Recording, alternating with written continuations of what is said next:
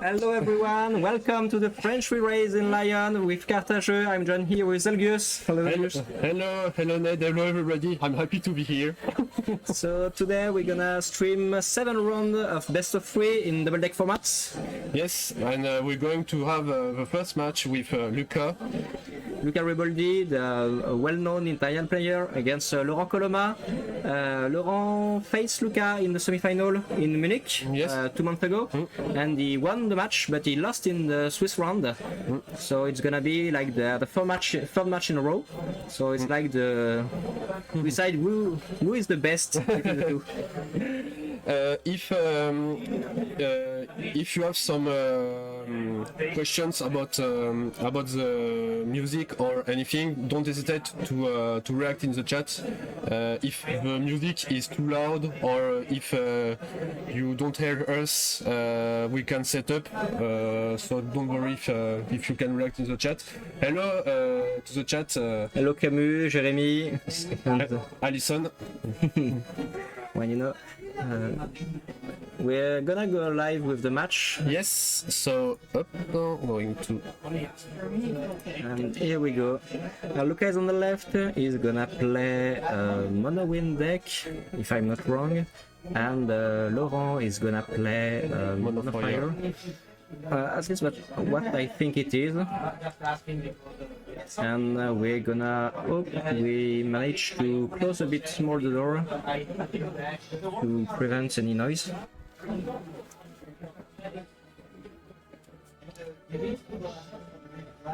As you can see, Carter has done for us a very good setup for a stream, so we're at ease.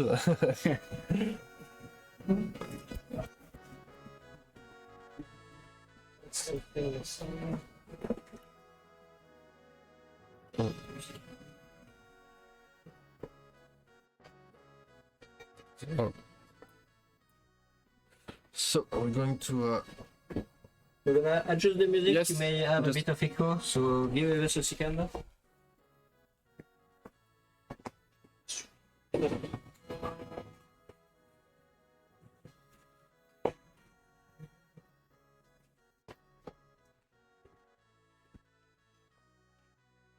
And we are starting, yes.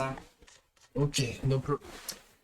We have just a bit of issue with the music, but don't worry, it's gonna be fine. And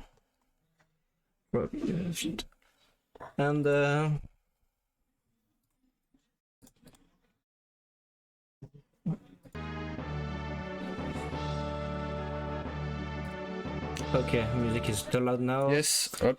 We're gonna try to fix it. Okay. Utilize it, see if it's okay. Get rid of the mats. Hello Zandok. We get that water off the mats. Okay.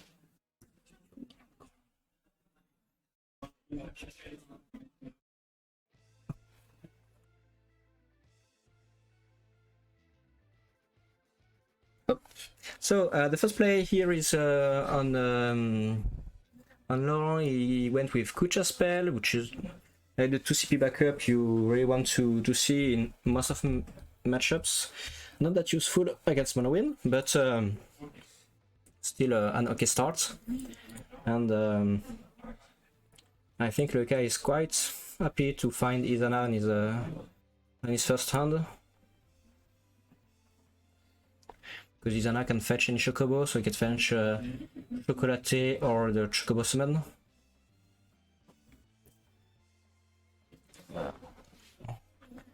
Please do not hesitate to tell us anything about the sound and music. We're gonna try to fix it for you. Making sure we hear everything correctly. We changed some setups in order to improve the stream. And here we go with the Samurais and the AV reflects on the foils. Okay, Tenzen reveals Gosetsu at the end of turn. Gosetsu is a nice addition to the Samurai deck because it can loop with Tenzen. Like Tenzen dies and gets Gosetsu, and Gosetsu dies and gets Tenzen. And it can deal heavy pressure. And I'm pretty sure that's what you want as Monofire against Monowin. And I think it's when the trouble starts as a Monowin player, because you want to expand your backup line while dealing with the pressure the Monofire player is putting on you. And so we see Altea classical in mono on every wind element with Typhon also. Monowin gets a lot of exposure since win at ReRaise. Since a few weeks, and then last week it's Christopher Matisk and Nathan Cross that played Monowin final in Melbourne. So really nice to see that Monowin is back, because Win has usually been paired with ice or water. Also with new Luso. Yeah, new Luso is very strong. Probably better than in my opinion, than the Penelo, because Penelo is just the more you play, the more damage she deals. But usually, if you play enough card, you may want to use Baralai, or if you play enough card, you will use Luso, and it's gonna be okay. Because to play like 5, 6, 7 cards for Penelo to clean the board, you will have to almost enough to play Luso to kill everything, or if you have to reactivate backup, and Baralai will do the job by himself at this point. So I'm not quite fond of Penelo. So we say Chiffon on Tenzin, yes, one of the most solutions in order to to not trigger the Tenzin effects.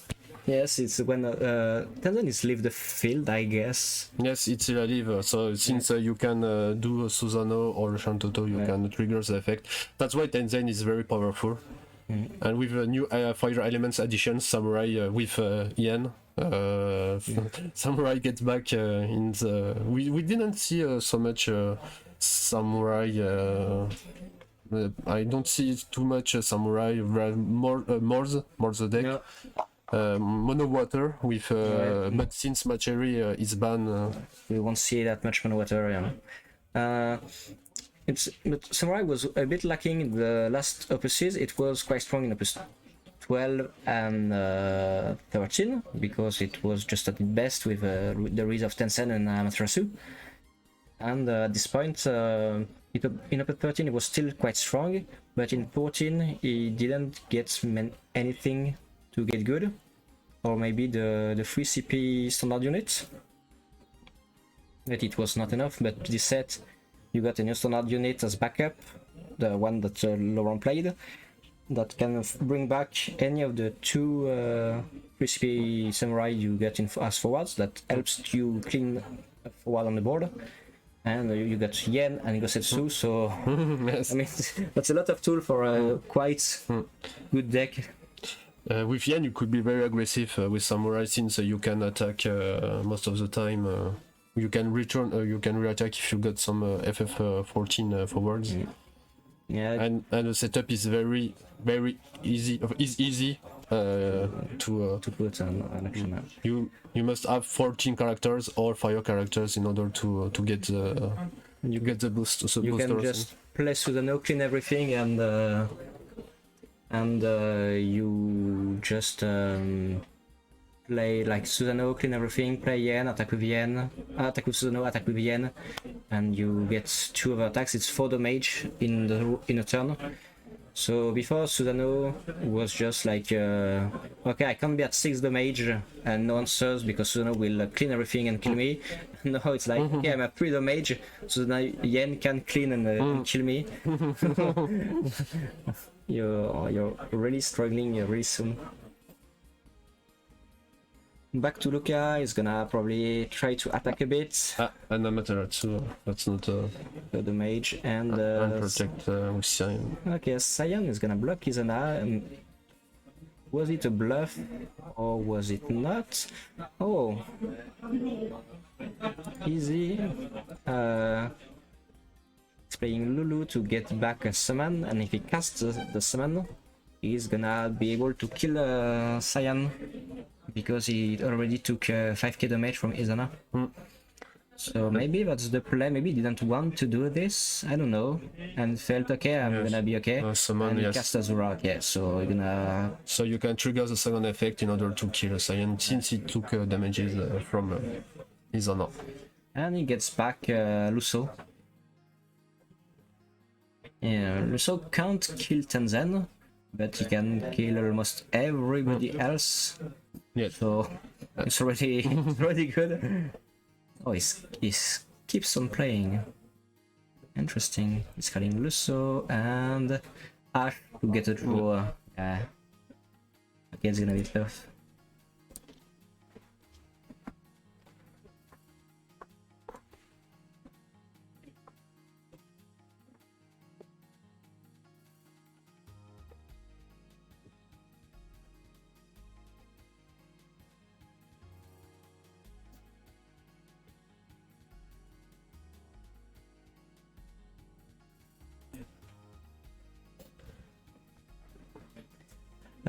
To remind you, Ash is a 2 CP forward that can be targeted by opponent's abilities if you control 6 more characters, which is quite...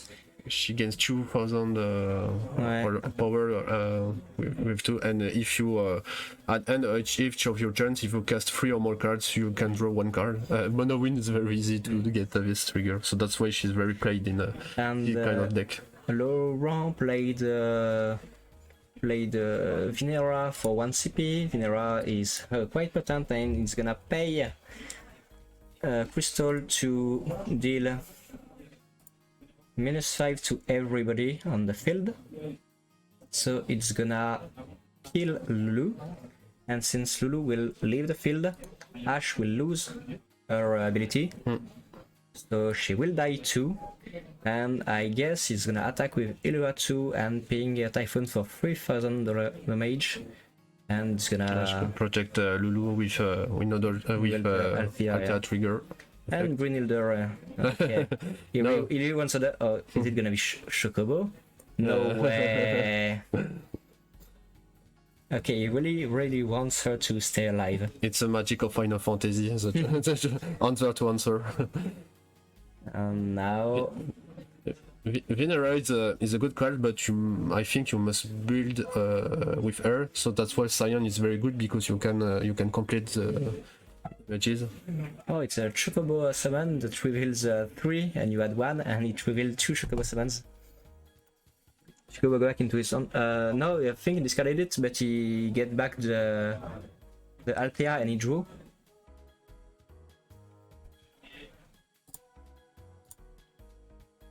And now Illua is attacking 2 to get off the Typhoon. I think Chocobo is easy. Oh, I think he put it in the grave.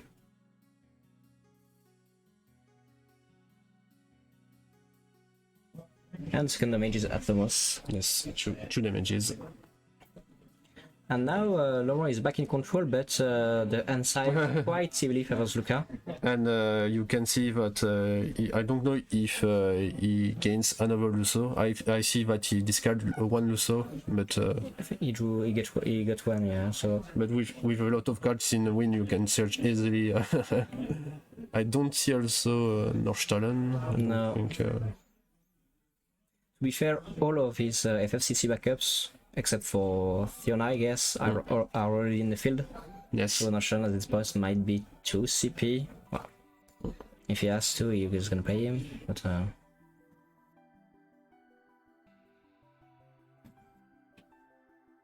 I think it's gonna be a uphill battle for Laurent at this point, because there is too many threats in Luca's hand.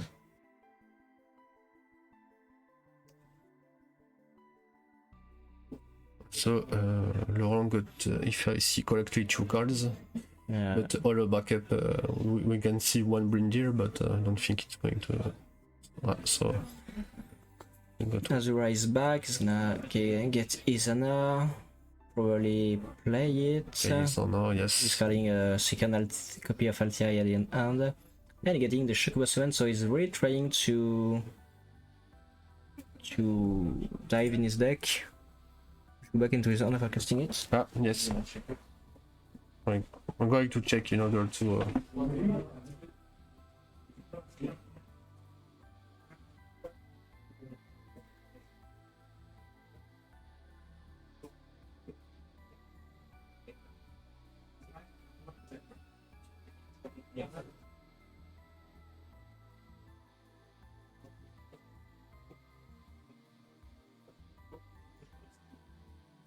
When you get back the beginning and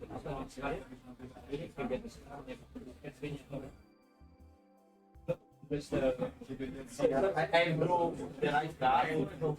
It's okay because we got the tip and everything the right. Just get it up and somebody take it. Check and very store. Don't worry.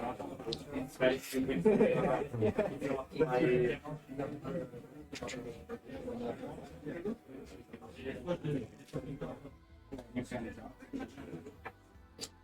So I think yes, we can say I can.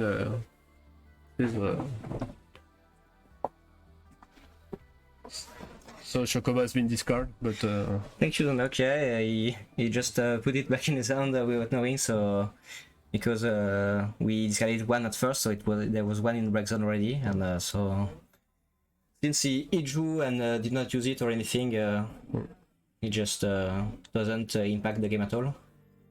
So thank you for seeing this one. And I guess we are going with Lusso to draw. Athia. Oh, are we going with the AV Lusso play right now?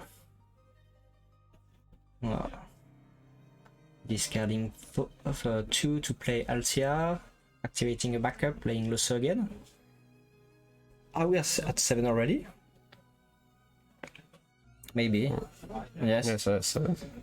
That's why we say that with a lot of cards, win.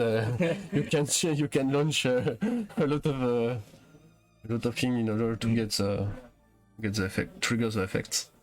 Yeah, that's why Lusso is quite patterned, because he drew, so you can play it 2 times in the turn, even 3, and still be good. Yes, is another crystal generating backup. And well, I think we are playing a Setsu. That's a class call.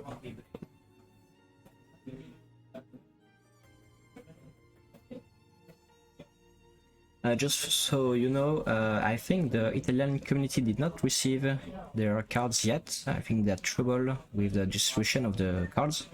So it might be quite hard for Italian players, since like Luca, to know every card and get everything right, so it's gonna be tough for them. Typhon is back. Oh god.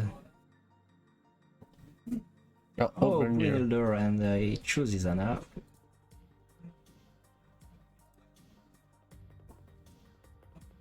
Okay, that's the experience you wanted to see, I guess. And plus, Yeah, Bismarck. You're under no pressure, so you can put Bismarck down and get back your Typhoon to still put damage on with Lusso and Bismarck in the next turn.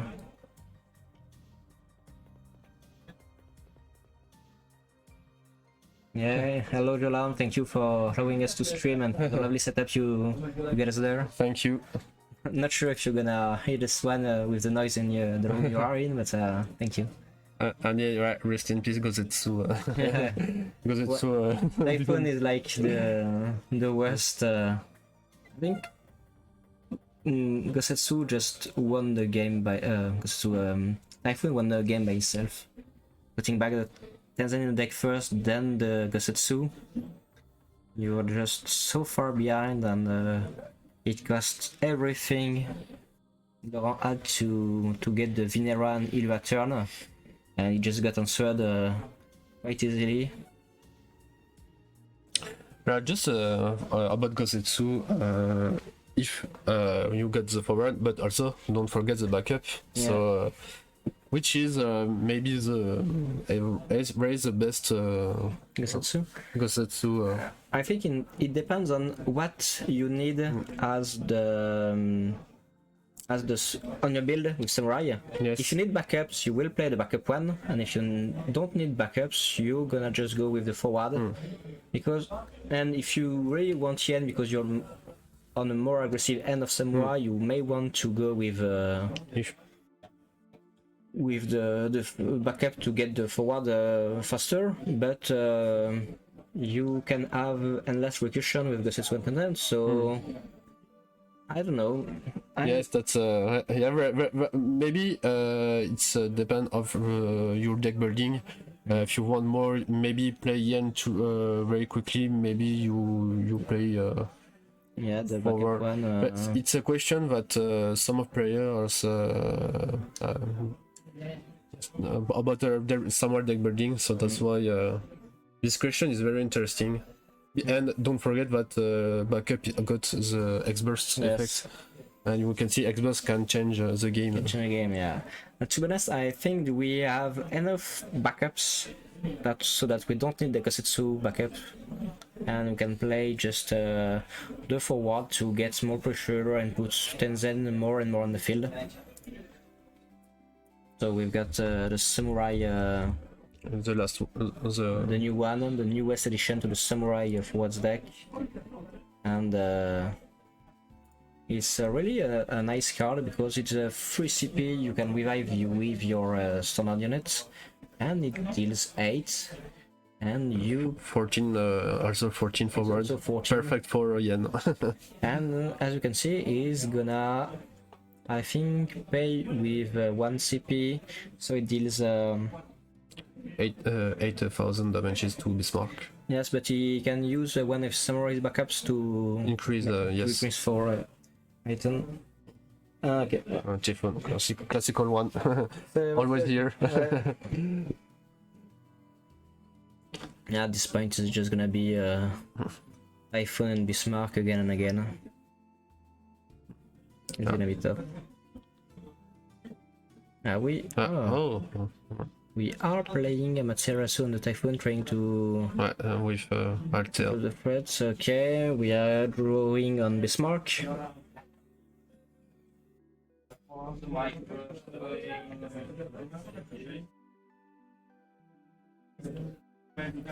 It's still tough in my opinion to Laurent. But I mean, there is like no more backups on Lucas' side. He is only at 2, and the fact that he's managing the pressure is nice, but he's not expanding his backup line. He's on the offensive end with 4 damage to 2. So maybe you can be outvalued by Samurai if you are behind.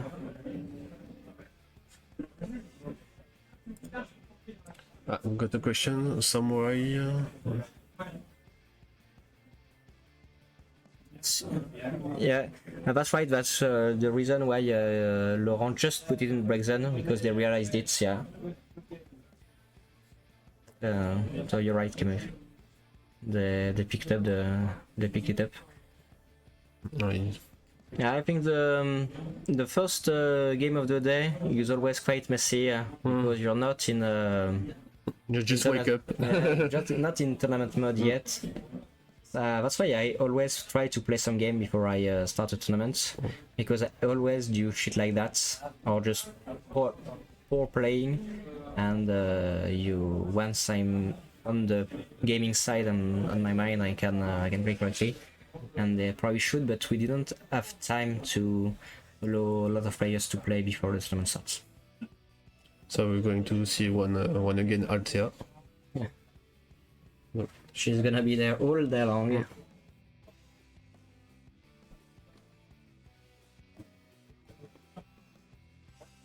You see, then we're getting Typhoon back. But it's this time, yeah, since Typhoon has been back to the hand in order to protect him from Amaterasu earlier, and we got a new Gosetsu in damage zone.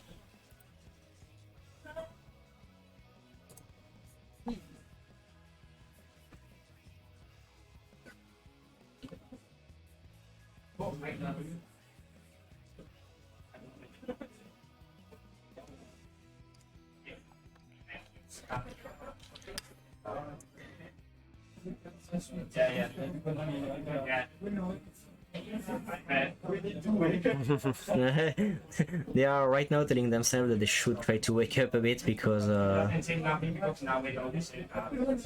they are just doing they are really not displaying their best abilities. That's two great players also, you know, but just yeah, the first game is always rough.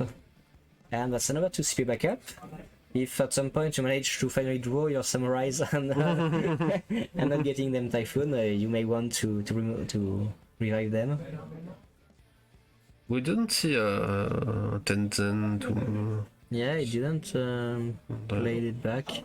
Oh, Azura to get Zaiden, the Chocobo Summon to reveal 3. Oh, with Donald, 3 CP Jidan, yes, and Echo, the 4 CP backup with EX Burst. And I think which one do you choose? Okay, Dawn. No. I think you're just discarding it and playing the Zaiden. Zaiden will get his Ace. So he's stealing Rain, which is quite nice. Stealing the Samurai and that's getting 2, and that's the first game. First game, Mono Win wins against Fire. Because Mono Win got the weapons, so...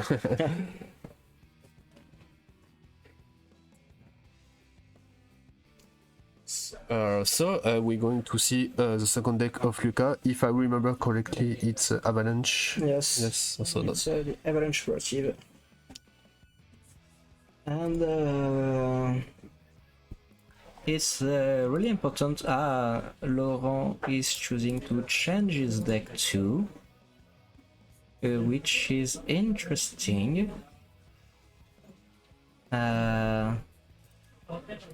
So then we're going to see this 2 decks. I don't... Because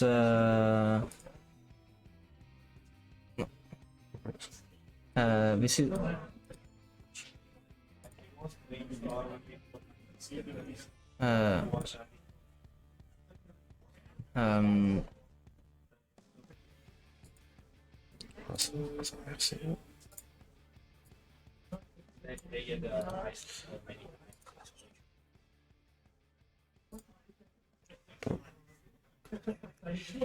well, we are still making sure everything's alright on the stream. Yes, I was just up.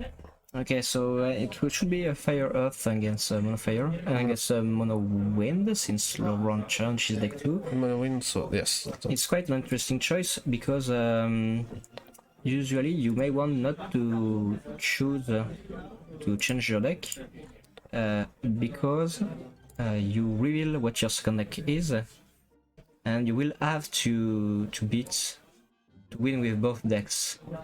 So it's just gonna give up the information that it's Mono Wind, and on the if Laurent wins this one, Luca will he will know that he will have to face Fire. How many runs today? 7. 7, yes. We number of players. We are 93, something like that. Yes. I'm not absolutely sure, but it should be about this. Yeah, we are quite shy of 100.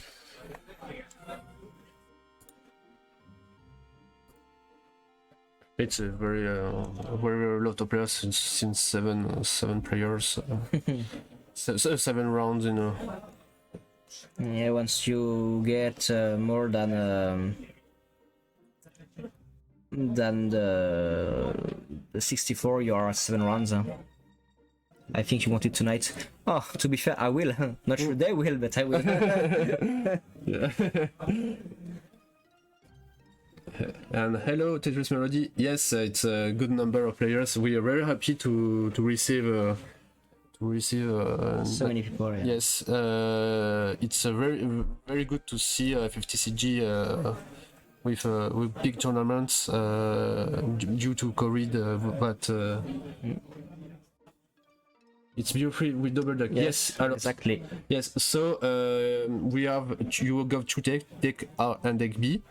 and you must play in the same orders. It's if you declare deck A, your deck A will always be your first deck. You can begin the game. You can begin the round with deck B. You always Yeah. So that's why we have some strategy. If you want to play, he just played Sophie. Just played Sophie. yeah. What is this? And it's Cloud. Okay, it's an Avalanche with Sophie. And Matoya. Yeah, and we are getting back Cloud, I guess.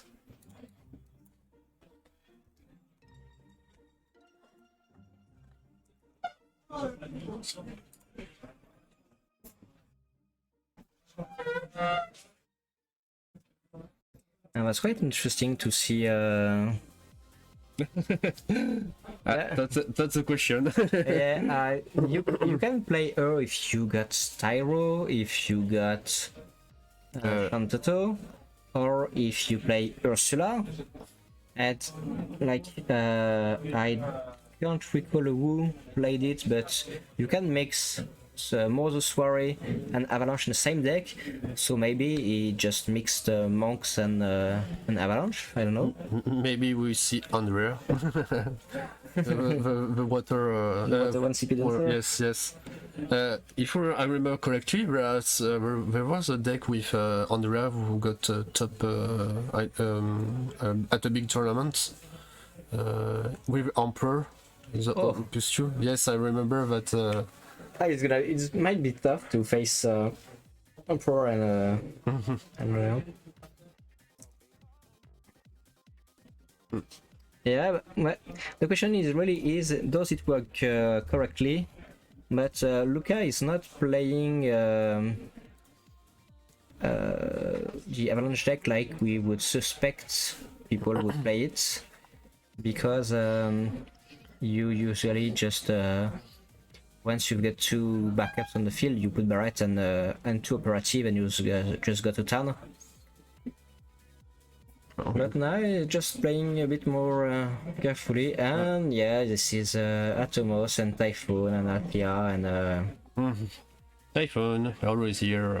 yeah, you have to under the pressure, so you're okay with this play. Now Atomos is on the field. Not sure if they can get it. Just win things. Can like. But Althea, I don't know. Really hard to tell if we want to ban it. Oh, and here comes the Avalanche operatives. This is Wedge and Biggs. This is kind of terrible because he picked up a backup on the line of Laurent and still managed to draw, so he's getting like crazy value.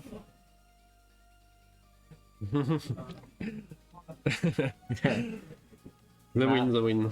That's We're not gonna ban win today. Maybe later, maybe tomorrow. That's quite an interesting match because even though it's a rematch between them, it's still like one played win before and now the second one is playing win 2. So they're kind of facing each other with the same weapons.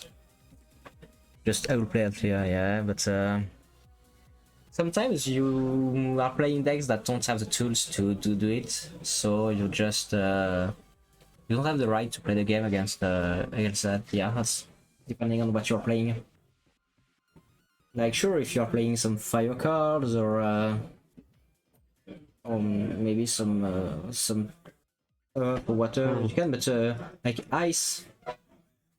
If you can freeze Althea, you can play against Althea, but otherwise it might be quite hard to do it. And here comes Tifa. in order to search Cloud. Yeah. Classic. Cloud who can be played because you got one Avalanche member forward, if I remember correctly. It's, You don't have the effect if you don't have any Avalanche party on the board. The reason people play one Althea is because it's less monetary and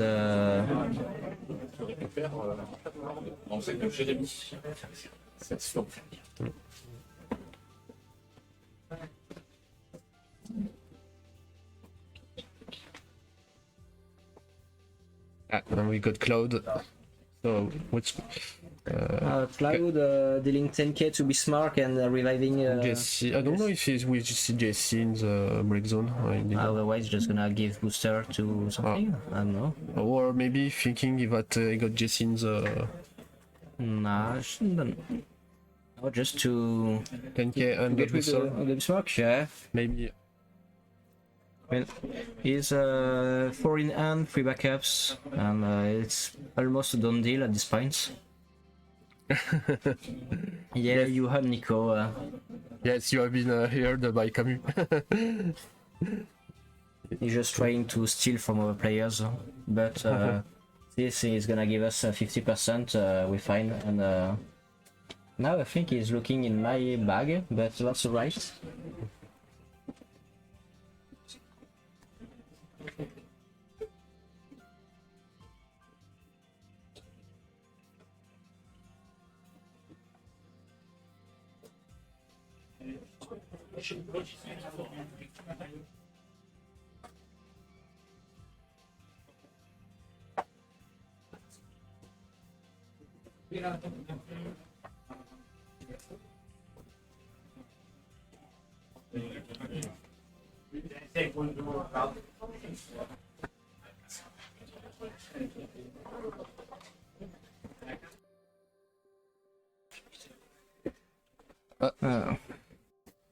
So Nico, you got a high from. Maybe sorry if I blue cash one. Nico. Robert Phillips. Robert. Rob. Hi, Rob. Hello. He's sorry he couldn't come this time. Yeah. But, Maybe in Belgium. maybe in Belgium. If, Okay. I guess. Yeah, I think he sure could try to cast 7 times Lusso in the turn. I mean, it's mono wind. he can do it. He got Atomos that can attacks, so at least he got quite a good amount of CP. But it's gonna be tough. Let's Chocobo Sam first. You can fetch Chocobo and go all there. We're okay.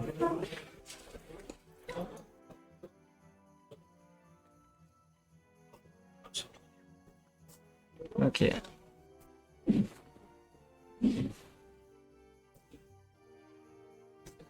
Yeah, he's getting the summon, which is quite the usually the best choice because he's gonna have to play lots of cards to try to get something going. Maybe Rosa on the third cast, or 1 and play Lusso and tap 2.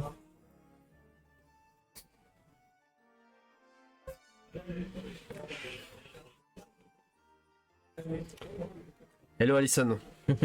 Hello Lugaru. Werewolf.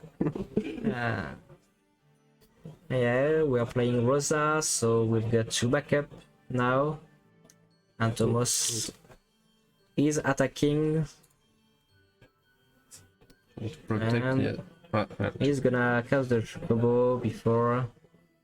Okay, so I think we are really trying to get Lusso.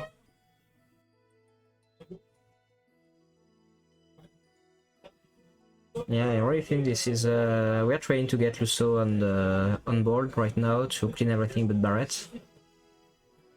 And you can Lusso is here. Okay. Lusso coming. As well to get Lusso, we are at loads of casts. Okay, this is the 5th, and Lusso is gonna draw. Just seeing the other is gonna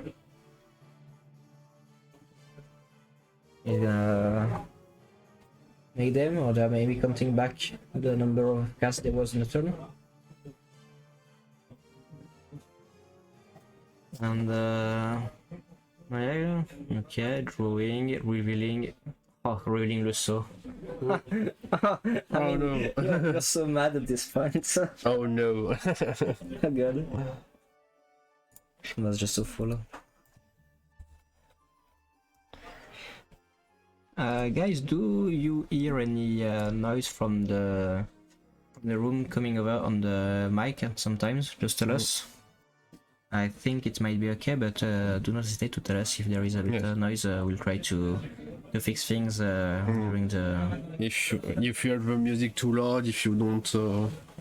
That's in the Atomos and dealing 8k with the Lusso after we played Typhoon, so that's a clean sweep. Barret is back in the deck. And also a pick Rosafy from French player. Yeah. But it could have been like anything, and it could have been like if you revealed Bismarck, I think it was game, for instance. Just Ash would have been awesome too, because with the clean sweep and just one card more in hand, or one forward more on the field. Not bad. Yeah. Yes, thank you. If you are, there are some improvement. Yeah, the fifth cast was Lusso. The fifth cast was Lusso. So yeah, he played Lusso as the fifth cast and revealed Lusso on the top of the deck. So we see Elf, the new Avalanche member card, which is pretty strong. Since you can search your barrets. It can fetch barrets. The only drawback the card has, it's a fire backup, and the most aggressive version of Avalanche can't play fire backups because they just want to go to turn with barrets and use carbon curl if they need to, and you must have only half backups to use it correctly.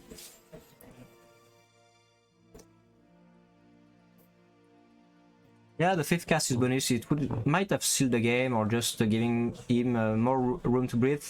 But the point was just to get the Lusso and Typhoon on the barret, so it's okay.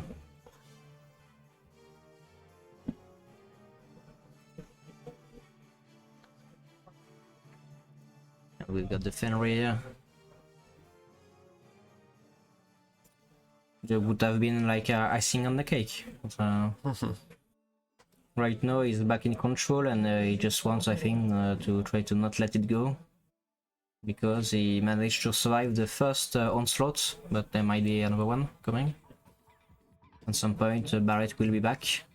Oh, it's Shokomog, I guess. It just deals 2 CP, 1k per character you control, and if you got Chocobo and a Mog, which he has with Steel Skin and Chocolate, you draw 1. So yeah, that's it. So pretty neat card. Not the most used one, and quite a niche, because it's really hard to have the condition for the draw. But if it works, you're really fine. And in some decks, it can deal a lot of damage. Right now it deals 5 because they don't have many characters in the field. But in decks like when you get Atomos and Ochus, and you can be at 7 or 8 quite quickly. And you're just on 3 backups, for instance. Yes, X-Burst. Yeah, I don't know how many X's those Luca plays, but I mean, Brynhildur, Elf, and for Avalanche, the backup we can see Tyro. Tyro for sure in order to search. Yes, Elf, Marlene. That's not a lot of EX yes. actually. So yeah, good for him, I guess. One run is 70 minutes. 1 hour and 20 minutes, like our French Cup tournament. Yeah, it's the standard one you use in. We've got 7 runs to do, so we can't afford to go with 90. So some people will have to hurry at some point. They will go to like bullet in chess, just playing as an end of turn, playing something end of turn when they're in time. Or maybe just keep slow playing. We'll see.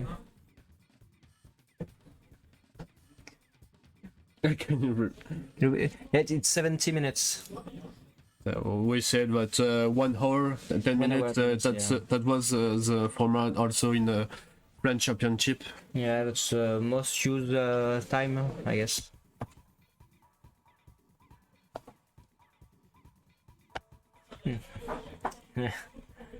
What's nice is that Luca is not thinking, okay, how do I manage to get past this wall? What are my outs? But he's thinking, okay, I know exactly what his deck can do because I just played it too.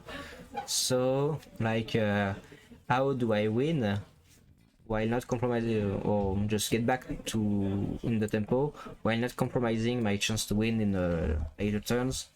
What are the correct answers? He knows everything. He has to know to get it work. So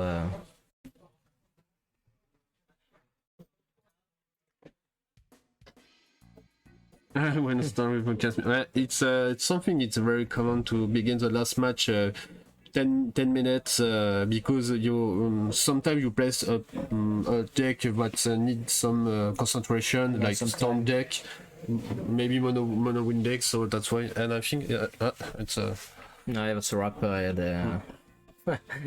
Just I think Luca saw that he had no way to keep going, so he abandoned the game. Sometimes you need to stop the game. You see the time, and you think if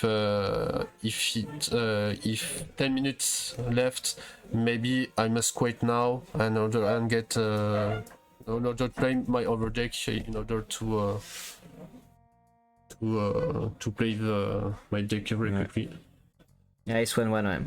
Yeah, scooping is important, I think, when you... because you can have more time for the next game. And I think it also depends if you play slow decks. If you're just the kind of person that just plays fast tempo, aggressive deck, like me, you don't have to you don't have to worry about time usually. Like I usually play fast and play fast deck, so I'm like sometimes the best of 3 just 20 minutes, and you're like, okay, now I can enjoy a bit of time.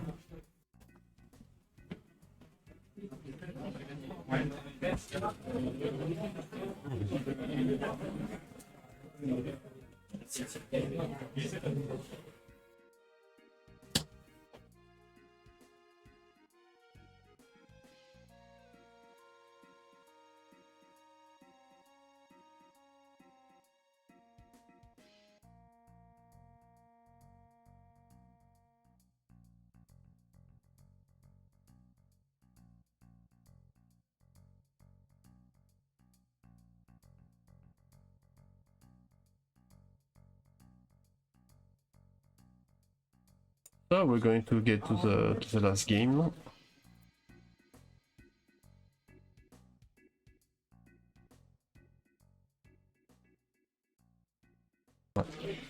Yeah, third game starting. It's Lucas on the play and Laurent on the draw. Avalanche against Monofire, they both know each other's deck, so we'll see how they both want to get to the match. Obviously, the Gali is the Barret Sasher. Yes, we'll try to see, but that's yes, because they are light, and that's sometimes a camera problem with light. We have made a special setup in order to get this view. Yeah, the light is from the ceiling, so we are gonna like right now we can't see anything on what one revealed. But we'll try to. We're going to see if you can light off the screen. I don't know if it's possible. It's gonna be tough because it's the lights that just lights everything in the room, and we don't have. Not sure if I can do something about it, but we will try if we can do something in it. Misprint, yeah. Yeah, only a white card in the deck, so I can just mix them up and say, okay, I need 10 Zen, hop, what's another?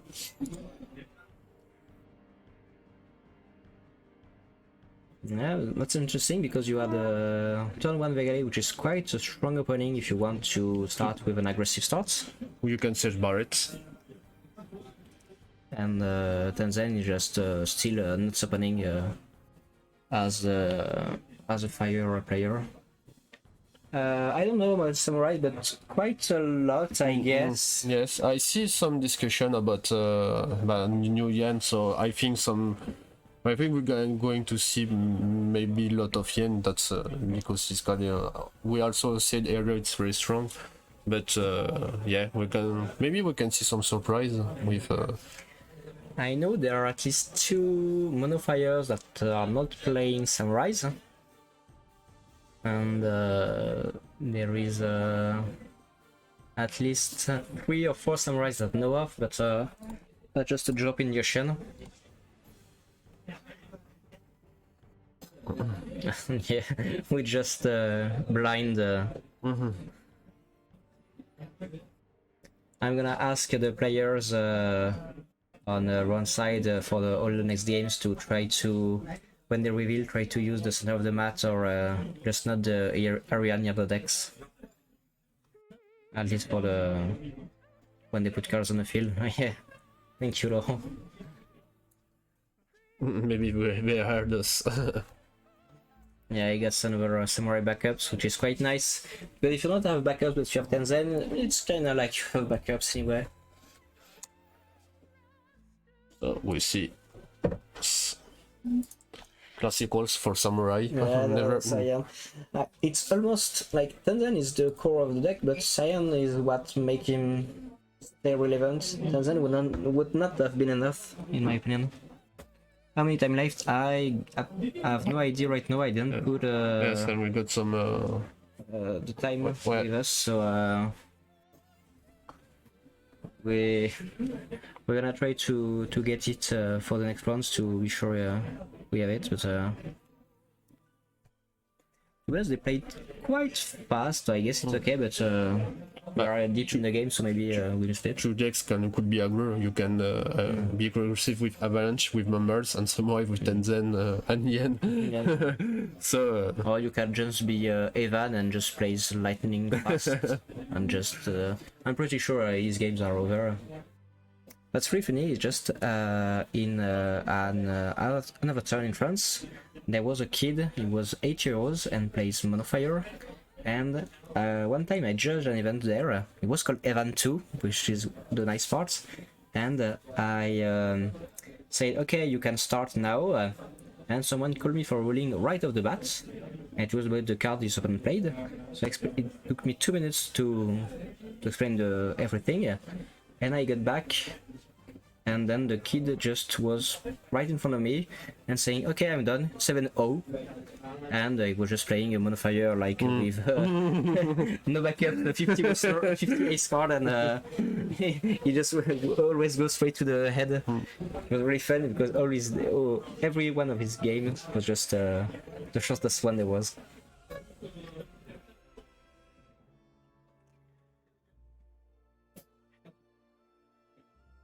That's interesting because like the Samurai player is usually on the offense with Tenzin, but you can still react. also warning to Amaterasu who will play fire. You can use Amaterasu. He got Brynhilder is quite useless right now, but still playable.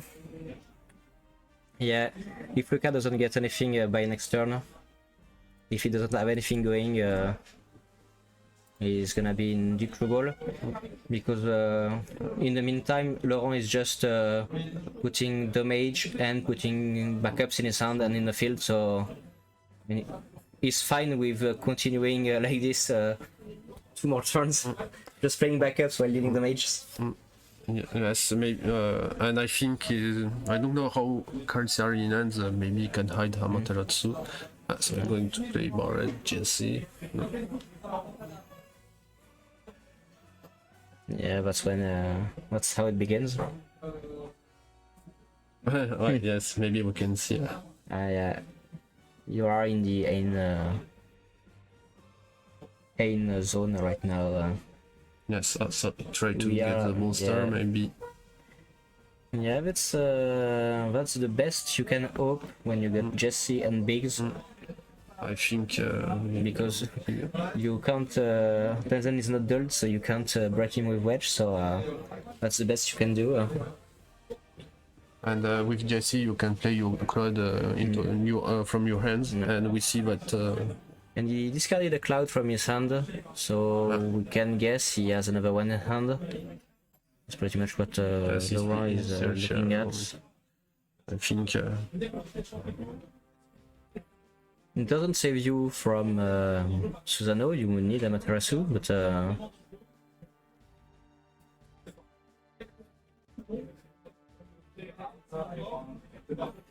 so quite interesting to see how it will go from here. Now that the Avalanche are on board. You don't have time to put that many backups in the field. I tried Yeah, everybody's there. Dealing back Tifa, we're dealing 10k to Tenzan. to search Samurai. I think it's the Gosetsu or some other unit. No, it's the Gosetsu. Was it so? Yeah. And Jesse is... And we are getting another cloud from the deck. So yeah, everybody's here. The party started. Yes.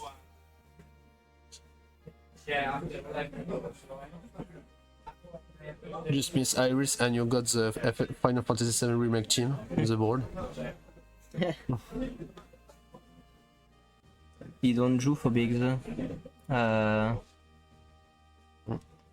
I can't recall, so... Oh, he kept the Drew for way later. Oh, Well, right. okay. That's That's- okay. Okay. it was very quick. Got nothing to see here. Oh god. Like the worst thing that could happen. But Tifa would just have dealt 1 point of damage, so no big deal, but still Can change your you get that, this one of your mana. I forget you say about backup.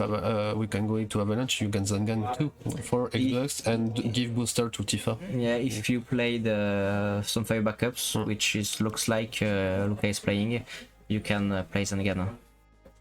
It depends on how your list is going.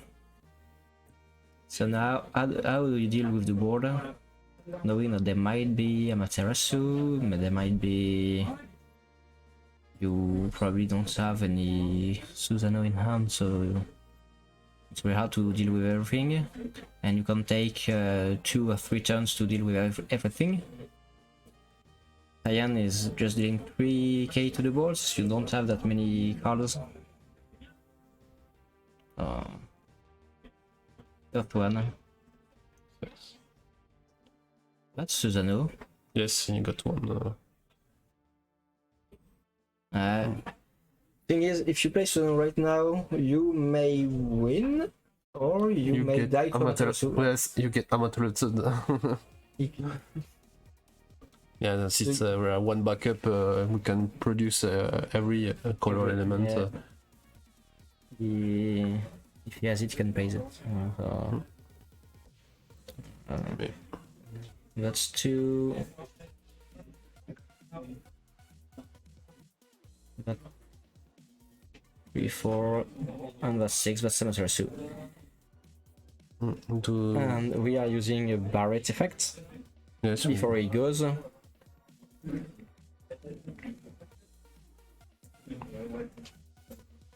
Getting back Wedge. And then we are saying goodbye to everybody. we say hello to everybody. No, we say goodbye. And Cloud that deals 7. Oh, so close. Oh.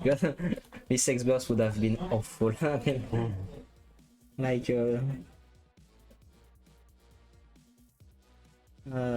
1, 2, 4.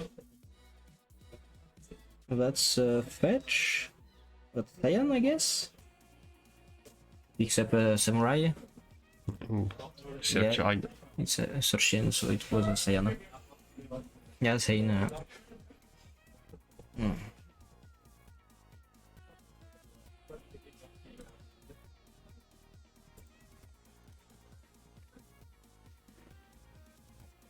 Yeah.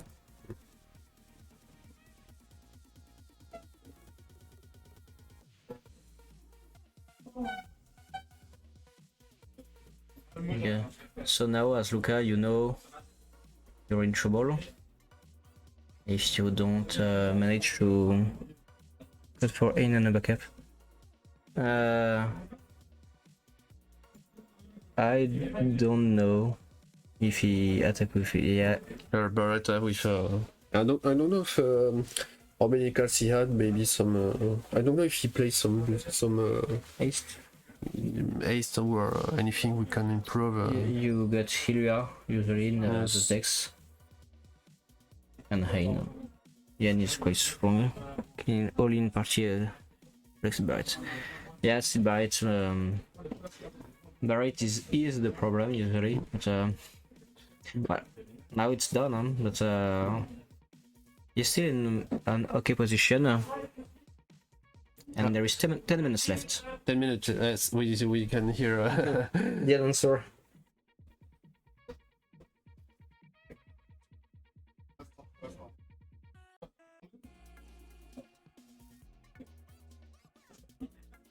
So maybe we can if we don't play quickly because they left 10 minutes. We are in the middle of the match. We won't have much time for an interview, or post-game interview, but we will try. So we got This is Wedge, Barrett and Wedge and pass.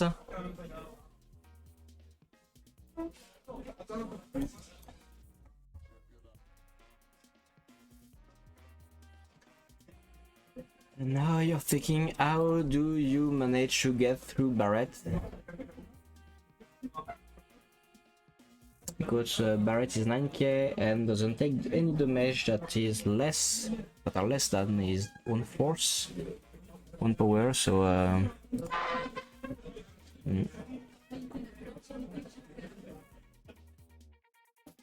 Barrett is back, so Susano could never pass. yeah, hard to attack, but you have to still. And problem is one backup, so you must discard your cards. You have to be on the offensive if you can, so because you will lose the.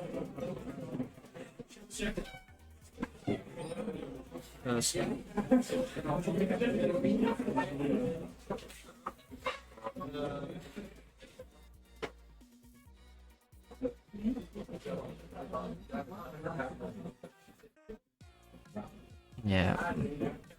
They are not stressed by the time because 10 minutes is plenty to finish this game.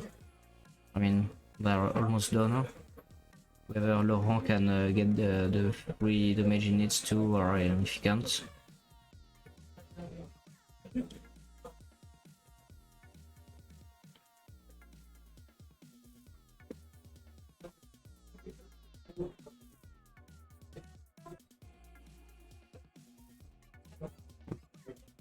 Yes, maybe the choice here could be very dangerous if he fails some actions here. So that's why I calculate his actions. How can I manage to get rid of Wedge more precisely Barrett, since it's the most dangerous one. Barrett is the issue because he's gonna try to, if he can, play more Avalanche on the field. So, and you're gonna take party attacks. And that's Brynhilder on Wedge. I think it will go through. And what's the follow-up there? There must be something. I see a Barnet. Don't know if it's going over. He will cast it. But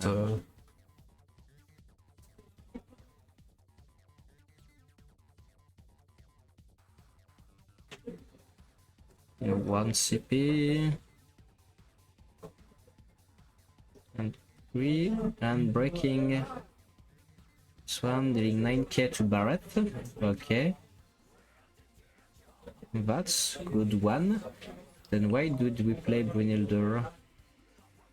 Maybe attack and thinking that wedge would be blocked and pick one Oh, card. no, he Yes. played something else. He thinks. Oh, yeah, he had science, so it was. Yes. He had the 2k needed, so. Some I'm going to block, so yeah. that's why you. I forget there was a cyan ball because. Yes, due to the light. That's the way we're going to see. Lights. Okay, but this lighting is terrible. I'm gonna try to do something. We'll work a bit between the runs to make it a better stream. We've got some noise, Yes, at the beginning. Yes. and yes, that might be GG. I mean, he has 4 in hands. There is 3 forwards. There is a 9k brave. At Tyandal deals 2k and might deal more. And 8k Susano. We still have 3 in hands with Yen and 6 damage. I think that's game. I don't see how it's not game, to be honest, but yeah, but we are like, we could try, but we are it might be too dark, and we still have the next to the players there is another table playing, so There are a lot of people who pass near the court, so that's why sometimes you see yeah, some checking. the camera effect. shaking a bit. But we will try. We'll try to improve it. Oh, we're playing Marlin.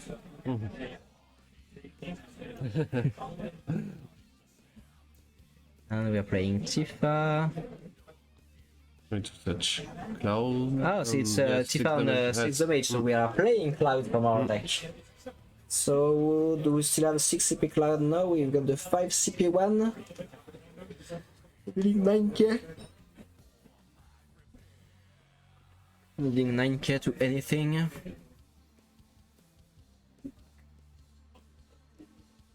And if it dies, you can still remove 10 from the top of the deck to get it back on the field and try something else. So this is quite a pattern play from Luca. Yeah, I see some effects maybe. Just checking the power of the samurai before choosing his target. Or maybe...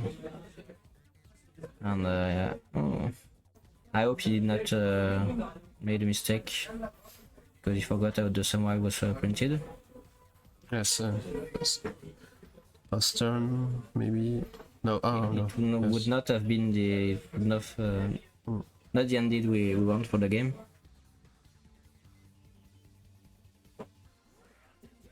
Yeah, he's targeting this one. Okay, 9k. We got still Science Susano. 9k Cloud that can gets 2 on the grave, and this is another samurai, I guess. Oh, this is Mammoth. So we are destroying Cloud, and Cloud is getting back into the game. Maybe try to get rid of Cyan maybe in order to get attack. Yeah. Susano will still kill Tifa, but Cloud will still be alive.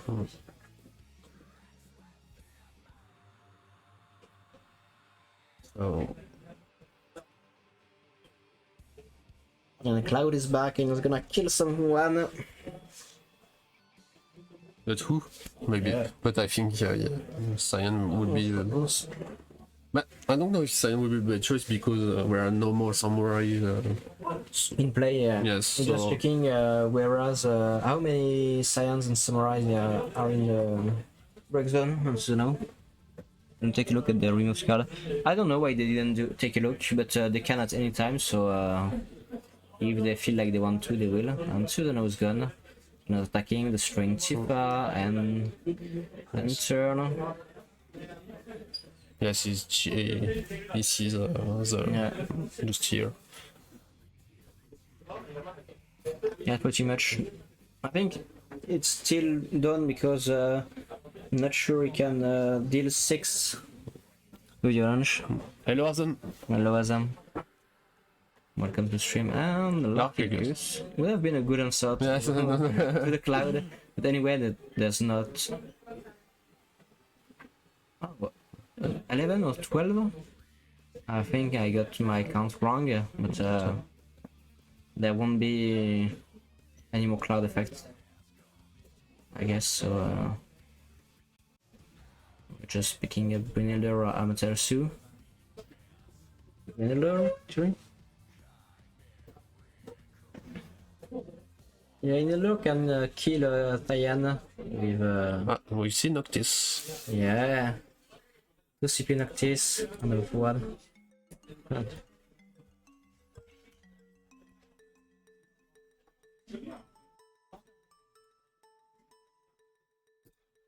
Noctis with team attack with we see a lot of Noctis because you do a lot of team attack with Avalanche members, so Noctis is here to grab some bonus. Yeah. I'm here to To get some other phrase, draw, I'm here. Hello. getting a bit more out of every party attack you make. But right now I think Noctis is there to try to defend and deal damage. And Terra is here to search some forward. Now it's just whether you can deal the 7th point of damage or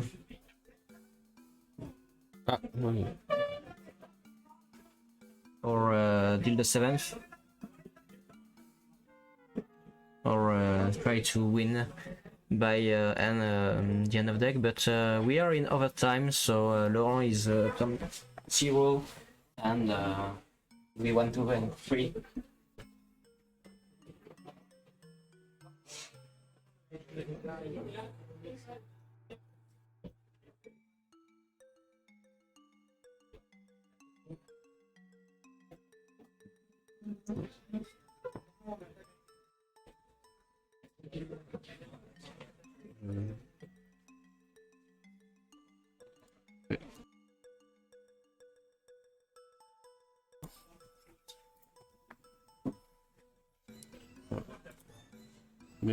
Maybe Leo should defend himself until the cast deck out. They won't be because they are in overtime, so they won't be deck out. That's why you're going to search some information about that. But if he can defend, he can try to argue he win the decks. Enfin, they will have to decide if it's double lose or if it's one concedes. They will do as they want. So Terra 1, if I see correctly, yes. Terra getting Brynhilder. So you can kill Noctis, I guess, yeah. And drawing 1. Attacking with Cyan, it kills Terra. Still managing to be ahead on the field. Yeah. And the Brynhilder. It's a Bringier session about the two players. The Brynhilder battle. You got Bringier, I also got Bringier. Try to cloud. Yeah, he has 2. Will work. He has 2 attacks and gain some points maybe. he's on pressure. Jesse and bits, yes. And 3, 4, yeah, we are good.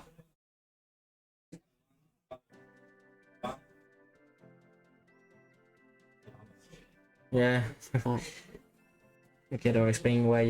How did it pay 1 for the Jessia there? But, yeah, because since you got one avalanche member in the field, they reduce the cost 1.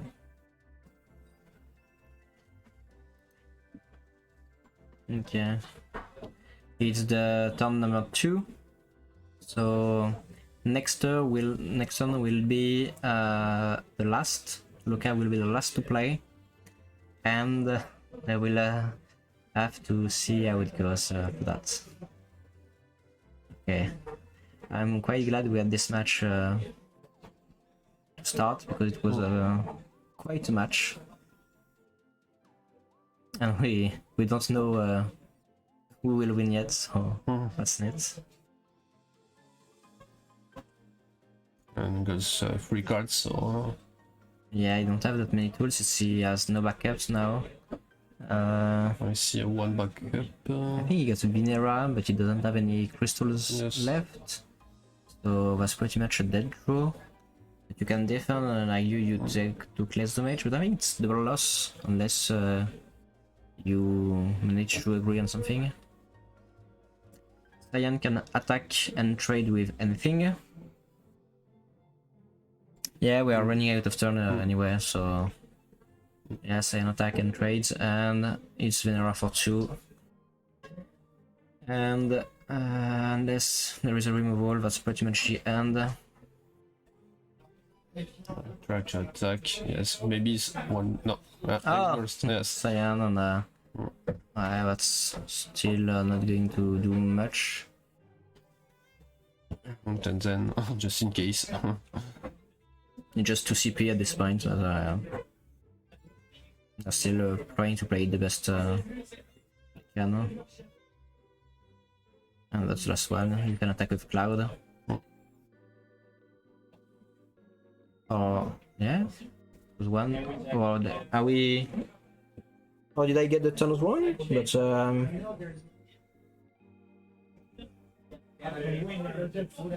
it the third or 2-1? But they explain about the winning conditions. I heard. But... also, it plays. I think I might have messed up. But no, they're looking at what they're doing to see whether we played rain. Yes. Rain. Reindeer. What? Amaterasu. Pardon. We see too much reindeer, so I say reindeer. No, they are in. I think they are trying to be fair to decide who will win, because otherwise it's double loss and it's just a loss for everybody. So I think they're trying to decide if one's concede, because I don't think either of them wants to lose, to be on double loss. So yeah. Yeah, so we're going to ask about that.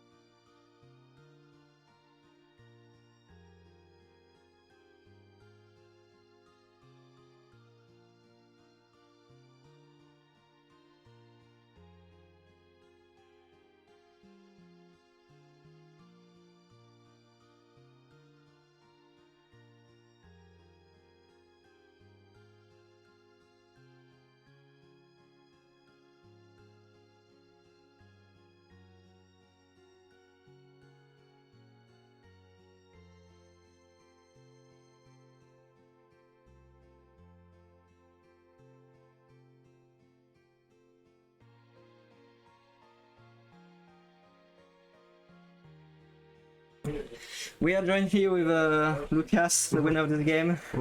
Congratulations. Hi, thank you. It was quite a harsh battle with Laurent. It's your third time you're playing it. You're playing with Laurent, like 2 times in Munich and one today. So you're 2-1 against him. So that's why we wanted to put you on stream to have a great battle. And how do you feel right now?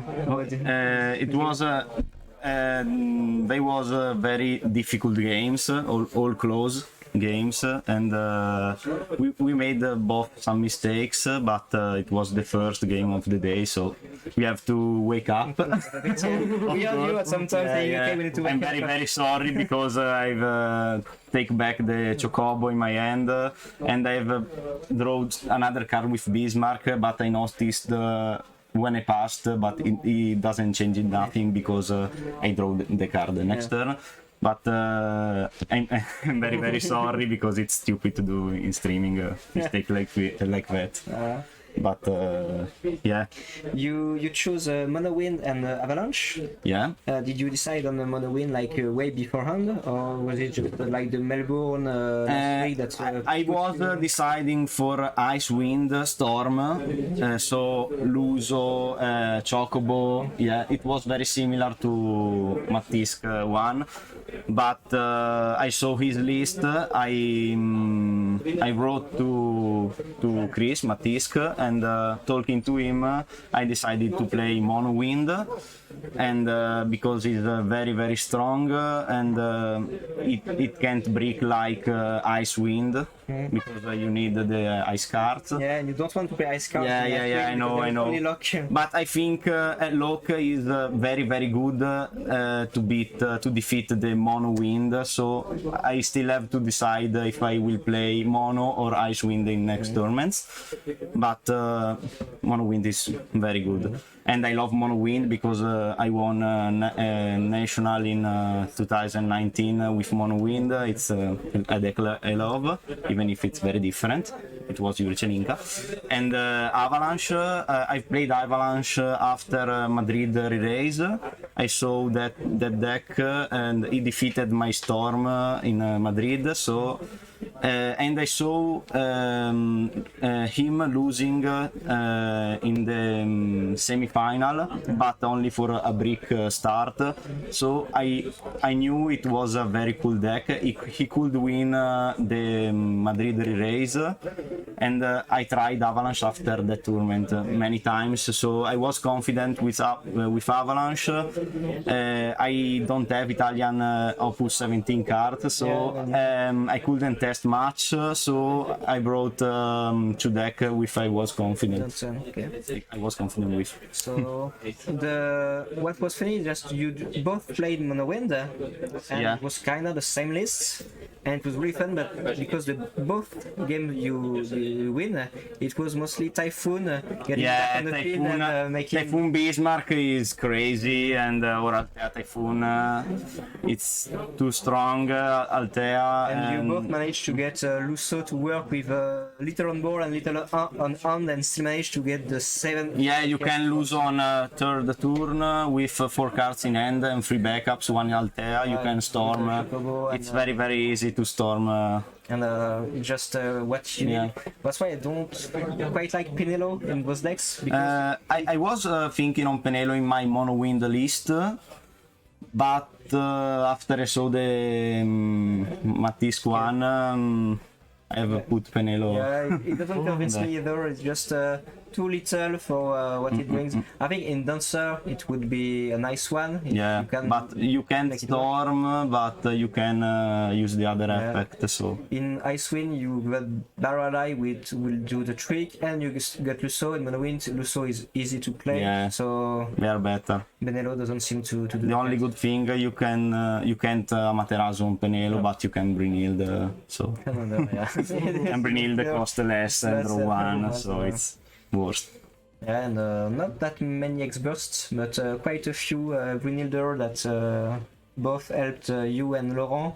Yeah, the Brynhild was crazy on but but yeah, you both had some EX, so it was not like based at all. So it was a really I good match. Chocobo on my mono wind. Chocobo is a crazy card. I think is one of the best card in the set. I don't know why other people like Alex think it's not that good, but I play more than one Chocobo. I think it very help a lot to cycle cards and to do what you want to do. Yeah. You want to see some cards at the right time. So with Chocobo, it helps way lot better than Alexander, I think.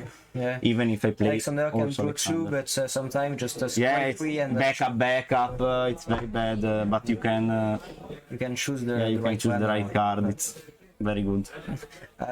Last thing I want to talk about was the turn that Laurent went for his Lusso play, and I thought on the Rosa 5th cast when he revealed the Lusso, Yeah. I was thinking he's gonna be so mad because it could have been any other format almost, the and would have format. just sealed the game right now. Ash, Bismarck, anything. Yeah, but it won. It So was the only one he didn't want to see. So it was already game, so yeah, it doesn't change he managed nothing. to get I couldn't do nothing because I've started bad with Avalanche. Turn 1 was good, but turn 2 I had to play Barret Right. or wait one turn. I decided to risk because I had 2 Barret in my hand. Yeah. So I've tried hoping for not Typhoon and play Barret, so turn 3 do all the things. But because you then nothing. 2 more cards in your hands to get what. And I never saw the Jesse. It was needed very so much because I had my cloud in my hand. I had to pay 6. Very bad. Yeah, it was a really good showing, and really hope you managed to get in top cut. Thank you very much. And so I'll let you get some rest before we start. I think the new thank run you. in a few minutes. If you want to add anything. I don't know. Ciao a tutti. Grazie. In Italian. And thank you so much. And I hope you have enjoyed my matches. Yes. And I hope you people. You will enjoy all the tournaments. Yeah, so we see a lot of Yeah, there are a lot of people. on chat, and Oh, I have to. Let's see if I know someone. there is Robert Phillips. Oh, and, hi, Robert. And Okay. with the lights. I'm sorry for my bad pronunciation, but I'm Italian, so I don't mind. Thank you. And bye bye. and congratulations once again, and good luck Thank for you. next run. Thank you. Thank you.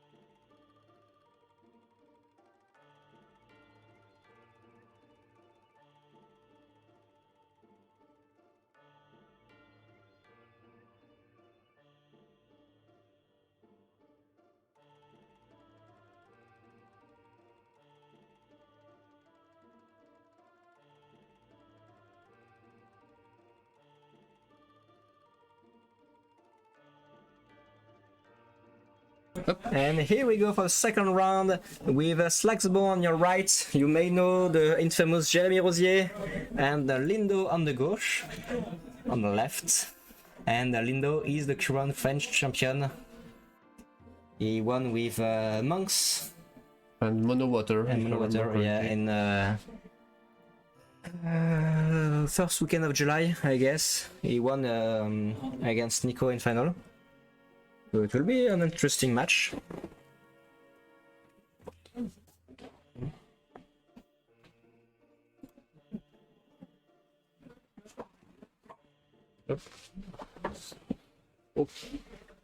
And here we go.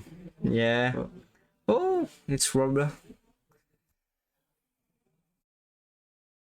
The team Flat Earth is in the chat. What time is it? Oh, it's evening for you, Rob, I guess.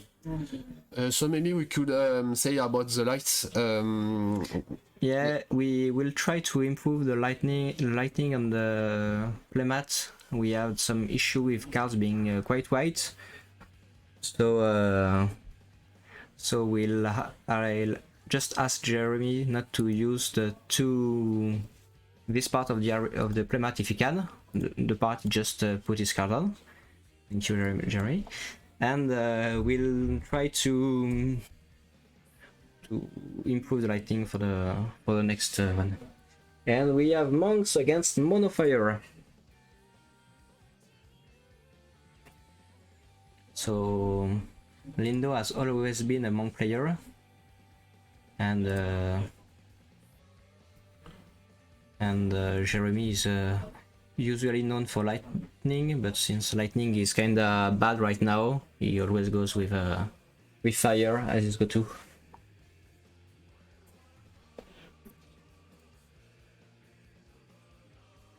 Yeah, The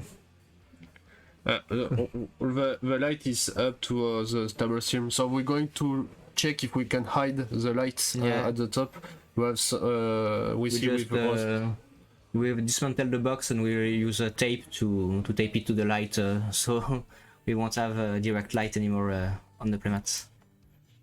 Since we check, but the two rounds, since we finished the first round at the turns, that's why the second round launched quickly. Yeah, we don't have that much time to help you improve and to help you see clearly what's on the field.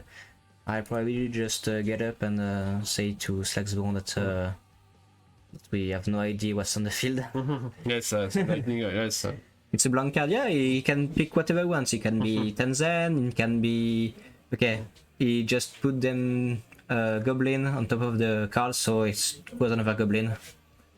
That's pretty sure. So... we have two Goblins on the field. And it's looking for a princess, a Goblin Princess. Yeah.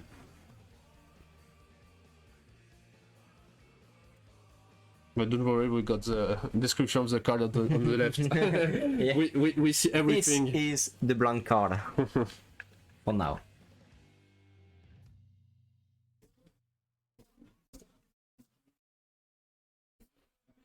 (8 p.m. Yeah, so we'll have a good night with us tonight.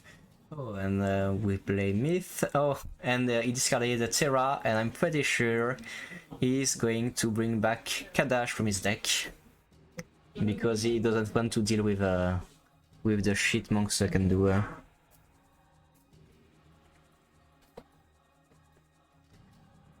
Yeah, that's Lexbone for you. He loves playing Kadash. He just all around good, and you sometimes just need a good card. Regia getting two. A very powerful cards. We see most of the deck. Yeah. Since you always play Ursula and Yang in monks, Regia can have lots of tokens, and you can then just play some really good summon all around, like Kusit, Miss Dragon, the Pampa one, they are all good summons. The new Titan too. So lots of options for Rydia. As long as you get the summon in hand. To be honest, it asks you to play maybe more summons that you may want to in monks, but it's also just a 2 CP forward that can straight up buff Sophie on the field. So Oh, using Kucha spell and the 2 goblins on Rydia. I think that means we don't have better answers, because Brynhilda would have been quite best. And now Kadash, and we'll remove. Kadash will make some comeback. I see at precedent of that he was absent. He was not very much present in some of the deck. And since we have some lot of decks who play with break zone like Moors, so Kadash. Yes, why Monks is quite a heavy break zone user, so really nice to have Kadash on the field. So yeah, Rydia was a good card and is going back on Rydia. I think maybe we are in situation when Lindo is just thinking when you have lemon, just make lemonade. Because oh, there is a Bismarck in his break zones. I think he plays it with Rydia mainly. And oh, we are playing Lucky Ecus on Rydia. we don't want to see Rydia. Wow. But still putting pressure on, huh? So I guess he's okay with that. And since the release of Susano, Larkecus is not that bad to put on the field early, because you can just remove it later on.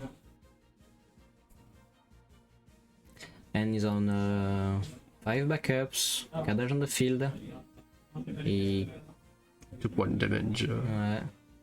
Up on the mage, we are okay in hand, so that's a good situation for Slagsbone.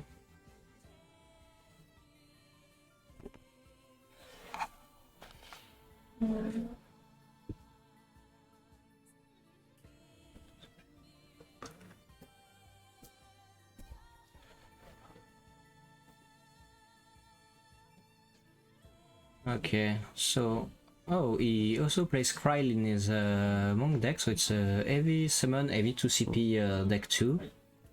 And we got Iris on the field. Iris is quite nice in monk because just 2 CP and it gives 2000 power to everybody, and so Ursula quite likes it.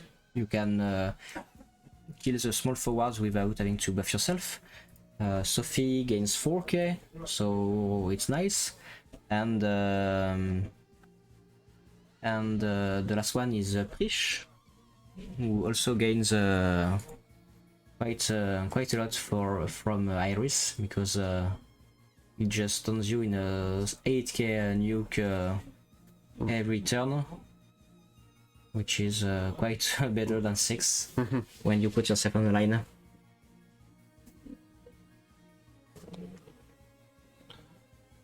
Very lucky if I hasn't got young yet. Yes. Yeah, but he had no fetch, not that many draw, so statistically he's at about 40%, 50 maybe chance of drawing the young yet. So yeah, without he could have maybe a Kolka to get it or things like that, but yeah. Sometimes you are just waiting for young all day long. So she made Hilua attacking, and then you get Iris out of the way. And she decided to use a raise counter in order to get back here in 3 turns, if I remember correctly. Yeah, that's 3 turns, yeah. No reason not to, and That's damage 2 and probably damage 3 unless we kill Kadaj. We can kill Kadaj if we get Titan.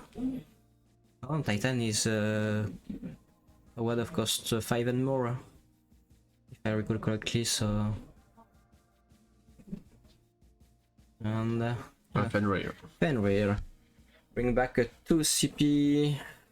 You can, because there is no 2 CP in your grave. That's why he hesitated maybe to get Eris. So you can destroy a 4 CP backup. There is no one to destroy. And get back 2 CP forward. So now there was only one target, and it was Kadash. You run. Kadash is out, so maybe he will be able to finally use his break zone to get things rolling. Just another monk waiting a bit. He's not in a hurry. He's on damage 2. At damage 3, Young will gain the 1000 power and brave. So you're fine with it. With you taking damage.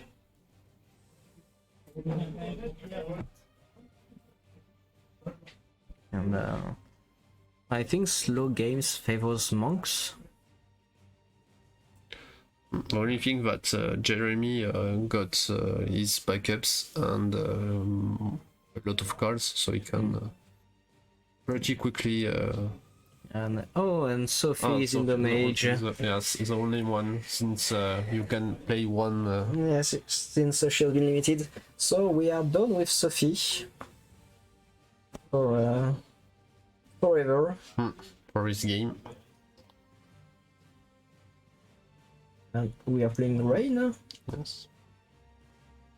And pass. Okay. We don't want to expand much more. We don't want to discard at the end of turn. So just maybe to cast someone in order to erase some forwards. Yeah, just I think Jeremy is. He has too many resources right now and doesn't want to overextend. Okay. And we got the pressure. I'm pretty sure Flagsbone will have an answer for this one. Everything works since it's fighting effects. So you need Push to still be on the field to deal its damage. So you can Amaterasu it, you can just kill Push on the stack. So lots of ways to deal with Prish. Do you want to? I mean, you will die, you will lose Ilua, but maybe he has another one in town and just cast once again. I will just have to do all my backups and yes, so and get rid of Prish. Rain will deal 5k while attacking. We are on Bahamut. Why did not play it on the stack? I have no clue. And that's end of turn. So I don't know, but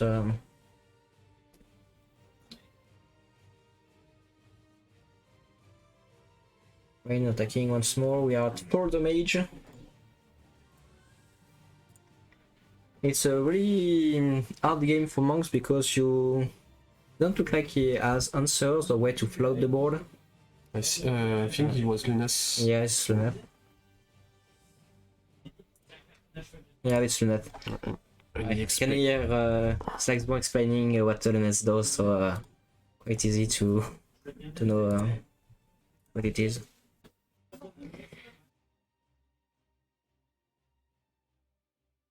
So, and it's just playing Lunas because he doesn't have he's at 5 in hand, so very good with giving some something for Lindo to kill. And Iris is back. Yeah. Maybe it says I really hope he's gonna start to defend himself correctly. I really hope for him. Otherwise, that's pretty much game because you're gonna take 2 more, maybe more. So we can see Ilua back. You got 5 forwards, 5 backups, 2 forwards, so Nef is dealing 7k. Rain is dealing 5 on attack. We'll see Matt again. Maybe going to develop his board. Yeah, you play. He sacrificed Star Sibyl to play Math, so I guess next play is Young, Ursula. yeah, yeah. To be honest, it would be like a way to make sure they don't get back, because you just doesn't they don't come back if one is already on the field, but they never come back. And Young is here. There is still no answers from Slagsbon. Here comes Young. Young will play something from Lindo's hand. The usual suspect is Ursula. I got such a maybe it's a new strategy, which from a new game, And a new limit break. what's Young's target? Okay, it's Ursula. in the row.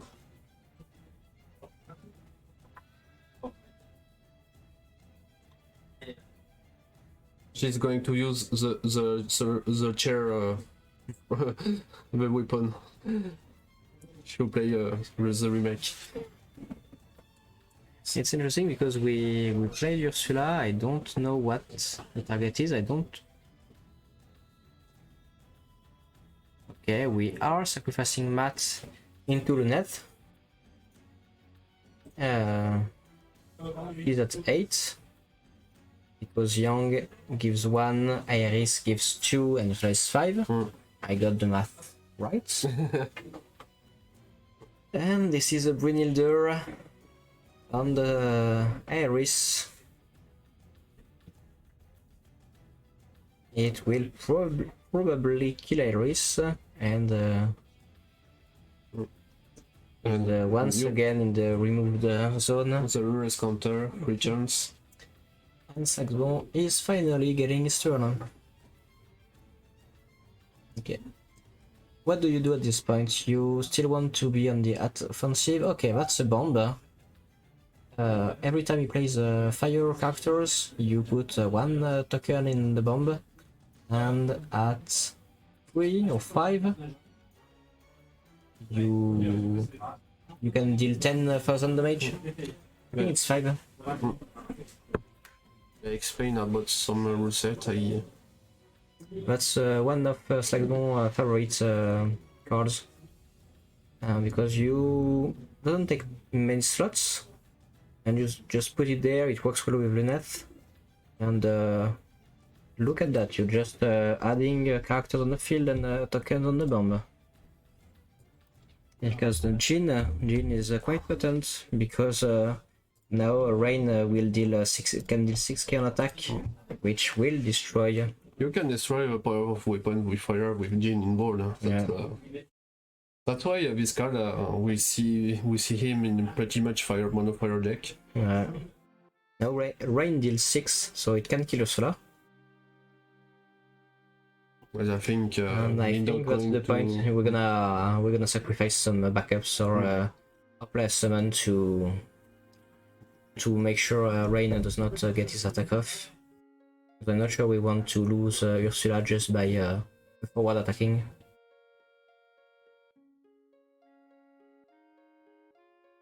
He has the backups he needs to. Yeah, this one deals 3000 damage for every monk on the field, so it just dealt 12k.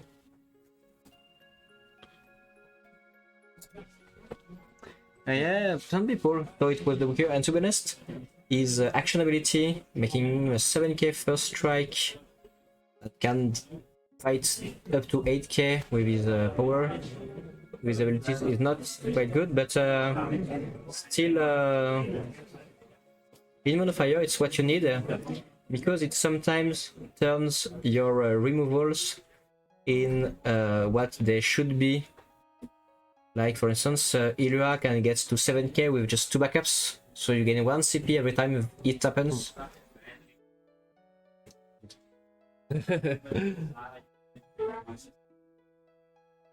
Ah yeah, wrong. Oh, we may have some stream issue, but I'm gonna be fine. 2%. Okay.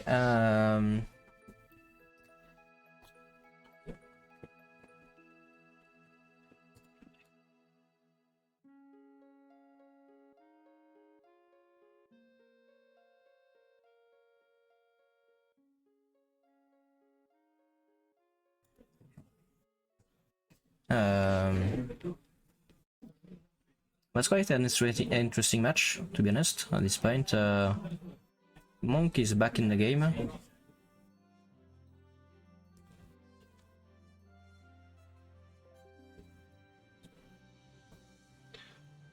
So sorry if you lost us for a minute. I'll try to make sure we can follow you on stream. In order to gain some connection, we just put the chat on the other screen, so that's why sometimes. Yeah, it's quite messy. Jeremy just put March on the field, getting Terra from hit. March is always a nice one. Yes, maybe we didn't see your message. I'm reconnected to the chat. Yeah. No, don't worry. There are some local records, so no problem. Yeah, in order to see some. Every matches, every video will be available on the 7ème Dommage YouTube. I think you can find the link in the bio, or ask anyone, or just look up 7ème-dommage.fr or our Discord or anything. Okay, so now Slagsbon is wondering, oh no, how do I deal with a solo young? Let's play Terra.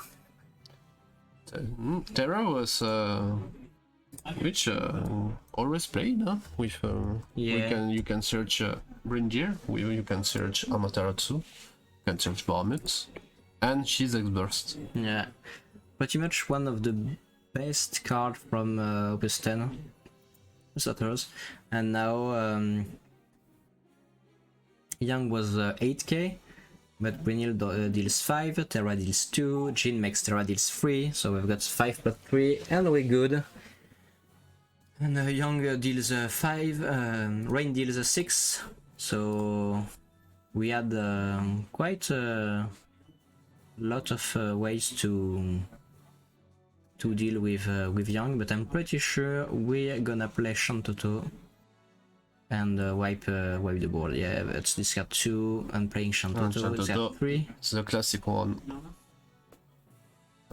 He kept 2 backups because he's quite high on damage count, and he can still remove the things. Yes, and then Shantoto, and Amaterasu. he sees the Mist Dragon to cancel the Amaterasu.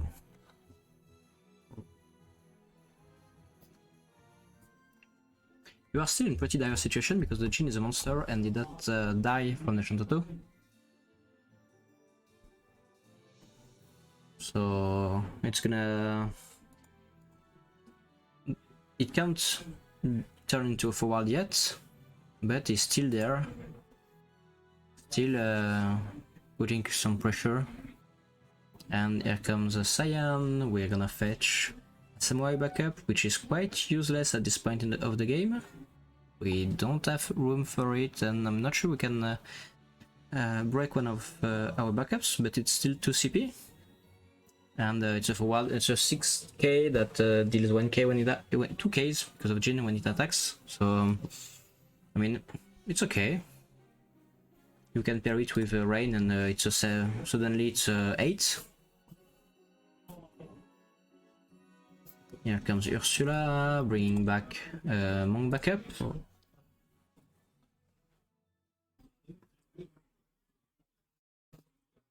Yeah, thank you, Tales of Hand. Have a nice day. Thank you, and like we said earlier, you can you will find the replays, the VODs of on our YouTube channel on 7ème Dommage. It will also be available on Twitch for 2 weeks, so we got quite a bit of time to look up to it. And we are fighting for the board. Yeah. Slagsbone just tried to fight off, the Cyan died. And with Ursula gone again, we got Luneth on board, and it deals 5, 6, 7, 8, 9k every time Slagsbone says attack phase. So it's quite a lot of damage for such a small forward. I don't know if Iris will come back soon. I didn't count the ReRaise counter. She just died. Okay, I don't. It was a target of Luneth, so I was thinking about the card, yes, but I didn't see Iris like in a blink. She just goes on the field and goes back again. But she's taking the hit, so I guess. But I will be back. At this point, it's pretty much Terminator. She's just getting back on the field once in a while to get blasted by Mono Fire. I don't know if Lindo is gonna play Mono Water or something else. Yeah, since Macheri is banned. Yeah, I don't know if Mono Water could be a. There's still a way to play Mono Water. I know that someone from Lindo's community, Stefan, is playing Mono Water. And oh, that's 6 CP, that's Montleones. We bring back Ursula, and Ursula will try to bring back something unless we got hit by Amaterasu once again.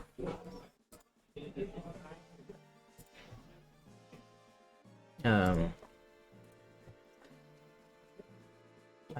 think we're good. We have only 2 monks left in the field. So, and Ursula is only 5k, she has no buffs. So this is not the strongest Ursula we could have. But she will still have to deal with Luneth, because Luneth will deal with her. And Mont is it's just a 7k, but if it dies, you can prevent the damage, so it can block and kinda block the second attack too. It's a very protective. It's a good defense. Could be very useful to fire aggro or maybe aggro deck. Yeah, you can hold off aggression with Mount quite a bit, and it's usually used to expand your board. Like you play 4 backups, and you play Young that plays Ursula, that plays Sophie, then you duel 1 and discard 1, and you get you play Monk for 3, and you play the mat from your break zone, and you get 1 last monk from your deck that you played for free, and you're good to go. Like 5 forwards on the board, but right now this is and 1 monk. Yeah, we are sacrificing monks to make sure Lunette does not kill us.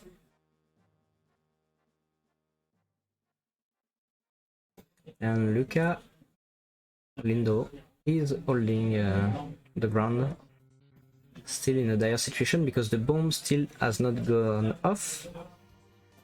So it can say, okay, you die, and that's a threat Slagsbone still has to use. Counting the number of cards.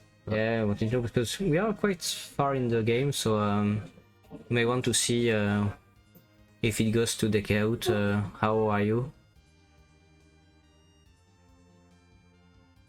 And this is another March, one of Slagsbone's favorites. And that's 5, and Stera, I've seen a Bahamut. Kadaj 2 and Susanoo.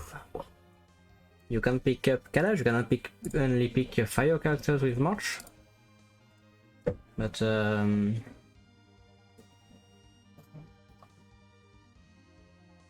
I don't know, do we pick Terra to get back Amaterasu or Brynhilder?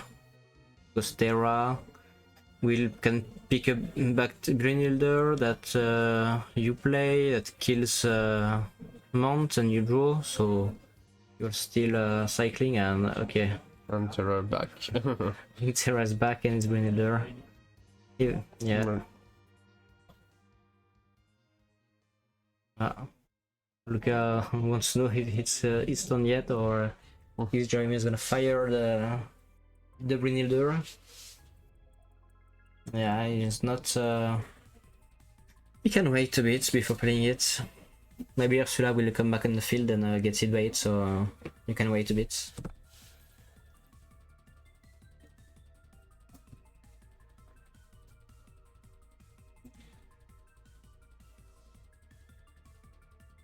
Oh, that's a scope, yeah. That's 1-2-0 in Slagsbon's favor.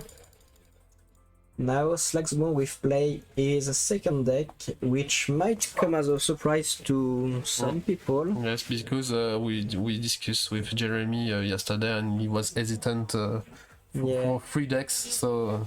And he finally chose not to play Lightning. So it's... It's Monks. Okay, yes. So this is gonna be a fun one.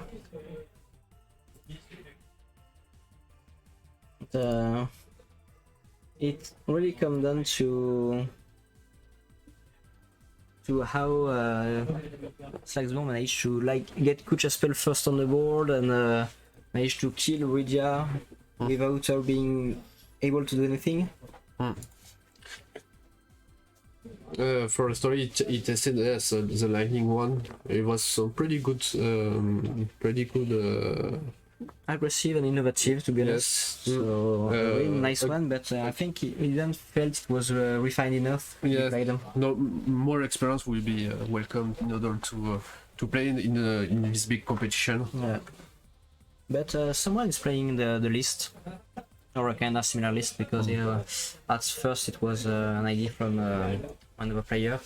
We may have him on stream at some point if he performs well enough, because it's a fun Mono Lightning deck, so always nice to have some Mono Lightning love for the few people left that still plays super cards.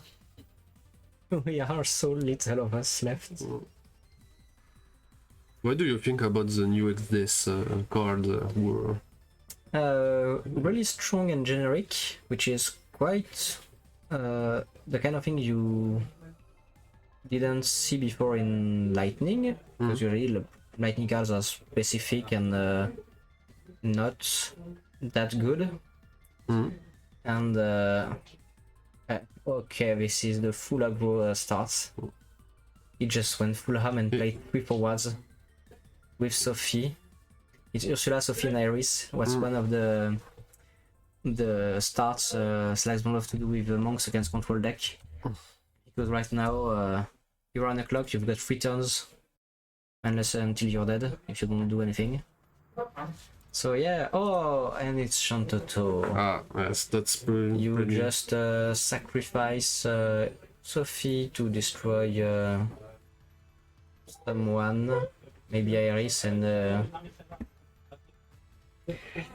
which one do you want to save to the break zone? Okay, Iris will be removed from game without being able to have counters. Yeah. I don't know how many Iris Jamie plays? Jamie plays, yes. 2, so that's not... So them, yeah.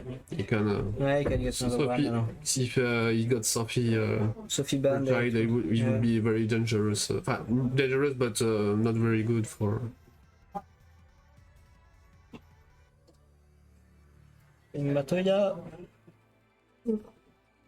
Back on XDF, yeah, the card is neat. I don't think you have to rush to the point where you get your 20 cards removed from the game and get these big effects, but you just have to be patient and play it at the right time when you've got any of the mage on the break zone, so it can be devastating against some decks, because I think doesn't interact with the break zone that much, and when you get a good XDev going, or in some aggressive decks when you trade and trade and trade and there is not really much backup of what's on the field. Exhaust is just there, and he will pick up cards your opponents have, and if you don't have much in hand and much on the field, XF, just like Neo XF before him, will just win the game by himself. And we just play Suzuiza. Yes, It's quite a meme because some people says that Slagsbone looks like Suzuiza. he got some autographs from. You can find some Suzuiza with Jeremy. Yeah. Suzuiza you see. There is a player that always have in his pocket foil Suzuiza that Slagsbone signed a few months back. Like he carries him around with him at every tournament.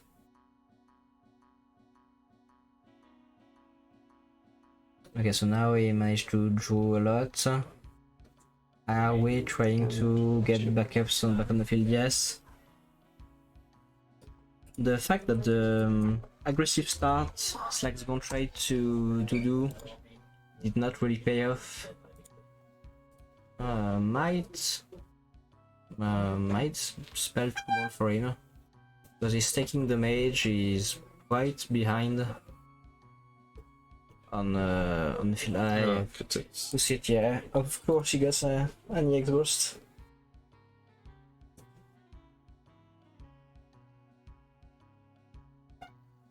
He's on 2 backups, so Shantoto is not like an obvious choice. You expand and play Toto and be fine. Do you want to go with playing Ursula Sophie? Do you want just a good card all around, maybe backup? No, it's Shantoto. It's a good way to make sure your opponent doesn't overextend. Yes, and prevent some. And here comes Enacross. One of the last plus 1000 power we play on the next. Earth forward. Some cards we didn't see very much. Yeah, we are playing Shantoto. Okay.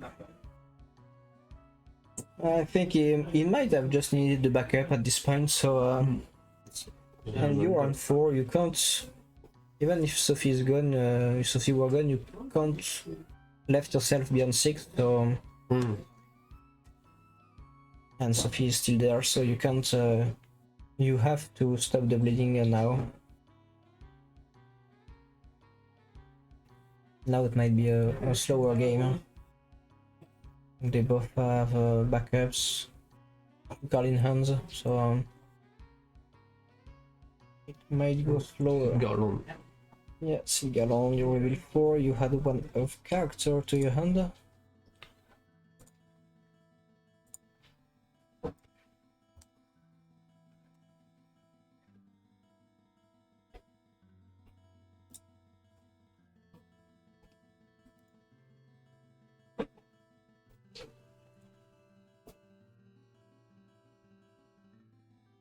Spider-Man still he always weights heavily the play he does, and you also said to me once that the problem he's facing is that when he thinks, it's like there is many and many voices in his head telling him what to do, and so he has he has to sort them all out and to think to get what's the correct play. Yeah. The voices are telling him to do. Yeah, it might be some trouble in his head, I don't know. And but that's also maybe why he's so good when he didn't sleep for a few days before tournament, because I think the voices are just shut down by the fatigue, and then finally the real Slagsbone can emerge and fight. Slagsbone's Ultra Instinct. He never sleeps. The man is gonna die in a few years from lack of sleep, so please enjoy your time with him. He's one of the best human beings we got around here, so... And get your Suzuiza. And this is Young, finally.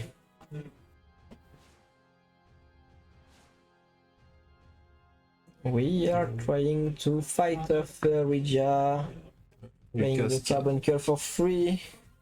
This is on the stack of Young.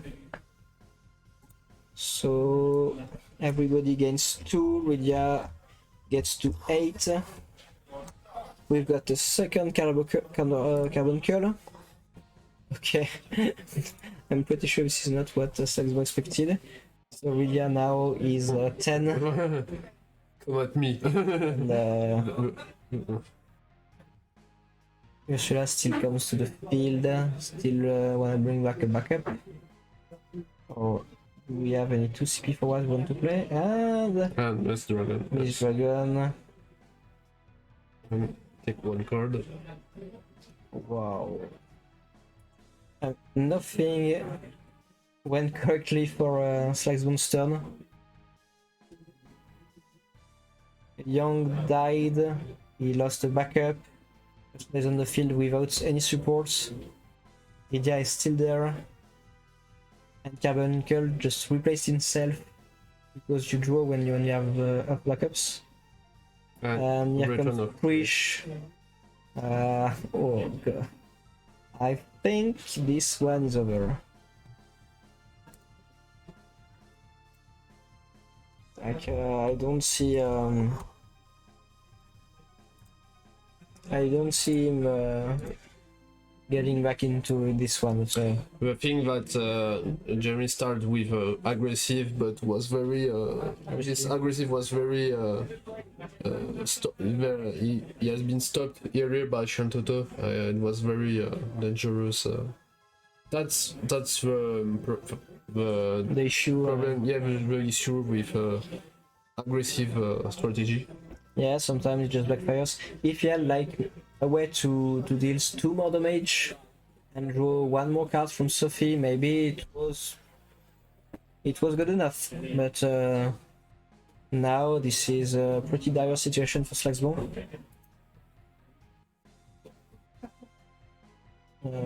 I don't know what can help him. He can play another Ursula, he could bring back almost anything. That's equals. Just decided to go to the last because the time flies up, so... Right. And this one was lost. So gonna Monks against Lindo's second deck. And it's gonna be a surprise for all of us. I didn't ask him before on what he was playing. Yes, we're going to develop. It can be mono water, it can be. I'd like to have him on something a bit spicy. Like. Maybe more. Oh, please no, no square. You know, I'm not sure he's a square player, and there is lots of cards there, so it would be hard to get the correct backup line and summon line in a more Suarez number. No, I maybe a fire wind or fire water or something with Glaciala would be nice to. Yes, Glaciala, yes. Card would be pretty strong. But maybe it could be mono water, could be mono fire too.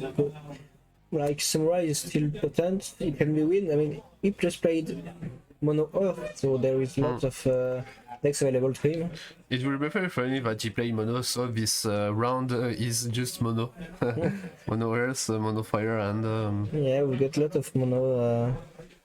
That's funny because when we were striking in the dual element cards formats, Opus 12, 13, 14, we had almost no mono element deck, and besides Monk, let's say, and by the end of Opus 16, mono there were some mono really strong, mono fire with Magessa, mono Magessa, yes, I think could be mono water with Macheri and Tidus and Folka, and that's it's a win of probably the storm someone. No, it's Biggs. It's wind. Yes, you can. Or is it avalanche? No, just 3 elements. Yeah, it's since he has Biggs, it's pretty much sure you play avalanche. But Edgar,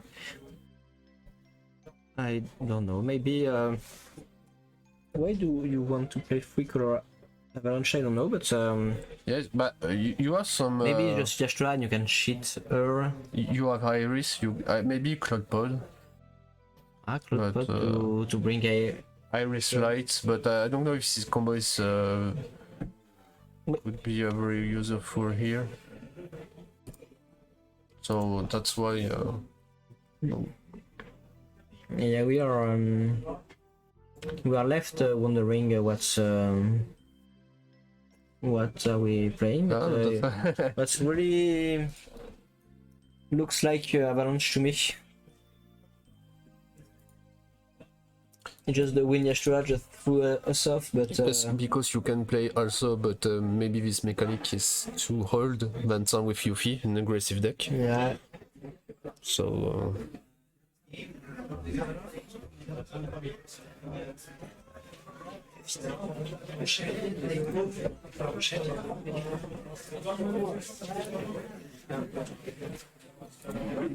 So we play G5 in order to search on Cloud.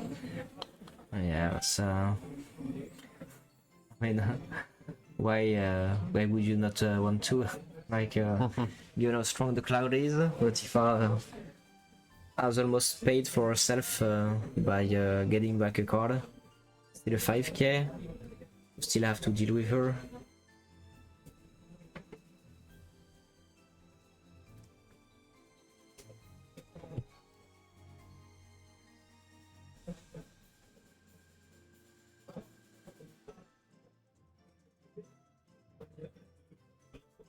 No Zangan, so Tifa doesn't have booster. Yeah, no haste for her.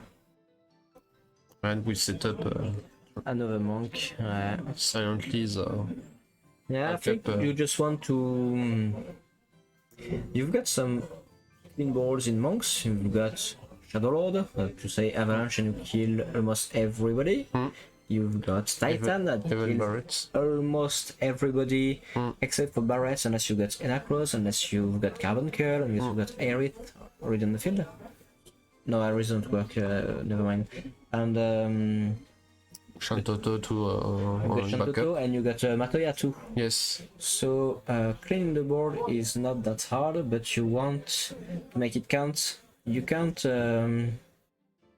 just remove one bigs and one wedge with Shadow Lord, because on next turn you will have 3 of them and you will have a party attack on your back. And you will try to play a Titan, and like 2 turns later you will have to. I'm sorry.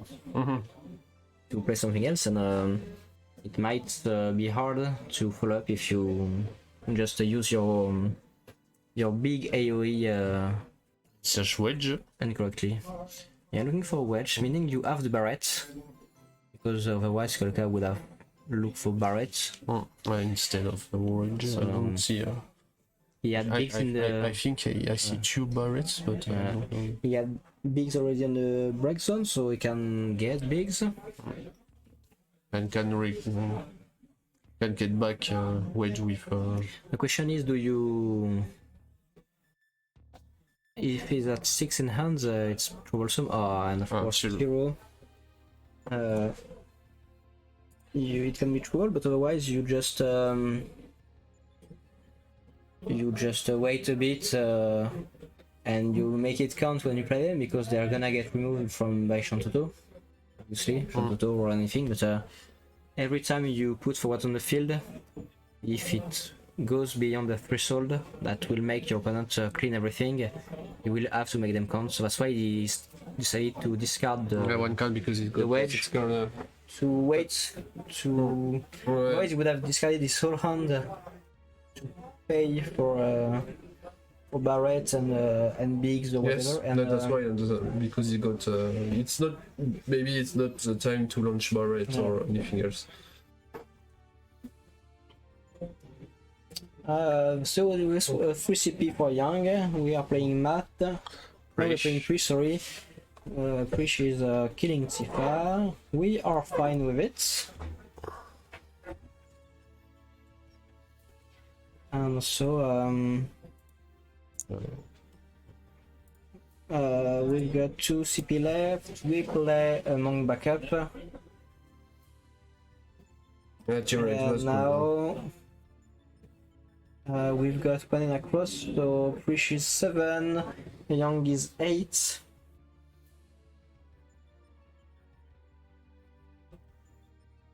And you are not protected against the party attacks Avalanche can create, but you will be able to pick up the Avalanche members one by one with Prish every time you attack. So I guess you're okay. Maybe we're going. Maybe I don't know if you're going to try. Yes, Cloud Pod. We'll see. Maybe it's a Cloud Pod deck or. So a combo as I can see is Iris Wind to Iris Light, so you can reactivate all of your backup since Iris goes to the break zone. Yeah, that's right. And you play Iris Light in order to search you. The problem is, but that's the problem here was maybe about Teratsu since Iris it's automatic auto ability. We're going to turn with Barret. We're playing one Avalanche. This is Wedge, so we will discard. Oh, and Noctis. Yes, the famous one. So now we can party attack. The party attack will be. Oh, we are paying to do a Pampa in order to which doesn't have a booster. capture in on Barret, so no boosters, and now the field is all yours to pick up with a Prish. So Prish can kill anything. You may want to have another removal if you can. Yes, I don't know if he has Shantato in hand or two, but I don't know if it's a good choice because you have Prish. Well, he's got Prish and Young already on the field, so I don't know, maybe you want to play Ursula if you have her. Do you want to wait a bit? The PCP monks, the PCP one that makes you fight just like Prish. Yes. It would be a nice one to play. Sure, you take risk, but you is on 7k, because it's 6 and you've got an cross. So right now you kill Noctis. In order to not get your freezed or pick up cards. And if you play it on Manifest 2, you kill Tifa too, so... Oh, we are blocking with Tifa. Okay, another Tifa to get... 5 against 7, so... I think we just wait. No? Why is... Oh, she fought! My bad.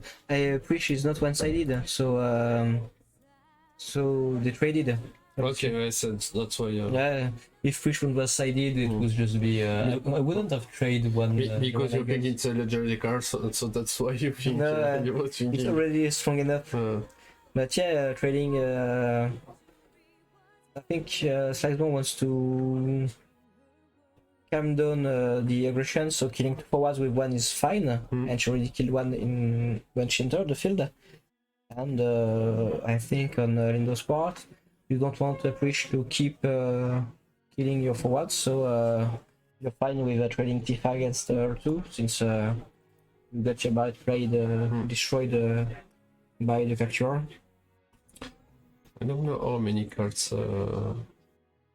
Lindo have, but we'll see it. We didn't see pretty much one cards. I don't. Just the 3 CP Yashtola. Oh, and we're playing Larkeicus to try to get back, to bring material to get back Larkeicus, and we've got Miss Dragon for it. So again, pick one card and... That's okay timing, because yes. Avalanche doesn't have much recursion. You play Kussit, you play the Barret, but once they're gone, so just quite a few are already in the break zone, so it was a good time, and he still has a second copy of Miss Dragon to be able to Okay. Okay, we have no idea what it is, but Cisco saves and play 3. We kill the wedge, we are 7 against 7. He got 8k because Young is we are to damage 3. I damage 3, Young's gives 1k and brave, so Could be very dangerous at this point. yeah. Now that Trish is on 8000, he will beat the Avalanche every time. So you can trade by replacing another forward to block Trish's attack. But other than that, she's just gonna melt your board one at a time. Playing Elf, getting another Avalanche card by discarding He discarded Clarus. useless backup. Yes. Will transform himself into Barret or not Barret? or the Avalanche you need. Yes. Can be Biggs. Yeah, a Cloud. Okay, it's Cloud. No, it's not Cloud. Yeah, it's not an Avalanche. Yes. I was thinking what Tifa, yes. Okay. Yeah, he just wants the Cloud, so you have to take an extra step. Yes, because we're thinking Barret, but because when Elf was shown, one race we can play a lot of Barrets in this deck. Yeah, that's like the copies number 10, 11, and 12 of Barret in your deck with Vigali, Kolka, and Barret himself. And Young and Prish are just destroying Lindos right now. He's got 1 turn left to act before he just dies to the damage he gets done. He's at 4 he gets. Now we've got Tifa. We search Cloud. Yeah. We don't see any Cloud pod for months. No, he didn't. So I don't know for Maybe the he doesn't play it, but with. Or you just think that Tiro / Toto are enough to play Yashtola? And because once your board is kind of set up, Yashtola will seal the deal for you. Because if you can't. Usually you learn resources when you're fighting Avalanche, and if you learn resources and there is Yashtola on the board, you're dead to the Avalanche that are already trying to kill you. Another Yashtola, so we've got 2, so we can also discard 1 to play another one. Here comes Cloud. Cloud can kill Prish or kill Young. play Barret from a break zone. Play Barret and gives booster to anyone, but I don't think it's good. yeah, if you give don't have haste, you got haste. free forwards to attack. So you're kinda dead meat. I think it's Barret and kill something. Okay. And this is the second copy of Miss Dragon. This one's gonna hurt because if it was aced, Didn't yeah, it was aced. over target is not available, so that's They don't have aced anymore. And oh, maybe it was 10k. And that's over. We'll try to get them and yes. and we're back in a few seconds with the interview with the winner.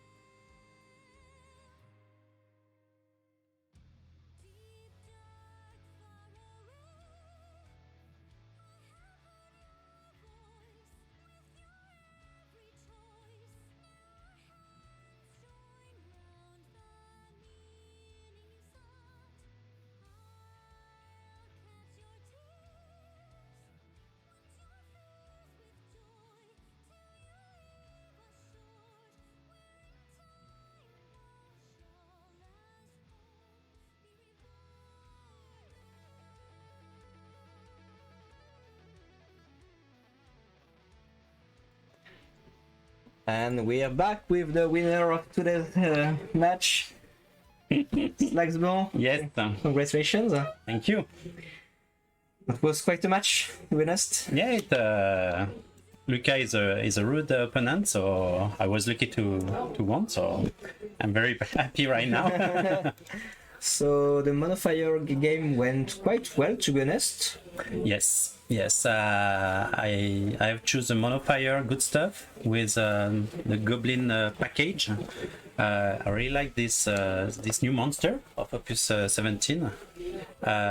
It generates value, and with Lunette now it can shine. So it's very nice. Lunette is now dealing like 7, 8 or even 9k to everything every turn. It's just crazy value, and you have to remove it every time. You also had quite a bit of luck because like his starts on the first game was like playing backups, playing Rydia against Kucha spell and the Goblin, so Rydia dies, and next turn just goes with Rydia again. It looks like he doesn't have better place to do. He told me that he has to use Rydia at first because he can play for free a lot of cards in his deck list. He told me that he used Bismarck, for example. Yeah, Bismarck with Seed and Carbuncle. Exactly. And for me, it was mandatory to remove Rydia as soon as possible. That way, I was very lucky because Kusha spelled at first, and then the Lacicus came very early in the game, so it was nice for me. And the second game, you tried a gumball. Yes. It didn't pay off at all. I wanted to try, but because I told you a few days ago, with Ursula, Sophie, and Iris, it's 10k for Sophie. So I wanted to try it. It's death on 3 turns. Yes. So. And if he doesn't have any removal, so it's game. So. But he had the Shantoto, and he even was on the play, so he had a backup already in place, which was just like, okay, discard 3 Shantoto and I'm good to go. And I tried to fight off, but you was so far behind that. Yes. And the last one, the Miss Dragon made the game. Yeah. He didn't have that many big turns. There was no big avalanche turn. He tried to commit with Barret Right. Noctis, And you killed the Barret. and I killed Barret. In the attack phase. Yes, in the attack phase with my But- Pampa. I got my third damage, so it was nice for the monks. Like the Miss Dragons was like what made you win the game, but I think the turn you used the Cactual to kill the Barret was the turn you managed to stop losing and get Yes, and with on Preach the- to on the right, control the board with Preach. Yes. correctly to win the game. J'ai tout mis sur la table, devant vous. J'ai sorti pour que vous n'ayez pas à venir. Sorry. Some French, yes. We've got we are also in the room where everybody comes if they have things to grab to improve the main room, so sometimes it gets a bit noisy.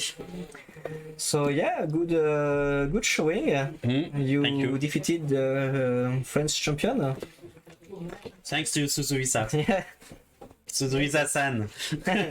Like that. So yeah, there was people on stream that are cheering for you. Yes, c'est bon, thème. Suzuisa-san. So, yeah. Yes. Really nice to have you both on stream because we had Luca and Laurent. The first match was a rematch from Munich. Now we've got one of the most known French player abroad against the current French champion. So it was another good match. So I'm really glad about how it starts. It's a good start for the day one, yes. I really hope we'll have now some spicy deck lists. Yeah. And yeah, it's about time we show Chiba happy birthday to you, man. We know you are not here physically, but we've got you. So please have a nice birthday. On t'embrasse. Bisous, Chiba. Yeah, good friend could not make it, and every big tournament he's gonna miss every last of them. It looks like dead because it's in white and black. Yeah, or it's a mug shot. I think he was driving drunk and got arrested, and we took this picture. Yeah.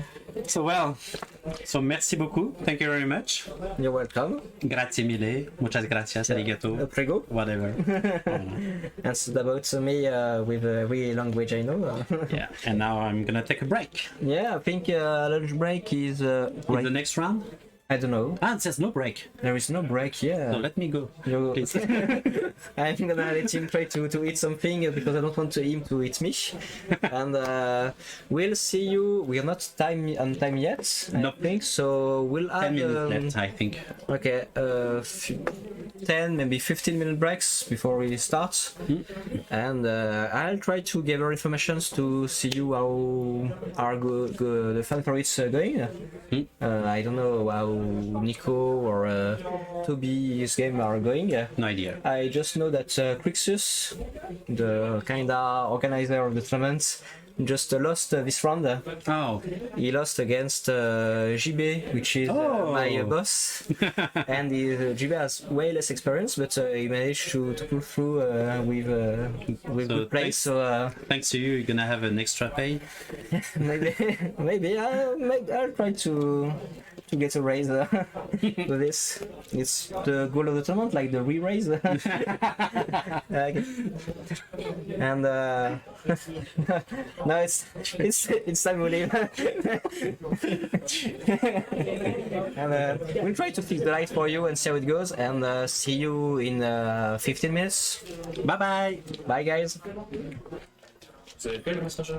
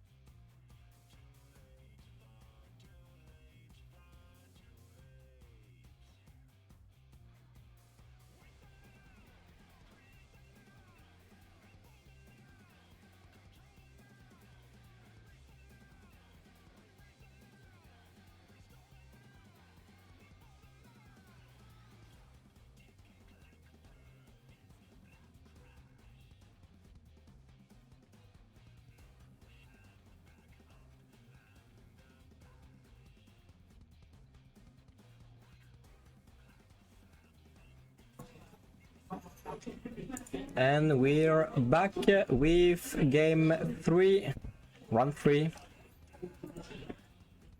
And we have Thomas Baggy on the left and Greek on the right. This is gonna be quite spicy matches because they are playing kinda unconventional deck. They are both 2-0, so we should be able to have some good matches. They are both good players. I have no idea what they will use to start. I think Greek is starting with his signature deck. You probably, if you kind of follow the European scene, you can remember his Agrias Fusoya deck he played on Europe 2019, and it should be the game the deck is using right now, given his precious Enchanted Sleeves. And Thomas will start with either ice water or fire lightning. So it's going to be a very good surprise. And the other deck Greek is playing is his own version of Paramporum. He never use standard deck list, so it's always interesting to have. Just little information. As you can see, maybe you see that it's a little more darker, but normally you're going to see the card. Yeah, We made some tests, like we said earlier in round 2. We got some times with interview and left time from the second match in order to adjust the lights. So don't hesitate to make some feedbacks about this. We see the cards and it was very clear. Maybe a little lighter up, but you can see the card. you have a shadow because we used another lightning to we dampen the main lightning on the top on the ceiling, and we used supplementary light on the side to get some light, so it should be okay to see. I also went to speak with a few players. Evan Tanguy is 2-0, Fabien is 2-0, Nico, Crops, and lots of Parisian are 2-0 too. Who else? Fervent is facing Evan right now on table 2. And Julien is 2. yeah, Julian Fischer is 2-0 too. And South Squall, the winner of the 7ème dommage art tournament, is also on 2 win. So right now. Yeah, they both know each other really well, so and we should have a good and fair matches. So they're both dad, and they had some trouble to train recently. So they are trying to make the best use of the time to get a good game. So. We'll have 2 people fighting with all they have.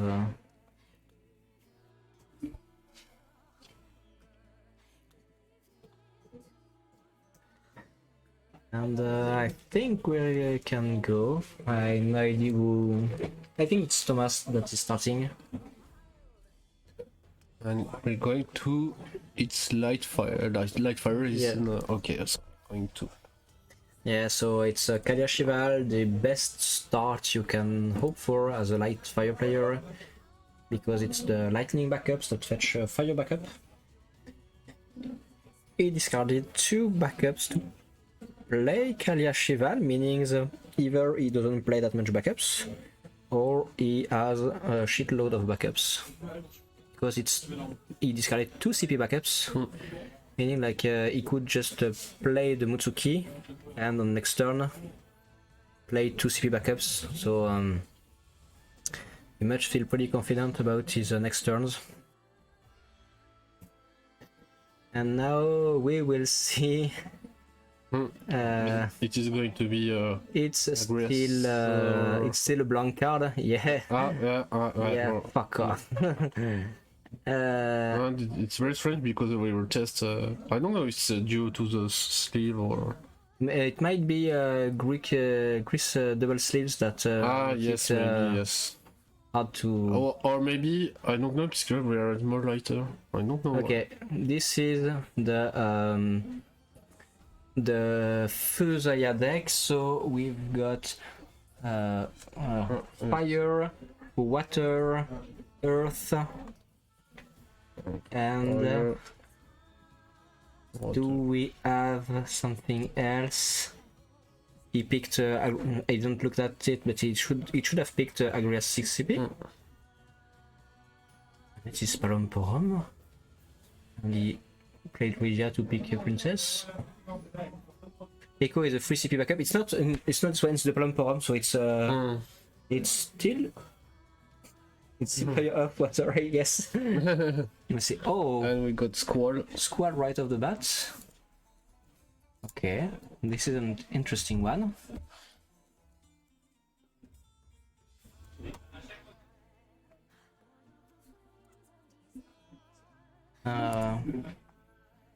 Okay, this is interesting.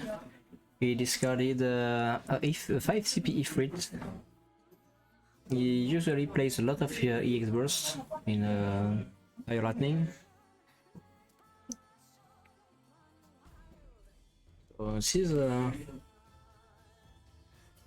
this is quite nice to see how the game will develop, because this is an aggressive start from and this is Braska, so this is the good old 2 CP deck. Maybe just fire water then.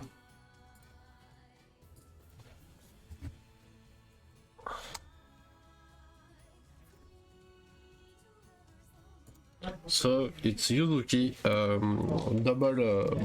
with double capacity. If a fire forward you control is dealt damage by your opponent's abilities, the damage becomes 0 instead. And if a water forward you control is dealt damage, you reduce the damage by 2000 instead. Pretty protective card, as we can see. Yeah, it's really great against fire in general, because it's hard to deal with Yuzuki. Thomas chose to not attack.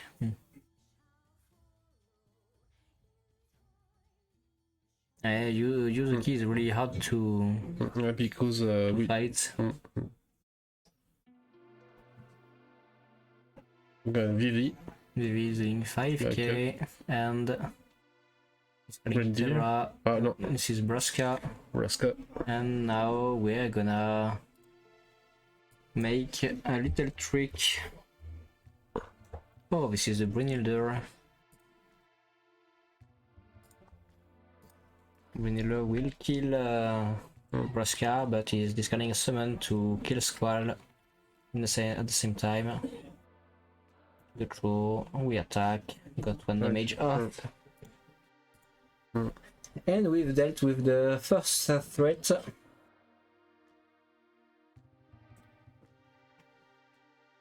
We're not the best on the lightning on the mats, but right now we are okay, I guess.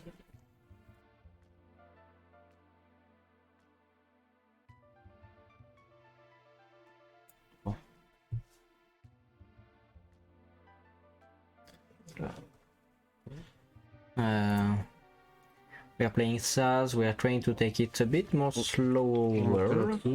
It's just the beginning, so you can. It's funny because he discarded backups first, then went with Squall, and did not do anything in the turn after, and now he's back to playing some backups. So maybe he just changed his mind. This is Legendary Big Death. Nice. And Kimari. Kimari, Yes. yes, that will protect Forum.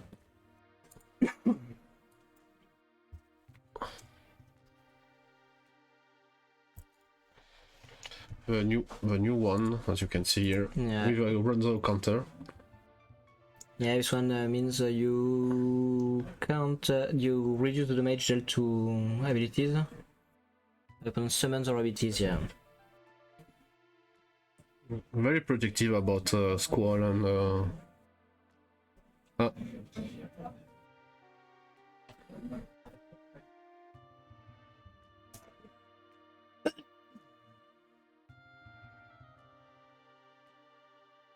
You see the new black mage. I didn't recall the name. That's why. The 1CP. Yes. It's it's Salia in English, Salia in French, but I think the We're going to check. SALIERE.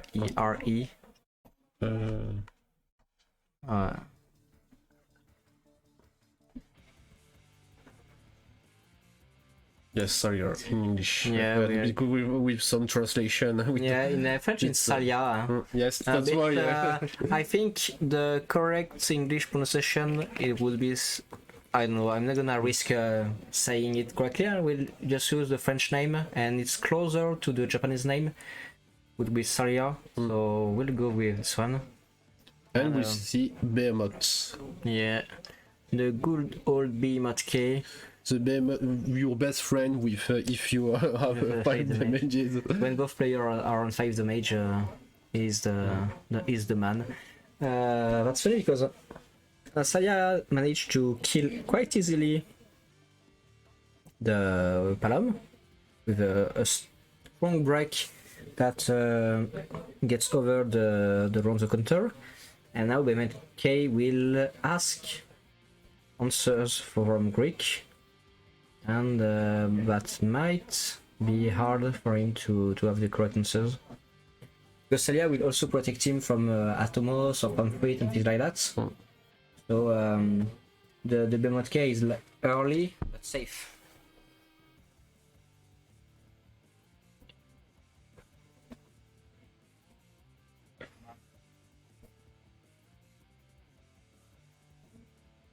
Yeah, we still have a light issue. I don't know if it's the double sleeved or camera angle slightly off, or just we were not good enough.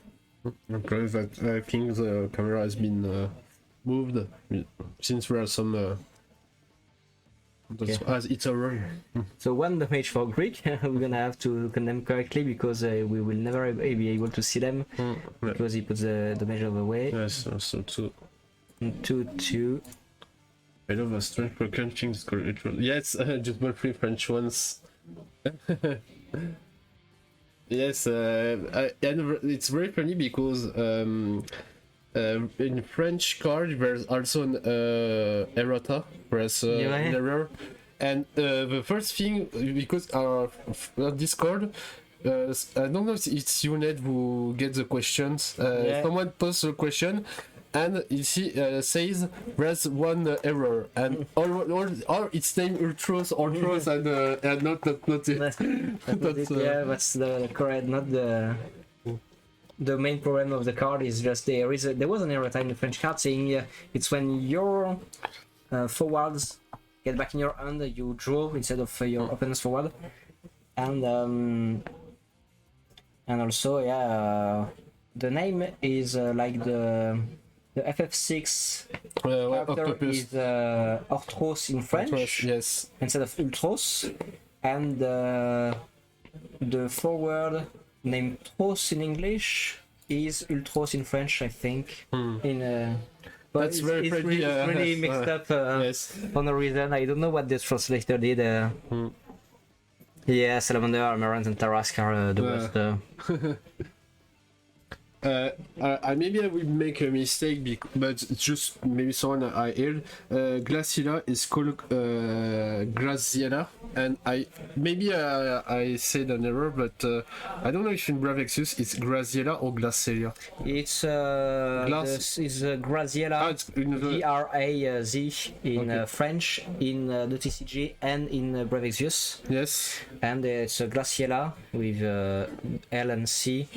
in English in both games. So they stick with the translation, Okay. and I think they chose to mix a bit the French translation so that we would not, because glass in French means ice, and the character and the card is definitely water. So they didn't want to have a character named Glass being not in ice. Okay, back to the game. We are Odin, your best friend, especially in X-Burst. yeah.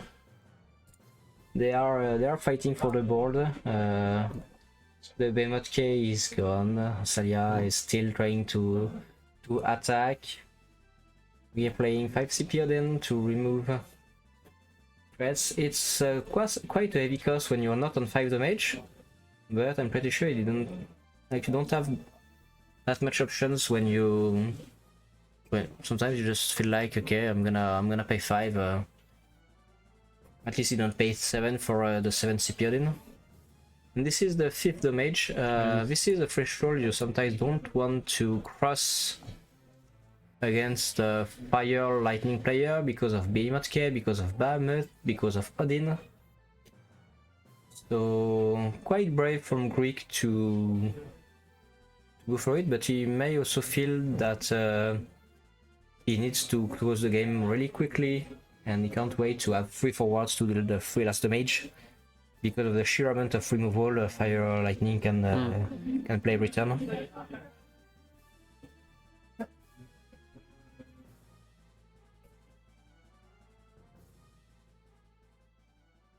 This is quite a fast-paced game, even though 1 damage and 1 damage from each opponent.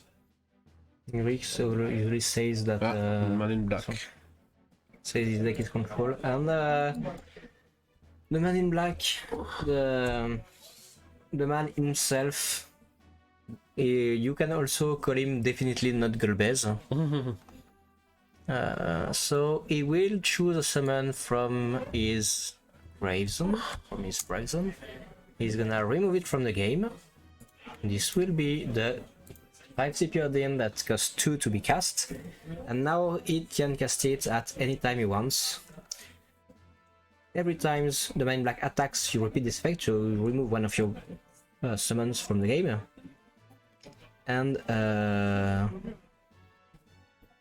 you also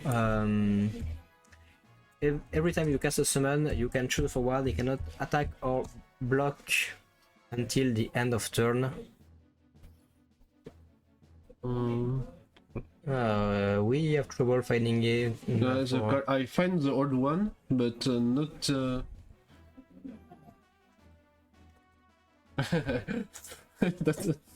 Yeah, we have trouble to find him, but I'm pretty sure I will. Yeah, we can see the. I think the cat browser is not in his best shape, so. Yes, I don't know if he has some filters.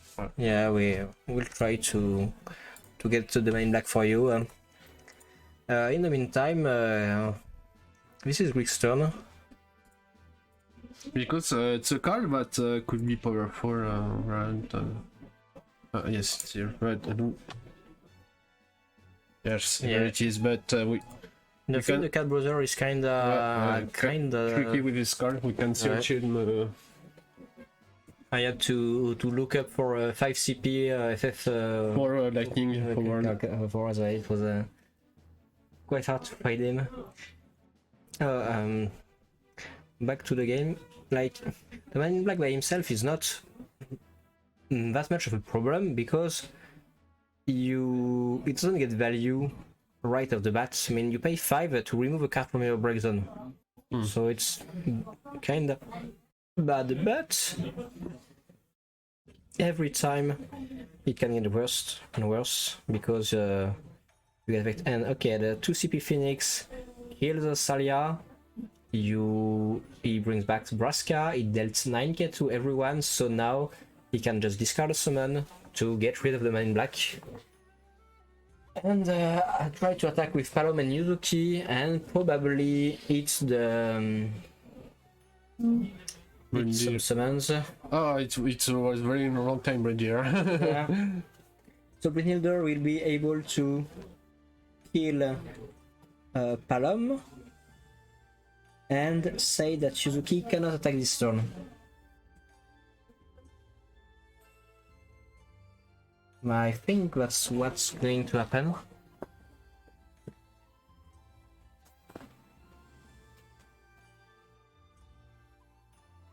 No. Did the Yuzuki does the Yuzuki prevent damage from resources on the no water character then takes 2,000 less, I guess, so It's a water forward take Water forward, 2,000, yes. yes, so it couldn't kill Palom, it just made Yuzuki not being able to attack, so it was quite expensive to play Brynhilder just not to die today. I mean, if you don't die. Yeah. It also meant that he had absolutely no lightning cards in hand because he could have cast the Odin for 2 CP. Yes. Rick is checking the Mutsuki because the rest says he has no idea what every type 0 card does. And this is Susano. And this is with Yuzuki on the field, this is probably not the best play. Oh, and we are playing Odin on the stack to destroy Yuzuki. So Yuzuki would have made Susano kinda irrelevant. But if you can destroy him, yeah, you will destroy Yuzuki on the stack, and then Yuzuki is broken, and everybody else is removed from the field except for Susano. And now we will deal a new point of damage. Did we? No, we don't have the removals to. Okay. it's a Muti. Yeah, Muti is the 4th damage.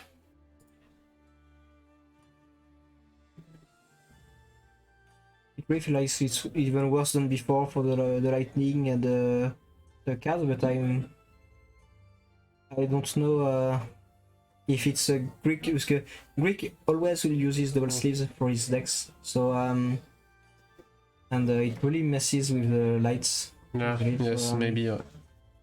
And also, camera has been moved a little, so I think our test view was okay. Were little light, but it was okay.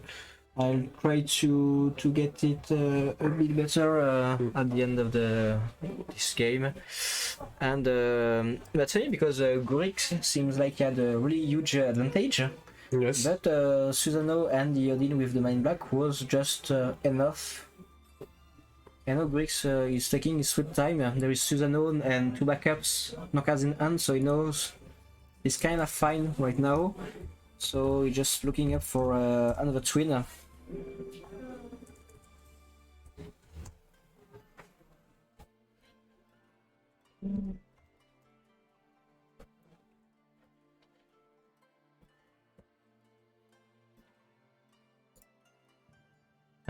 Yes, is Leonora. It is quite. It was like a bad card when it came out because the twins was not good very enough. strong, yes. And we had a backup forum, a 2 CP, so we had a 3 CP EX burst backup that fetched 2 CP backups. But So in totally this card costs 1 because you can search.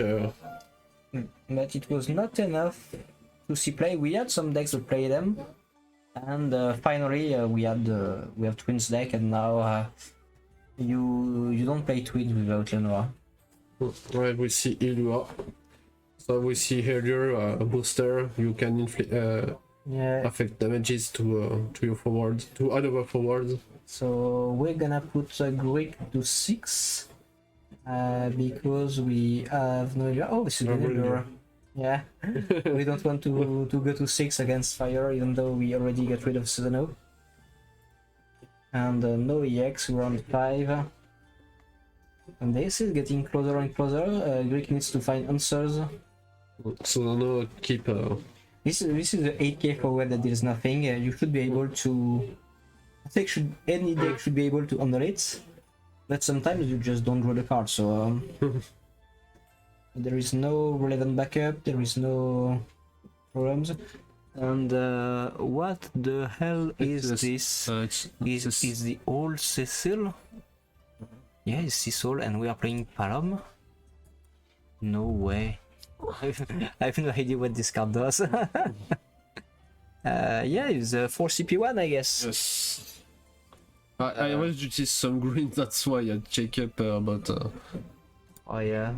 So if you can roll 2 or more category 4 forwards when not Cecil, it's against 2,000 Brave, so right now it doesn't have this effect. And you can okay, you can make Cecil take 4,000 from any damage dealt to another forward. And this is Behemoth K, and this is what we call a top deck. So he's just blanking the Behemoth K with problems, referring it. To you, you're dead if you don't do this. And what are we doing? Are we taking the mage 6, or are we blocking? I think we take, because if we got any removal for the Behemoth K, we can end the game. Which Rain was all that the only card that would have saved him otherwise. So yeah, Palom was Palom had to die. Rest in peace. Yeah. And so now is Greek able to get rid of the Behemoth K? Yes, it bounced him. I have no idea what he used to bounce it. Yes, we're going to ask. We're going to check about the camera. We try can. to move the camera. Yes. While Greek loads his second deck.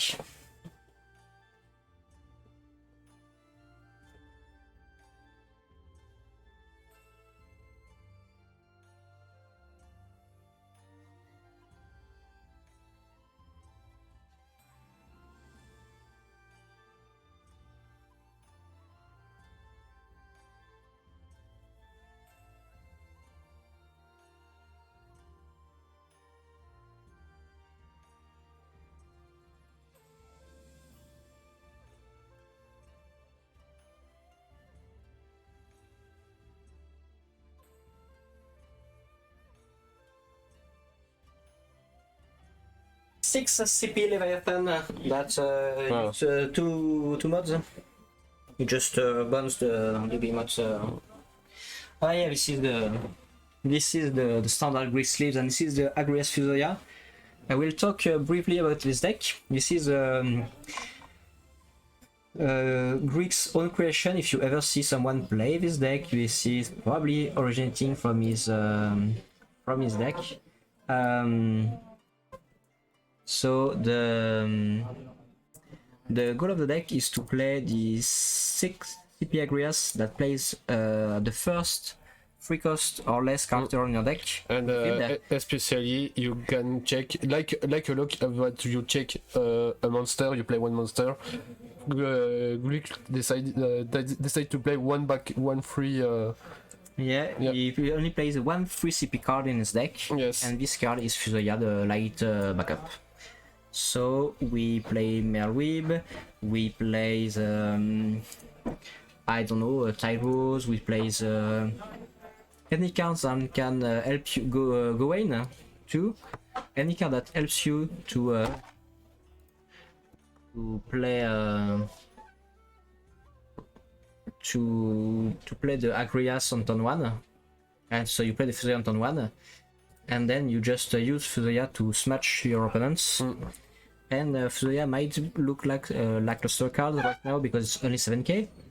But if every time you take a damage with Fusoya, you take an X burst that makes you draw or makes you kill a forward or another forward, it works. And yes, you take double when one Fusoya has been launched, you take double trouble. At some point, you're just taking 7k from Fusoya, killing like I don't know your Braska, and Cloud goes in X burst, and you lose another forwards, or things like that. Sometimes you just throw down, so you draw any card you may want to continue the game. And that's a good fit because since there are a lot of forwards that had 7,000, it's like you play forward and you have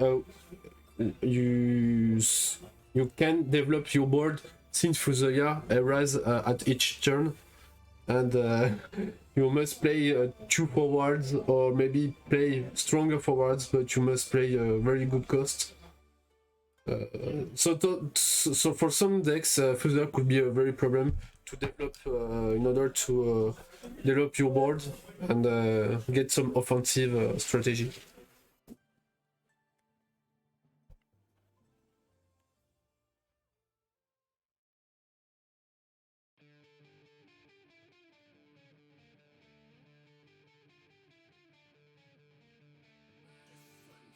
So,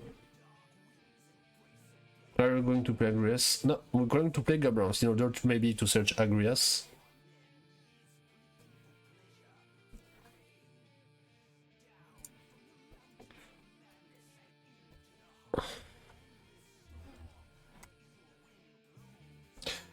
Okay.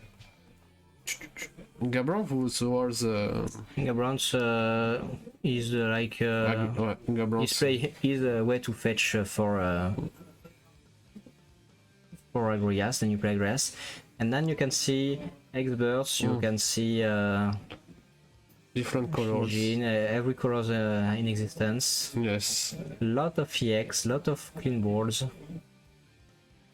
Fuzzer was very. It was near the end. And then the only drawback of the strategy is that sometimes you just reveal your whole deck to your opponents.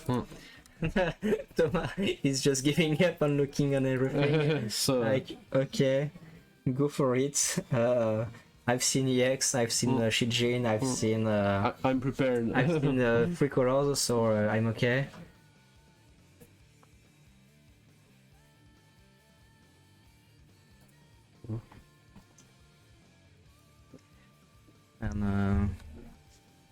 And this is a like, it looks like a very strongly aggressive deck, but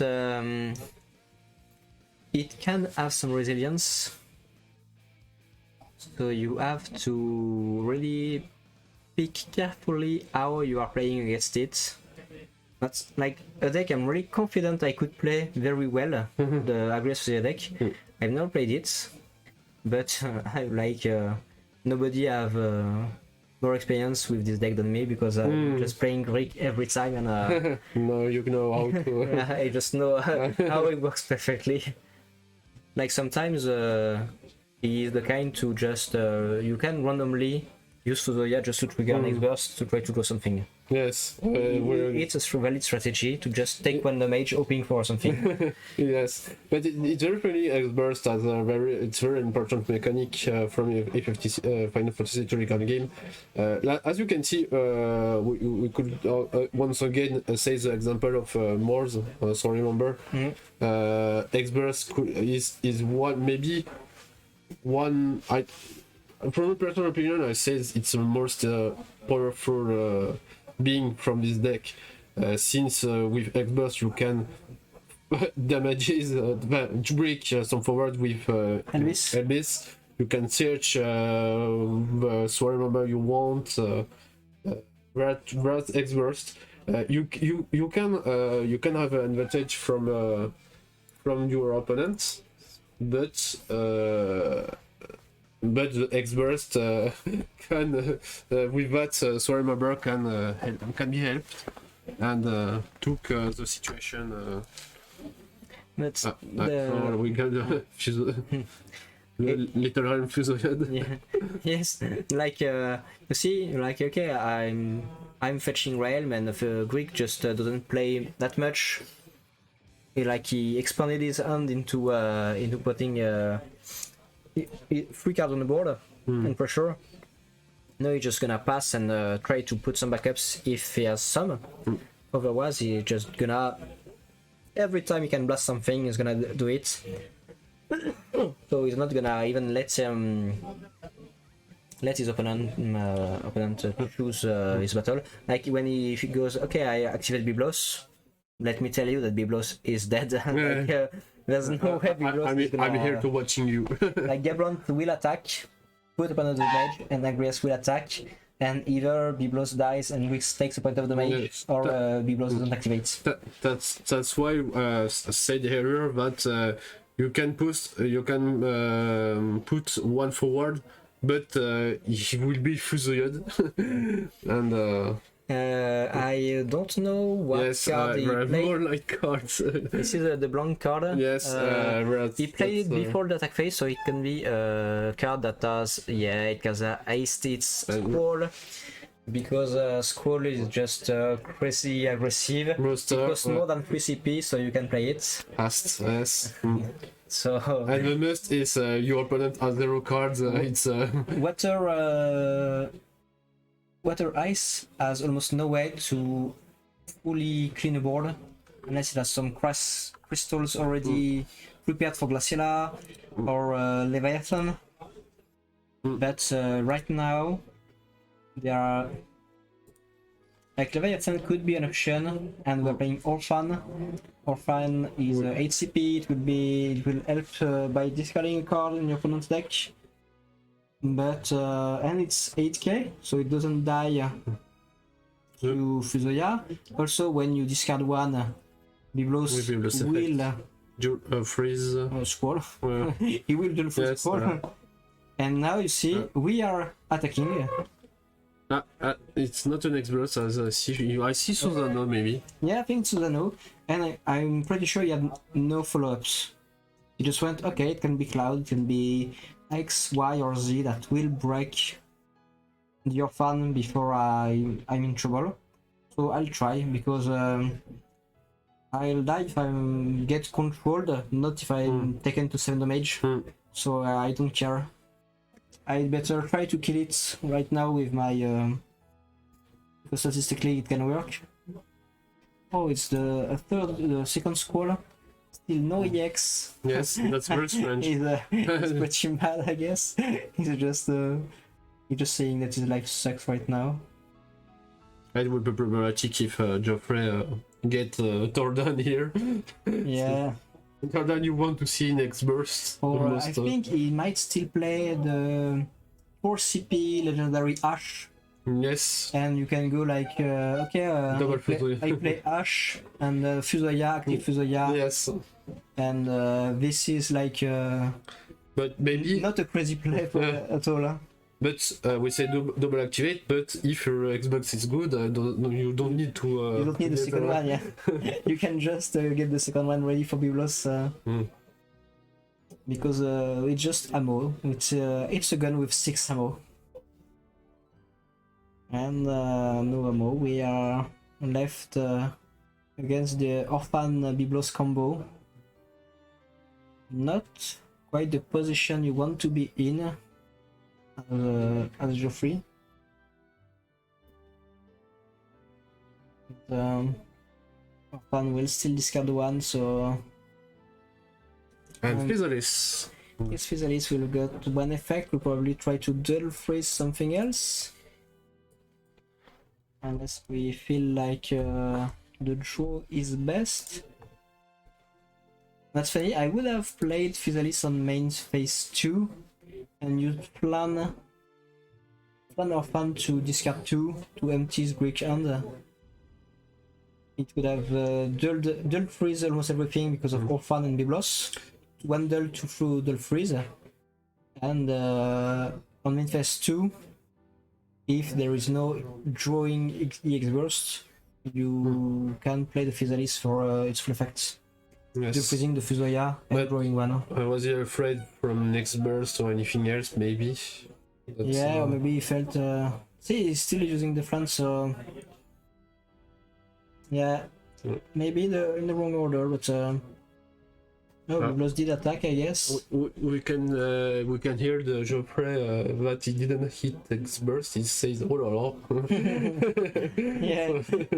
When you put like a 6 CP Tifa and in 2 or 3 copies of, the same thing goes with Tordan, with 5 CP Legendary Cloud from upstate, things like that. You expect your deck to at least pay you so much, and that's another scroll you just got in the mage, so he's at 5 now, and it's going to be very risky to play Fusoya here. He's gonna use it if he has to. But the thing is, Geoffrey maybe will try to think some letter strike in order to because Thomas has had 5 damages. Don't know if it's possible. And Ramada is sending back Agrias to Geoffrey's hand, knowing that Agrias is dead, like it's 2 water CP. And that could be it. We've got only 1 Fusoya hit, 2 8k and 9k forward. We are in deep trouble.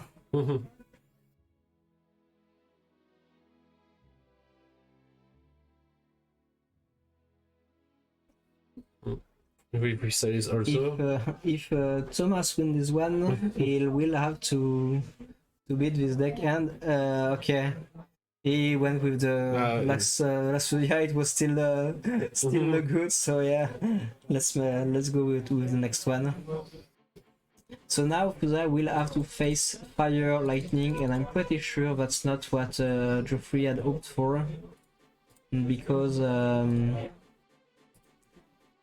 it's a deck that has a lot of EX bursts that can destroy your forwards. Yes. So if you just go with, let's say the same start, you play Gabriel, you play Agrias, you play Fusoya, your opponent plays backup, then you draw, attack and pass. Yes. You may like attack with Gabriel, hit Behemoth, it kills Agrias. And suddenly you're behind. It's here you can destroy. Since Geoffrey can destroy you forward with Fusoya and X-Burst, here with Fire Thunder, it could be reversal with in order to destroy you. So maybe we're going to see some forward destroyers in this match.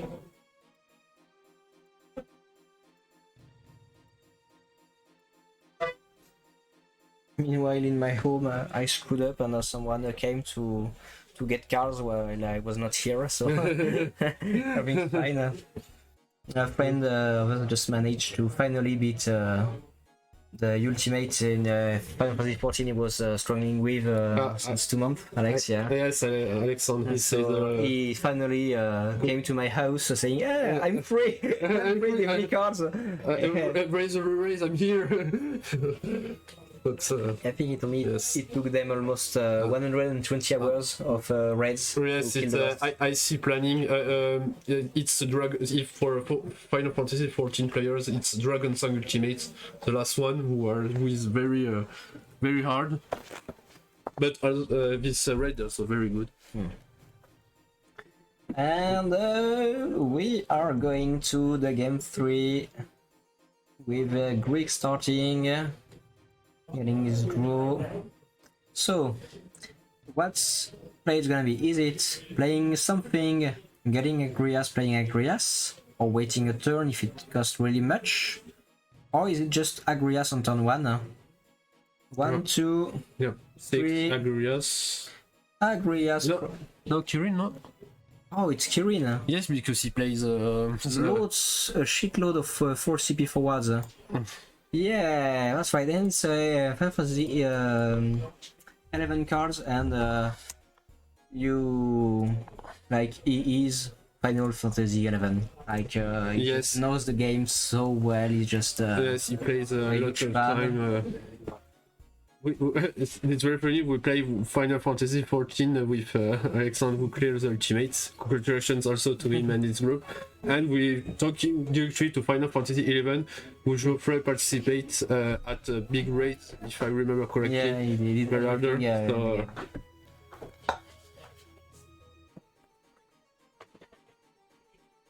yeah.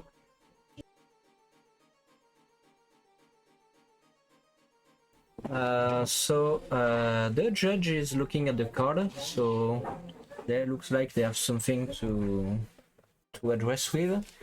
It's because Kirin played Byako. Byako is fetching Suzaku. Yeah, maybe they had something to confirm. So this is not the start you always have, but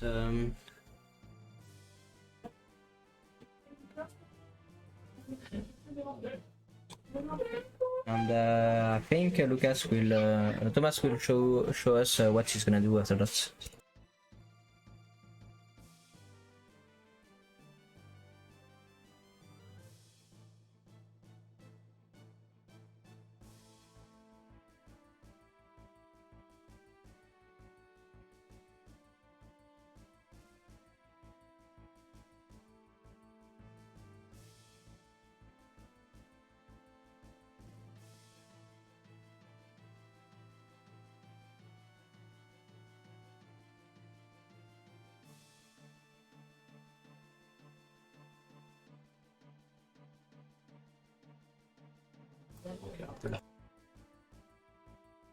And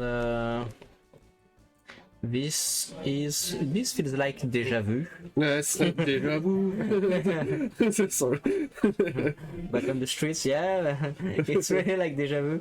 It's this Shival into Mutsuki for the second time in a row. Like we say in the first match. Yeah. This is a 2 backup start against 2 forward starts. And Ramu. And a Terazu and Ramu in damage. So you are quite happy to see button summons with no EX on the damage zone. And this is Gabranth. So we'll probably try to find Agrias in our deck and maybe wait a little because we don't want to just hit Susano in the face.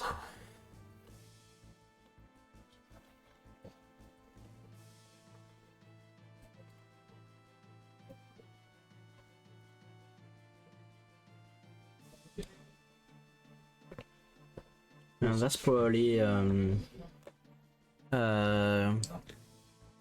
he put a token on Byako. I don't know why. Brindir. Oh. We have Brynil. Okay.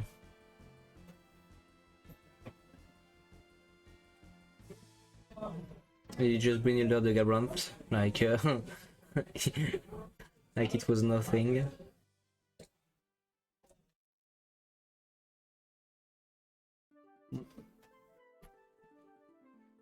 So he's gonna probably take 2 more damage. Unless he finds a way to defend. I check Kirin because here. No, it's not the Mutsuki that reactivates when she hits something. This is the Mutsuki that costs 2. And you can pay 1 CP and dual her to deal 1000 to a forward, if I recall correctly. So no, it's not the 4 CP one that deals you. So it's the 2 CP one, yeah. Yeah, we'll put it on screen for you.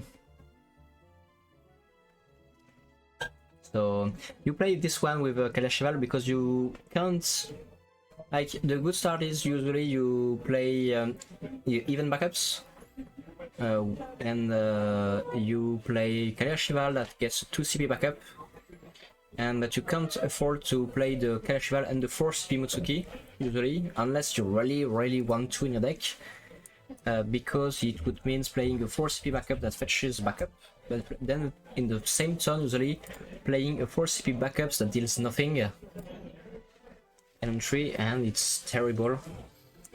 Here comes Semu. When you play a lot of summons, you want to play Semura to get rid of Kirin. This is pretty much your only option.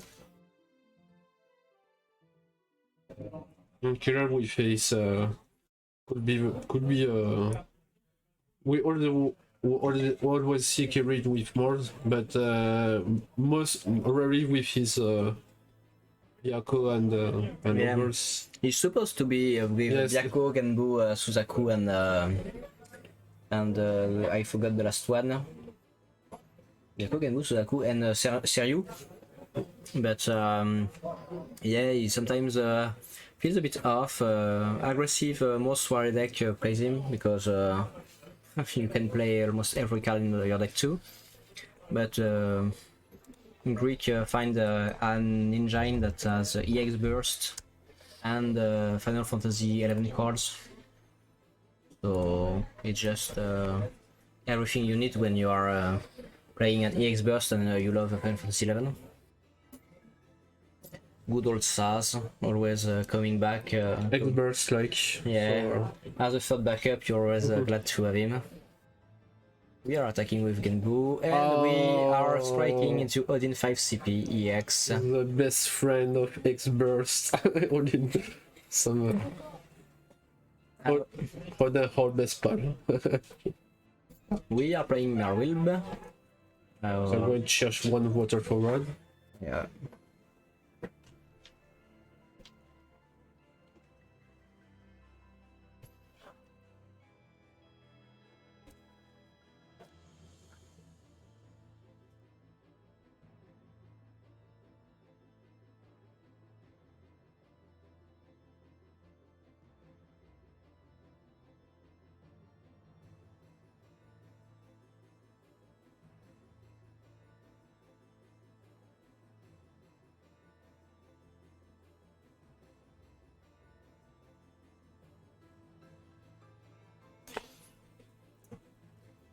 We got Alba.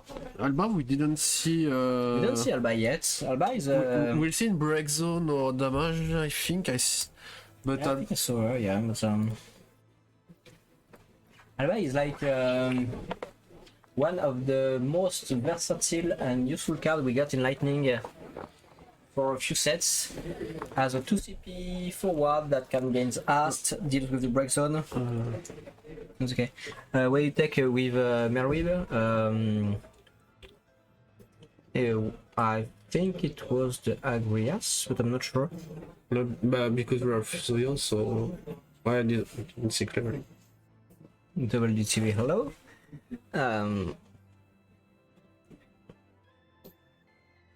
So. Oh, we are dueling backups to play cards. Okay, I did not see this one coming. Like he is hesitating because during Furia for CP, when you're at 6 damage, it's all you can do, but before that, do you really want to? It's Ash. Hey, split Ash, so can reactivate Furia. Okay, it doesn't count as so. Thank you. Thank you.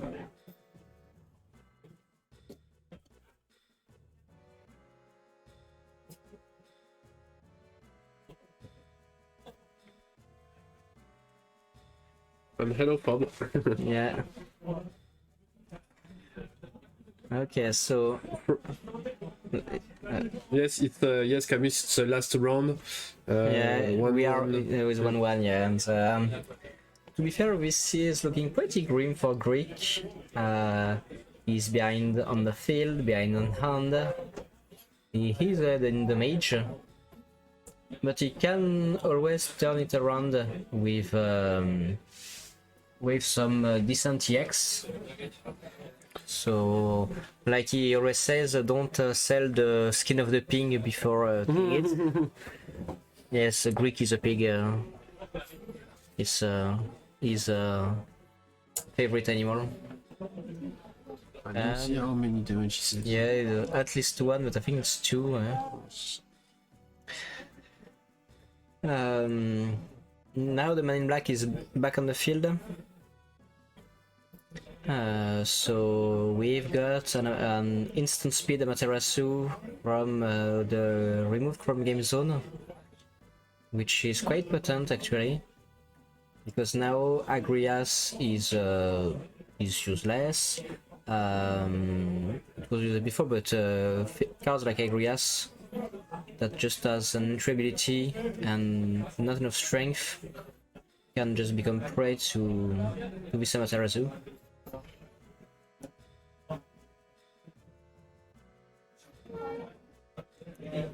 I think he's just checking if they are at printing power. This is round 3. Yes, and it's BO3 and it's the last round of it's the last round 1-1 from each. Okay.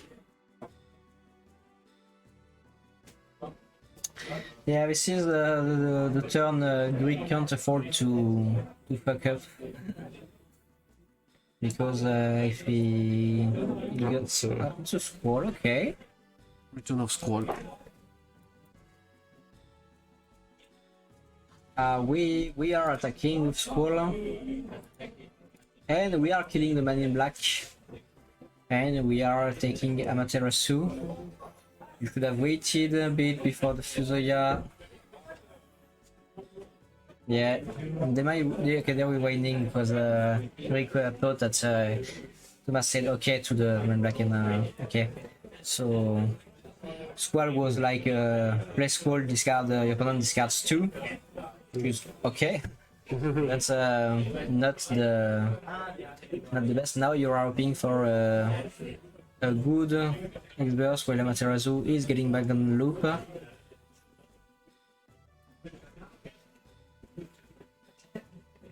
And yeah, we Fusoya the Alba before it can attack. No Squall. Oh, he's gonna be so mad after this game. Yes. He never eats any X-burst while his deck is full of yes, EX. For the person who arrived in the chat and the stream, Greek destroy forwards with Fusoya and hope to get X-burst in order to get one card like Jordan. Or destroy another opponent. Yeah, but for his strategy is mid-working because X-burst doesn't come. Yeah, but statistically he should have already have a lot of EX. So this is at least like it's happening against a friend. So I guess it dampens a bit the pain of losing so tragically because you don't have the luck, because well, when statistically you are supposed to be hitting at least 2 or 3. Yeah. See, he even plays the 4 CP Palom, he plays Akstar. Then and the main black is just gonna tear him apart. Yeah, that's gonna be tragic. He has nothing in hand. Here comes the Susanoo just for the ace. Thomas is not playing gently. Are we trying to... Do we have something to do with Fusoya? Are we dead? It's worth or not? This is a sea sword. It was at 6-7 damages. Yeah. What a game. I'm gonna bring Thomas yes. there, and I'll meet you in a few seconds. Okay.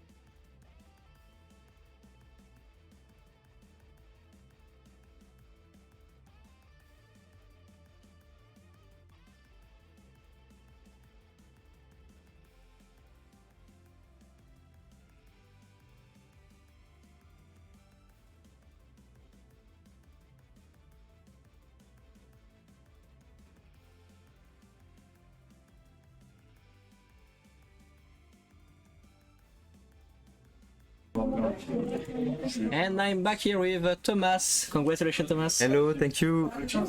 So you managed to win against a Greek, which is, I think, a good friend of you. Yeah, of course, it's always a pleasure to play against him. And you managed to dodge 12 bullets aimed at your head, like not any EX on his Yeah, I was really lucky on the X-Burst, especially with a deck like the one of Greek, and I try to maintain the board with Amaterasu at each turn. The Kirin was really a surprise for me because I never see this card again.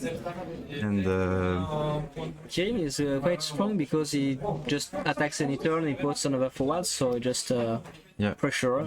Especially the one that duel when he attacks. Yeah. And as I play Fire Lightning, I don't put a lot of forward on the board, so if I can defend with it, if I need it, it can be complicated. So I just asked Greek, and he said there is a 33 EX on his decks. Yeah. So can you imagine, knowing that he always uses Melwilb to get, which is not an EX, to get Agrias that gets Furia, which are not EX, and he tends to use fetches that removes EX from not EX cards from his deck. So when you hit him, you're like it's more than 33 out of 50 chance. So it's just terrible to. Sometimes the planets are all aligned. Yeah. You can go in the other side, you don't have any choice. But Yeah, I just needed one Odin. yeah, just one. No, that's why I like the game. It's sometimes it's of course it's a luck factor, but it puts some surprise during the games. And I really wanted to have you both on stream because you played kind of unconventional decks. yeah, And, I like Fire Lightning decks. And I always search for to play Fire Lightning when an opus comes out. And You both played both game with Kalia Shival into Motsuku, which is like a good start. yeah, I wanted to ask, the first game, you discarded 2 backup yeah, to play Kalia Shival and then Mutsuki, and then you tried to attack, and then you were playing backups again. yeah. Felt like you I misplayed on the last at this moment because I discard 2 CP backups Yeah. and kept Objang, but he was useless. And I keep Quan and play Quan and I development felt like you had a handful of backups, and I think like, okay, I'm just and I'm just full on backup and just discarding some, then play others, and, and then now nothing. I'm just playing for one now. Yeah, but, it's a deck where you can't just pass the first turns to put 5 backups. You have to put 1 forward, 1 backups to try to maintain the control of the board and play with the Man in Black, of course, when you have it as soon as possible. The Man in Black did seal the deal in the last game. I mean, there was no way. It's an amazing card. It should have been a legendary card for this last opus. Yeah, the only problem the Man in Black has is just that lightning summons are pretty bad. I mean, and for sure, when you are on 5 damage and you got the 5 CP Odin, it costs 2 and you're fine. At some point you almost lose because you didn't have any lightning in hand. Yeah, So you couldn't happens. cast it. It happens always. And I was like, this kind of what's deck. you had? I don't remember, but you had to throw chunk of your hand to play something else than Odin. So I was like, okay, so no lightning in the hand, which is quite sad. Yeah, and I think I misplayed on those turns because I check after if I have the color to play what I to search. It happened 2 or 3 times during the game. I was like, man, you can't do that at this moment. Yeah. But Sometimes it happens. you just go straight away. Greek didn't find the card to punish you correctly. yeah, So I was happy about that. because he could have turned horribly wrong. Yeah. You always pay those kind of errors instantly. Yeah, sometimes you don't, man. it's really difficult to recover from it, because in Fire Lightning each CP is really important. Yeah. You have a lot of 5 CP cards, you need to play it, and sometimes you just miss one CP to play and make the difference. That's the thing about more aggressive on tempo oriented deck right now. You count every mistake counts in every game and every deck, but if you're on Fire Wind and Wind Water and you make a pretty poor decision, you didn't play the right forward or right time, you can recover from it. Yeah, you can draw a lot because the game will be longer and there will be more CP expenditure during the game. But if you're playing Fire Lightning or I play Lightning Ice, if I discard the wrong card at the wrong time, I'm like, okay, I'm dead. That was a fun game. It's really frustrating. You discard the card, you put your swing, that was a mistake, I'm dead. It's really frustrating, and you can't show it to your opponent, so you like poker face and crying. Crying inside, yeah. But I think it's a good deck. It's not weighted by the other players, maybe more now. Yeah. But yeah, it's really fun. That's why I focus on it. And I'm very surprised about Mine in Black, but it's a 9k, it's sometimes hard to deal with. And I've never taken an Amaterasu on the effect. It won't kill him. yeah. And maybe against Wind it's really complicated, because just discard Fina and I don't have any summon exile, and after that can kill him before attacking. And you also played legendary X-Def, I saw. Yeah, really good card to finish a game. And also it really works well with the Mine in Black, because it removes everything but the summons. And even if you have a pile of summons removed from the Mine in Black, it just counts to X-Def until you cast them. So I played a game round 1, I think, where I was at 20 because I exiled one summon with Man in Black. I couldn't play it because I lose the effect. yeah. But Exes was really good at that. It finished 2 games during the 3 rounds I played. So quite nice. Hello Snoxy, thank you for being here with us. Good morning, I guess, given the time you're here. And now you will head into round 4 at 3. It will be harder and harder. Yeah, but I will cry internally a lot more during my misplays. yeah, but now you are carrying all the hopes Greek have to go undefeated. And the Pierrix hopes, because he wants to see Fire Lightning on the top. On the top, yeah. And If you want, you can go with one last word. oh yeah, We can. I would like to talk about Jiba, our friend. It's his birthday and he can be here, so you are here in our hearts. Man, we'll see you again soon during a Final Fantasy Cube we do in Paris. Thanks to it. Yeah, once again, poor Jiba not here. Always someone to not have him. Yeah. So now I think we are on time for the run, so we'll try to. How about we chill a little on the couch and wait for the run to be over? I don't know. I think we've got 10 minutes before the next one starts. I hope so. Yeah, okay. I will go to the toilet because time is precious during this tournament. I should try to eat something because it's 2:30 and I didn't eat yet. So I'll try to, but there is no sandwich left. I think there's nothing left to eat. So We are French, we eat everything we see. I'll maybe try to find someone tasty on stream, make him win, and eat him in the room. Live degustation. Because if I don't eat something right now, I think I will eat the next player I interview. And thank you for being here. Thank you for receiving me. on your win. And I'll let you. I hope the next one will be as good as the first ones. Yes, I hope for you too. Let's see that. And thank you, and see you. you back Bye, in the chat. 10 minutes.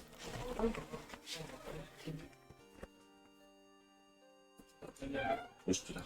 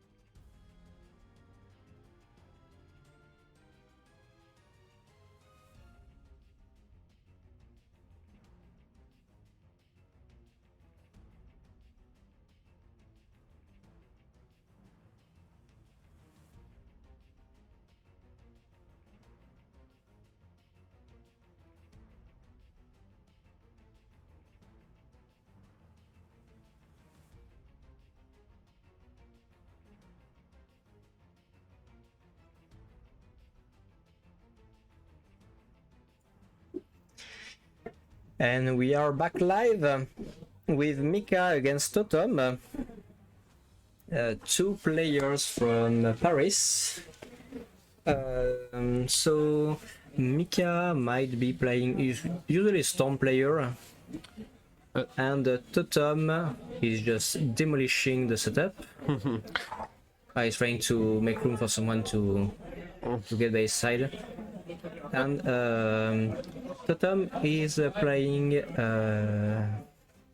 Avalanche as his second deck, but his A deck is what am I saying? Ice Lightning, and is pretty much playing the list I created a few months back. So I'm really glad to have him, there. We did not discuss the Open 17 changes. So it will be interesting to see how it's to the E2 deck. I know he cut the Ilias because it's not familiar and good with the card, but other than that, that's pretty much the list. So I know he added Ixion and X-Death. So we're going to see some X-Death in action. Yeah. And we can see... And we will now see how it goes. He kept his starting hand. And also, thanks Melody for coming. I hope you see the message since we seen just your chat. Thank you for coming by. And we're starting up with Alcide, Shantoto getting back. Shantoto, you can get back Shantoto.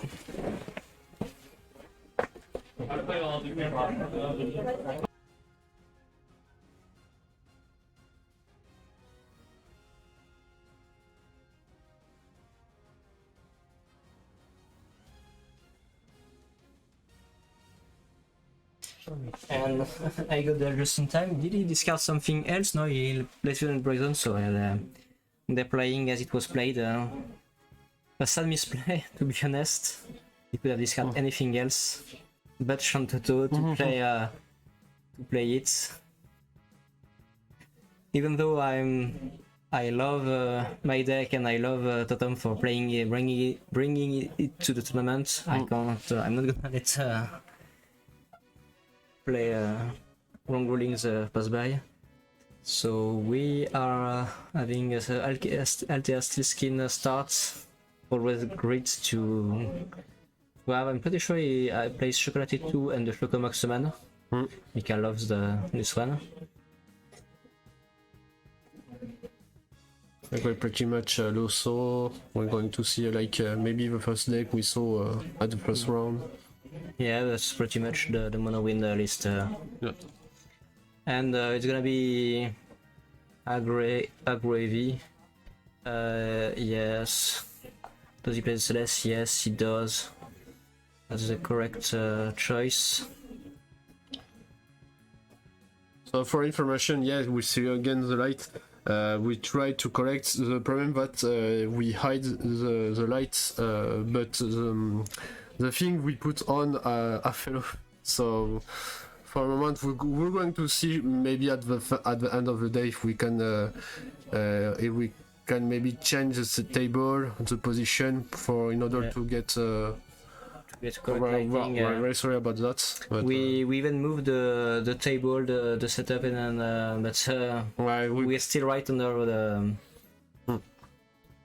the light on the ceiling, so. So it's really hard to defend against Alcide and something opening because it deals 2 attack per turn and Alcide deals with the forwards your opponent can play because he deals them when he attacks. And having Celeste to discard when she enters the field gives you a bit of a breathing room because your opponent doesn't have many cards in hand, so he can't go crazy with Luso combo yet. And also you will be able to party attack and the freeze 2, which will once again probably slow your opponent. Yeah, this is pretty much Luso 7 cast or bust, and at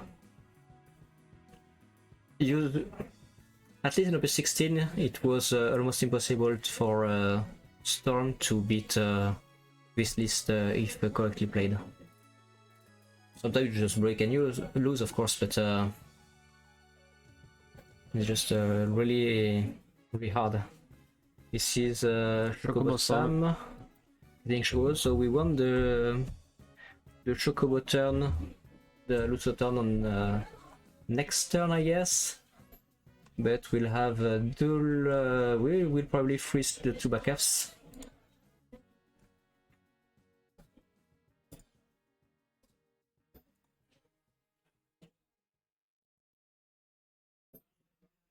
So we can we'll deal 2 damage, I guess, because 3 is just we better off freezing backups than dealing 1 damage. You guys were too aggressive play, no backup for months. Like yeah, it's was on defense. It's quite funny because in this situation I recommend to party attack with Alcid and Celeste because they made the draw 1 on EX.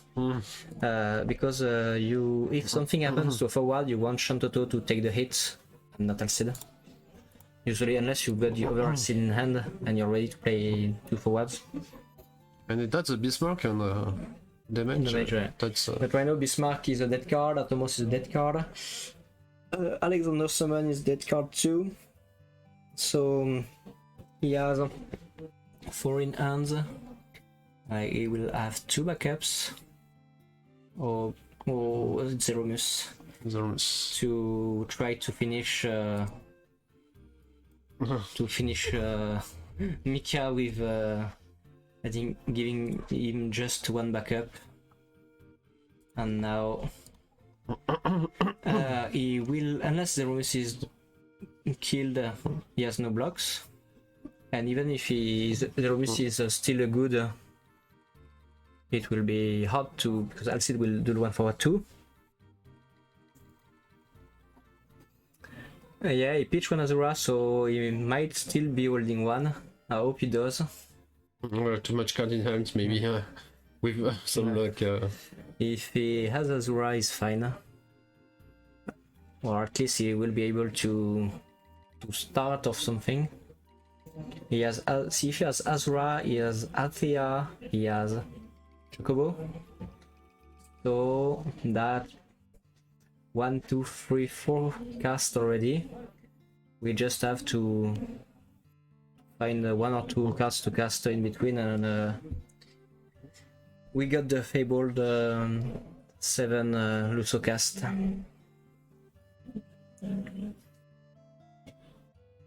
Okay. Just getting Typhoon to play Lulu. We did not keep the Azura. So No, he's here. She's here. now we have it. Okay, I hope his math are good.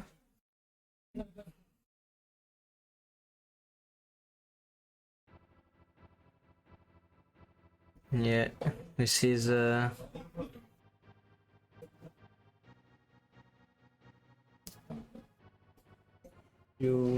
I'm sorry, Mika, you have to manage to do it this turn. You have to find a way or you're dead. Sometimes you just lose so fast to Azura. twice lightning.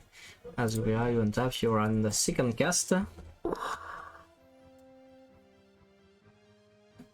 Then duels 3. Lulu targets the Zeromus. Okay.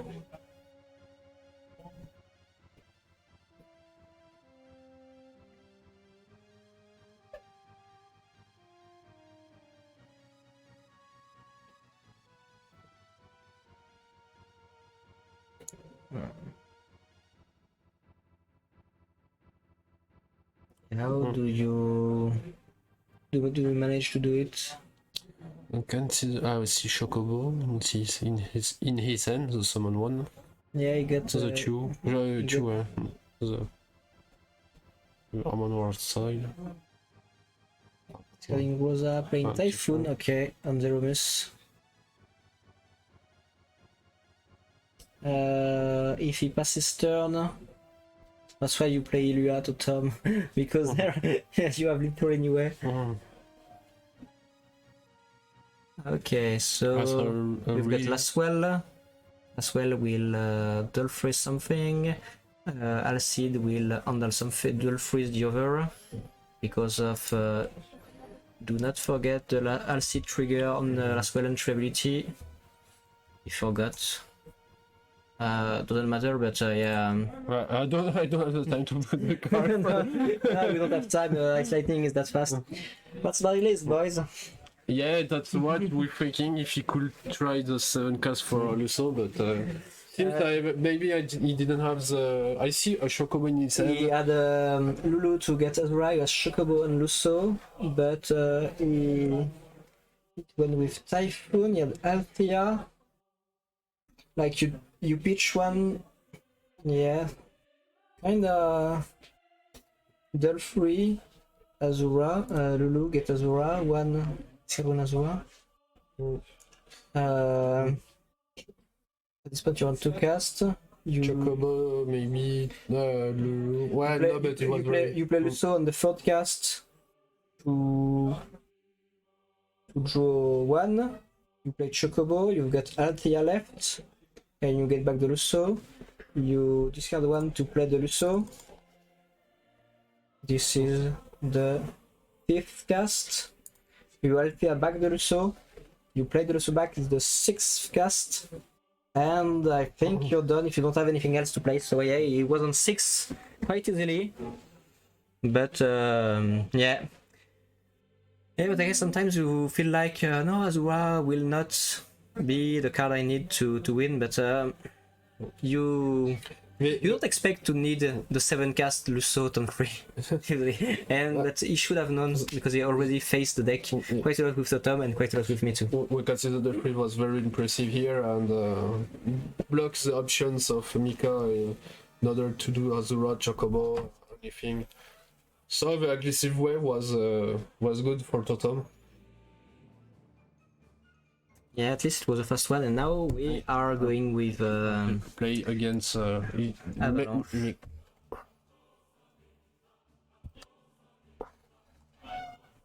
Yeah, it was a quick one. So yeah, this is Fire Earth against Mono Wind this time, and I know that Totem is really trying to get the things. He's the kind of guy that just do fast games, and now we've got 2 Earth backup. Sure, backup. We For searching, maybe Barret in Barret, hand yes, and some Avalanche. So this is troublesome. So okay, just see. Wedge is a nice option to destroy the backup too. So we are probably going to see some action quite soon.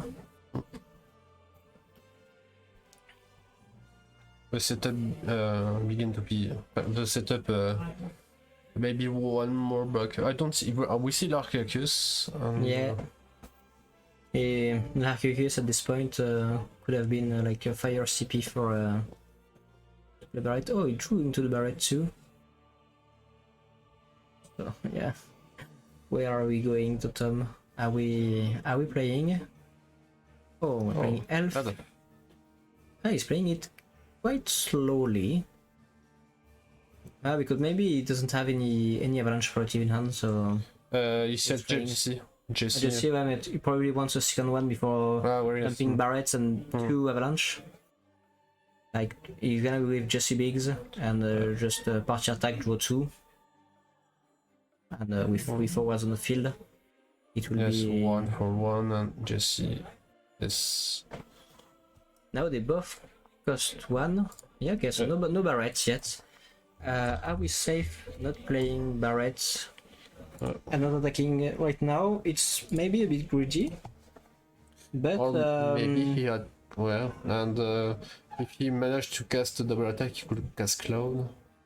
We see Typhon. Yeah, One. of course. And Jesse are maybe more dangerous if Totem has Cloud in his hand.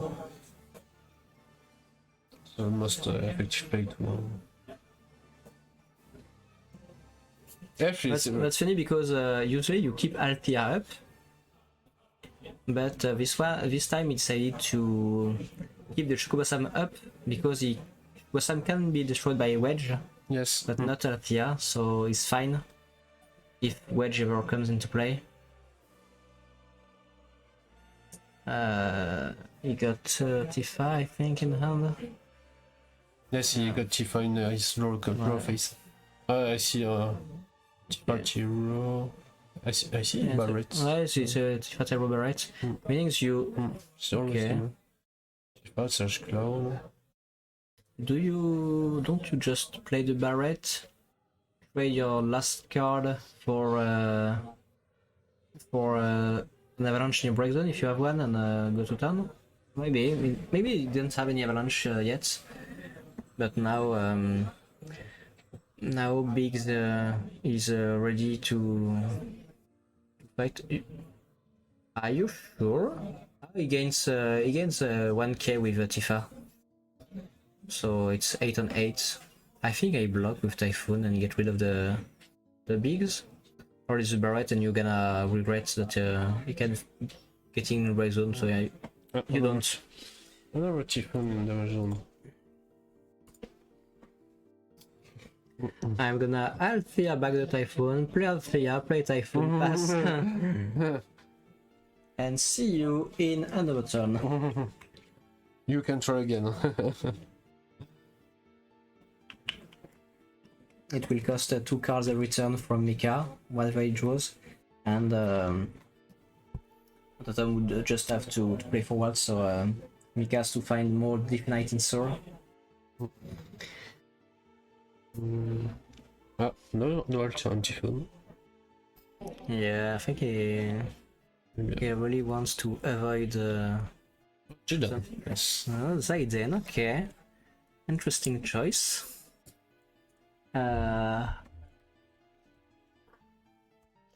Maybe he wanted to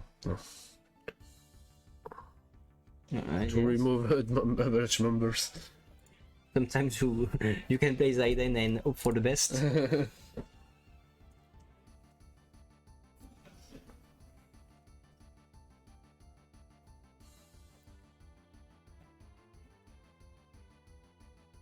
Totem placed quite well, and Munich ReRaise in June. I think he went into top 16, what I was sure, maybe top 8, with the same decks, Avalanche and Ice Lightning. It's also cool. You can see a double attack for three big trigger Yeah. and be indestructible. Cannot be destroyed.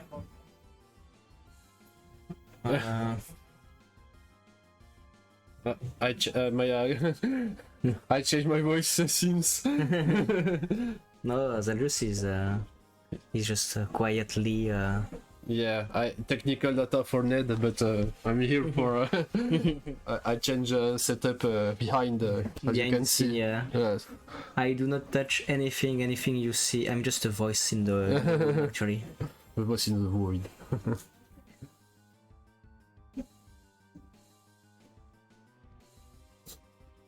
And Camus it looks like you are not working because you are on stream. So why are you not playing in the room right now? Oh, we are starting Tyro. And we are putting Cloud in the mage. Could have been worse, could have been the other way around. So...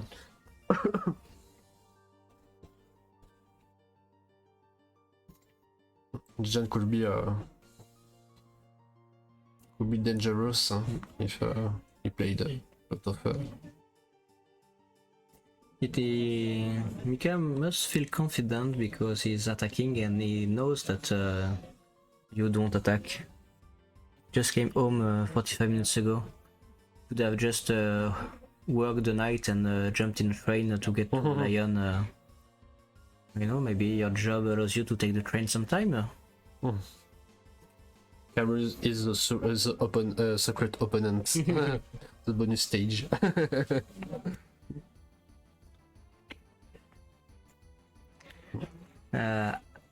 I'm not confident in the ability of Avalanche to win out the long game against Monowind. So Is this really good looking for Totem? I'm not so sure.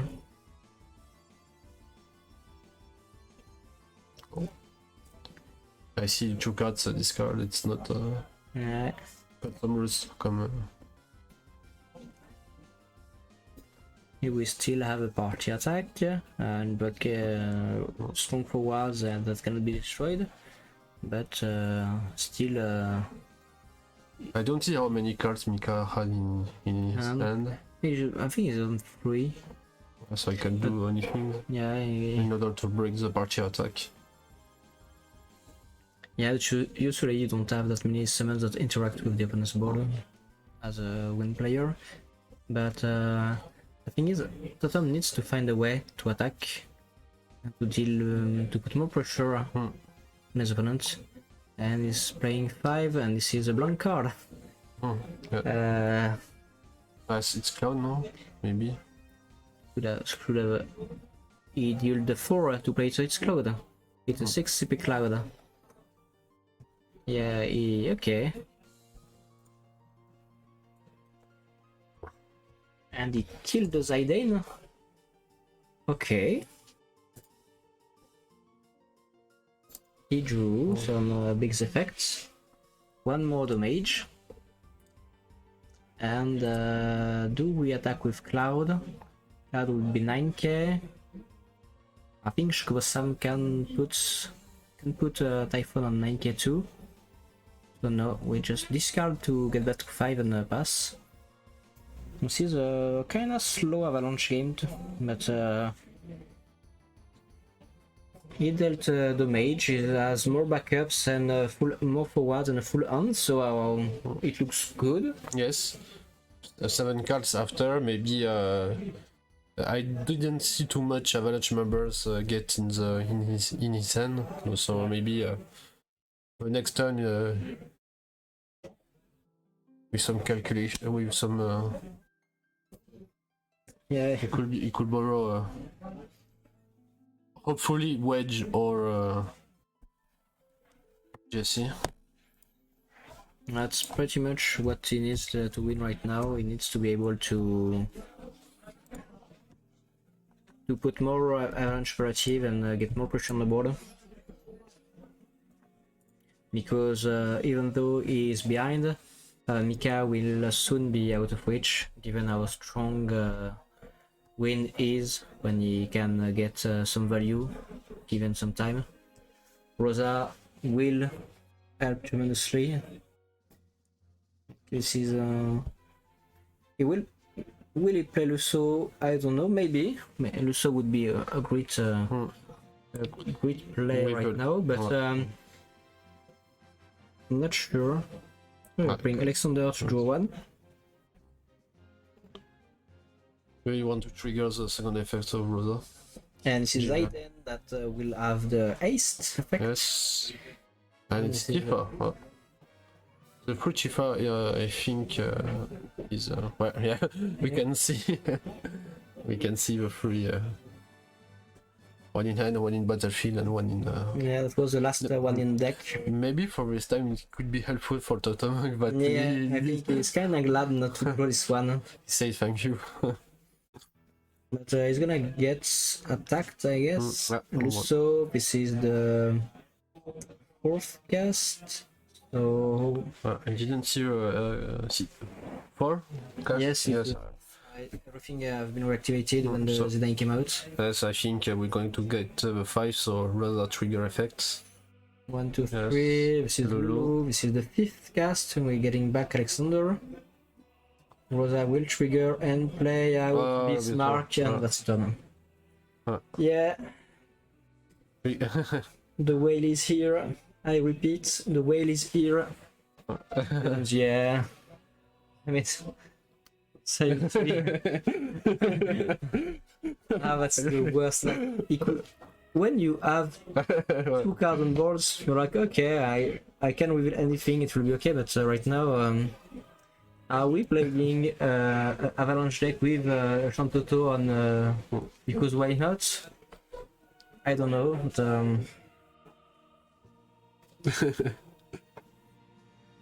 This is horrible. Oh, the Alexander and was still playing and playing and playing. Yes, since cast more cards. He's gonna empty his deck. Because right now, he's just using Chocobo to get Lusso back. I don't even know how many cards did he play this turn. But we are well past 7. So, yep. And now Zaiden will attack. And the Typhoon 2. And I think that's it. He played 1, 2, 3, 4 for was 5 for was this turn. Ja, je te là. Oh. Okay. This is game 3. No. Yes, no Shantoto. It was one solution. Seasonal either. Yes. So, yeah, no. One solution has been terminated with Yashtola.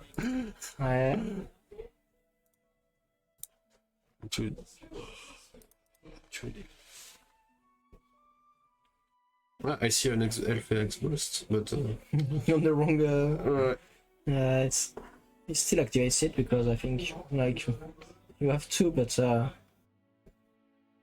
this point, what can you do? He did draw. To be smart, he drew. Doesn't matter. If he didn't draw yet, he will draw at the end of turn. I don't see one forward had been maybe.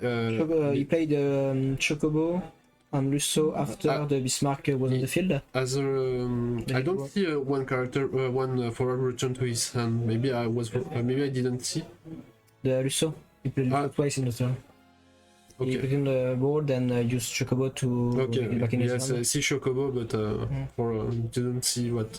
But he didn't draw during the turn, but he drew at the end. So yeah, it was too slow of a start. So now we are facing Lethal in the next turn, I guess. Because there is 1, 2, 3, 4, 5, 6 forwards. Yes. And attacks. Oh god.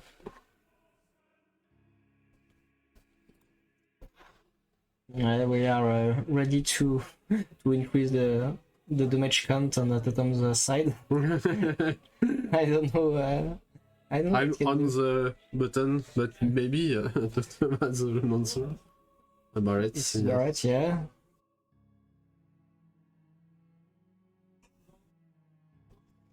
Yeah, he's just gonna do everything and kill everything with Barrett.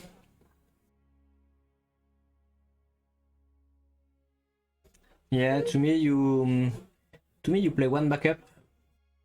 You are Kolka or Veigali to fetch Barrett, and then next turn you discard 2, play Barrett, do your backup, play an Avalanche, discard 1, play another Avalanche, attack, and 3 turns later it's done. Pretty much what he did in the first game with Alcide and Shanto. And he even lost a card on his first turn with Ice Lightning and still managed to win.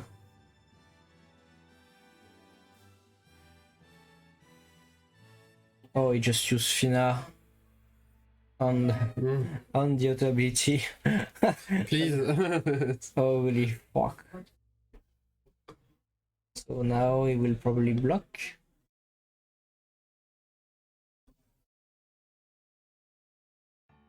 You block and you deal 2k.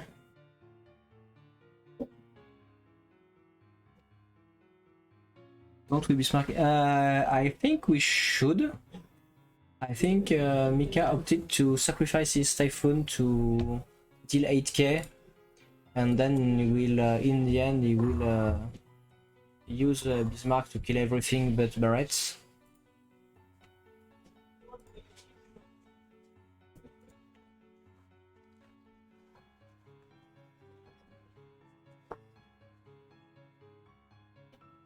When you answer. Yeah, to me it would have been best than using Fina and everything, but we had 1, 2, 3, 4, 5, so we were able to kill any Avalanche quite easily. And still block with Typhoon, so yeah. Yes, this is I'm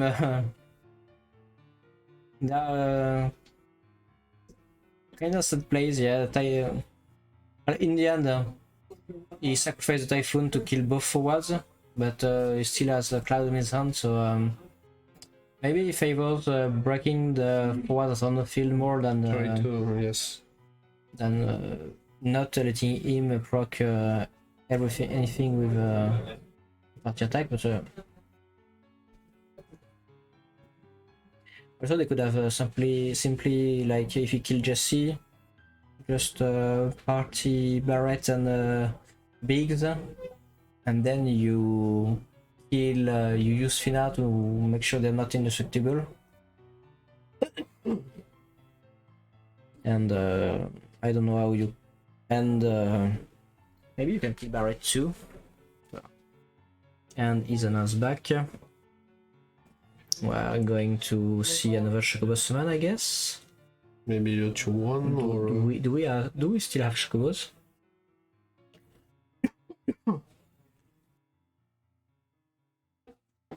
Yes. Okay, we have Chocolate. Chocolate, yes.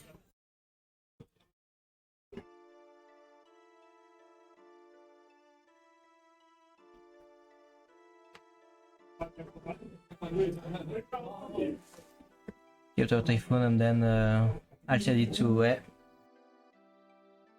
Yeah, I agree. I think it was poorly played from Mika, but I think it's just now so far ahead that maybe it won't even matter. maybe the number of forwards, some miscalculation about He's that. still putting out forwards without attacking. I think just going quite too low. Oh, he's going for another Lusso? Seriously? What? But it can't kill Barrett? We still have Rosa Field on board, I guess? With on taps? Yeah, that's pretty much that, yeah. Kill everything, play everything.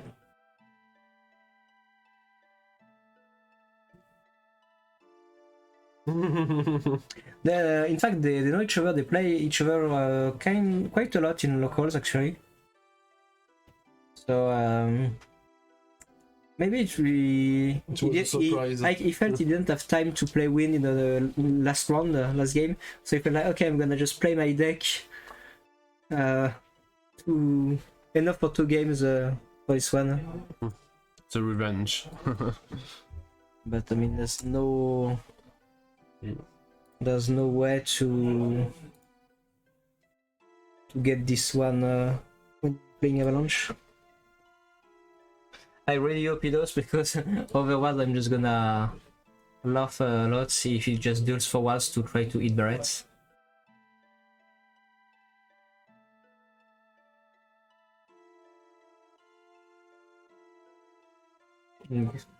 Well,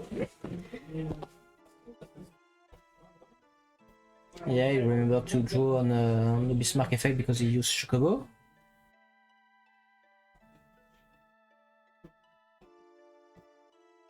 Okay, they are... It explains the situation. yeah, because they are not sure if they did everything correctly.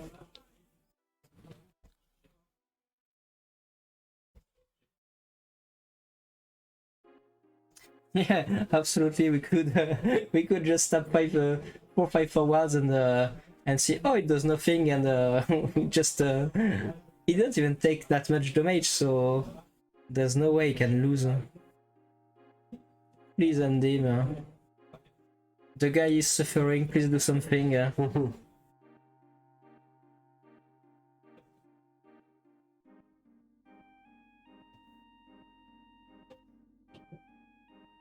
We're using a Barrett effect. I'm gonna prepare myself to get up because Barrett did not die from anything. So if he puts his Barrett in the break zone, I'm gonna jump into the fray. There's nothing that Judge time. that make him lose abilities. Not.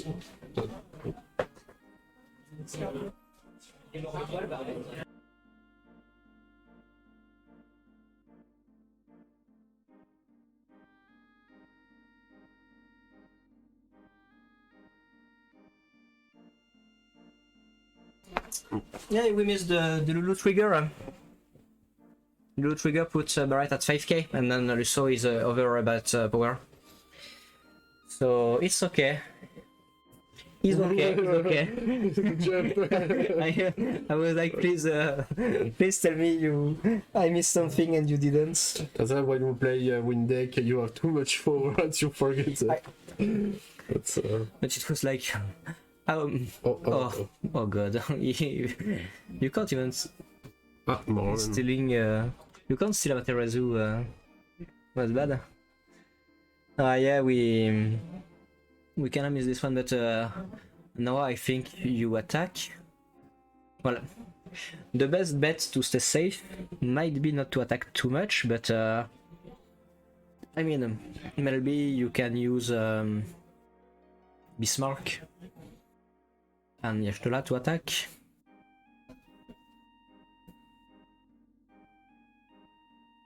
No, it's end of turn. Like, really? I know Nico always says not to Attack. but wow. Okay. We've got something to clean the board, but there is Yashtola. She's here, but she's here too. Can we do something about it? Yes, I Oh, don't. please. Yes, I don't see Mika use Yashtola for some cloud or effect. No, he's gonna not be able spell. for anything else than Chantoto at Susanoo.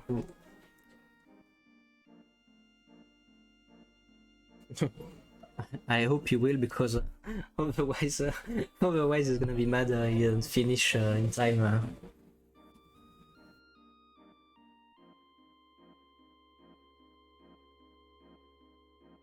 Yeah, Totem is probably. Do I have a trap to get my opponents to do the little mistake not make?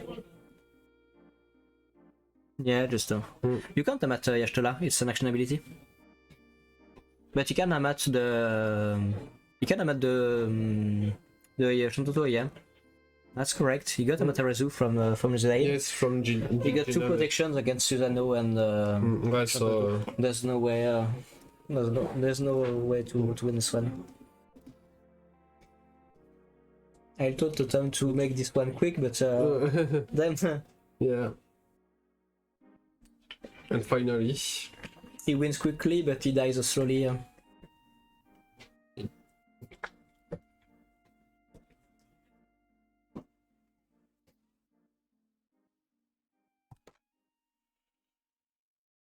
I don't know if it's X-Burst trigger effect, but he says, it's X-Burst, I stop attack. Yeah, I don't know why we don't attack. Even if we take like the full house, we take Barrett and everybody in the gang, the 3 members, and it puts Cloud 6 CP on the field. You just Amaterasu or the Cloud, and that's done. Start with Precipitation, I can see. Yeah, First one. 3 CP to deal 9k to a 5 CP or more.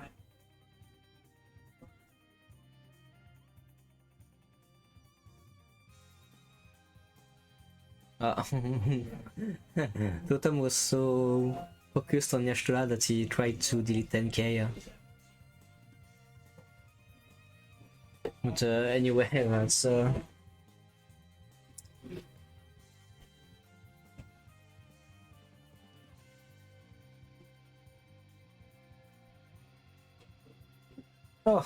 good.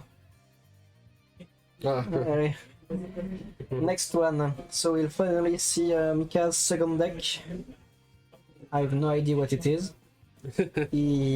I've almost always seen him play Storm, be it Ice Wind before and now Mono Wind.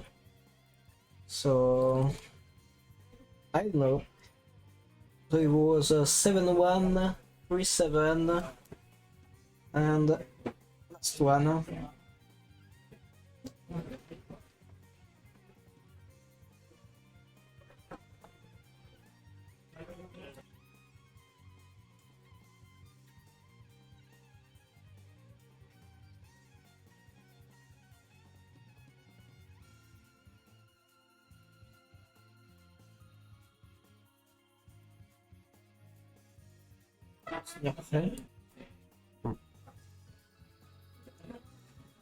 Really hope for Totem he got something more to play, something more aggressive, like a good start.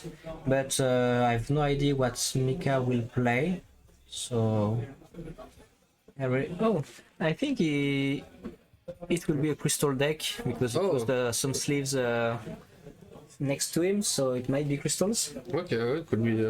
We didn't see very much Crystals deck now. crystal decks, yes. It can be. I hope it's Glaciela. We don't see any Glaciela yet. Yeah, well, for a moment, we don't.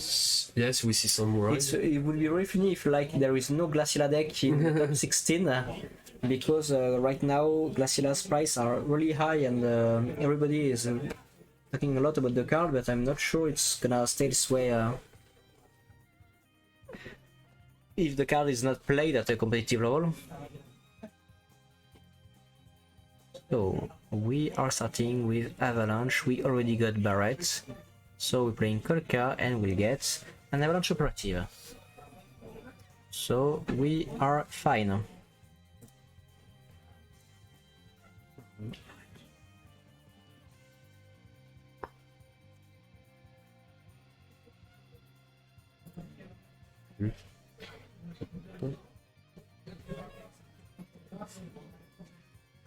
And now the moment of truth.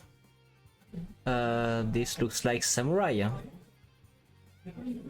this is Samurai. Samurai against Avalanche. Okay, this might prove interesting.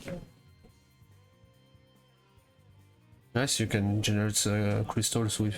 Yeah, we got the Samurai backup, and you will then use the 4 CP Bamet that gets a discount from Crystal. That's pretty true. I think we see a lot of mono deck coming to this tournament. Okay, Tenzen on turn 1. We take a Samurai backup. We go, and yeah, we discarded lots of Tenzen, so. One Tenzen in backup. In the break zone.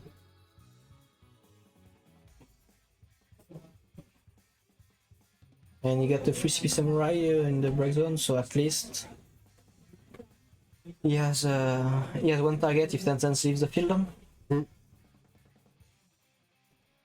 Let's go to Tom. Barret and 2 Avalanche and party attack. Biggs just see Fan Cloud. On next turn you play Cloud for free and destroy Tenzen and bring back Wedge and party attack with Wedge and Barret. And you keep going, you keep drawing clouds. And that's how you win. You draw the good cards and then you win. The deck is quite simple to play. Yes. Draw good, don't hit X burst. Okay, Barret. Don't draw bad, I think, is the correct advice.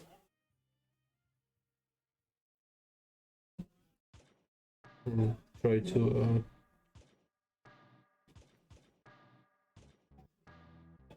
Maybe which card he will discard. I don't see completely his hand on Biggs, Barret. It looks like a tough one for Totem to decide. Do I play backups? Do I play forwards? And that's a backup, that's Elf.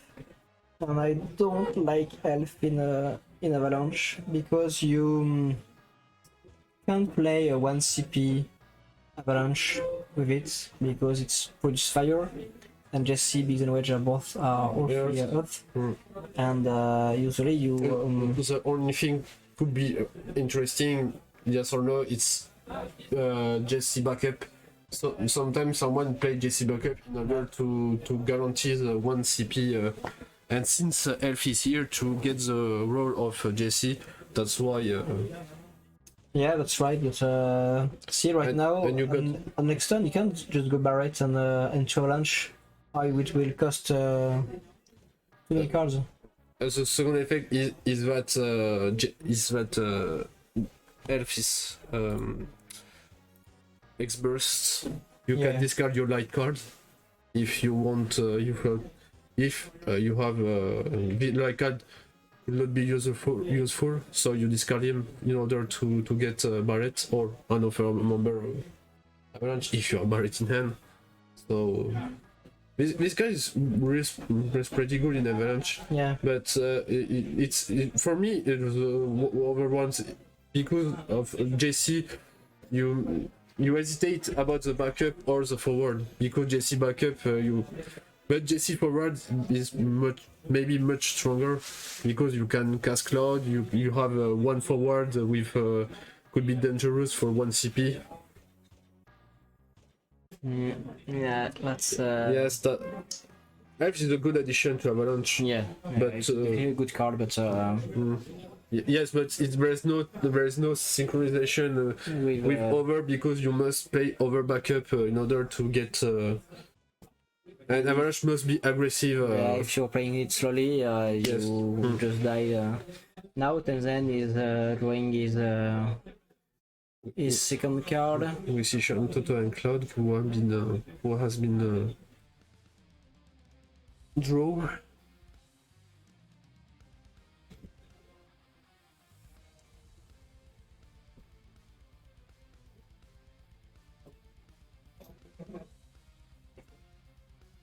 We can see they're feeling the stakes are higher because they're even Totem is taking more time to weigh carefully his plays. One mistake could be very dangerous. Yeah. With 3 cards in hand, Mika could have Amaterasu. But I don't think it would be effective to No, discard all of his hand in order to stop to stop a party attack. Hey, or Cloud, maybe. Yeah. But yes, you do not kill him. Let's go. Sure. for the moment, he could play. He had one air CP backup, so it's pretty good to play one Avalanche. So We'll see how Totem decides to play the game.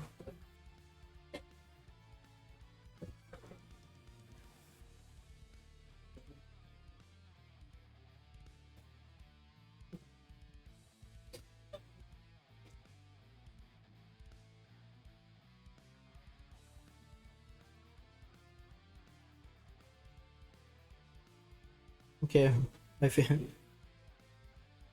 that's the one. Jesse, so he decided to play. On the one CP for Jesse, and that's pretty neat. And this is a 4 CP for Barret. No.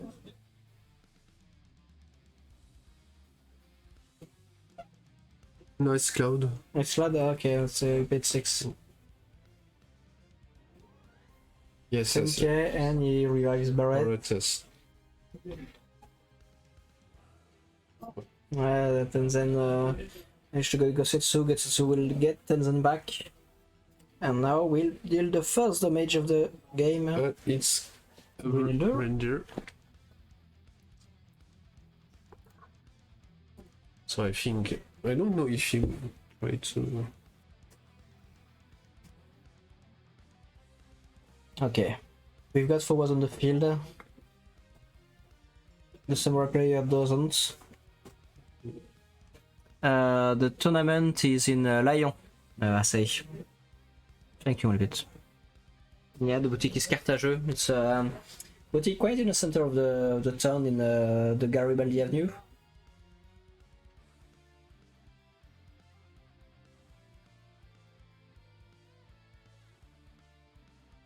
We have a bit less than 100 people.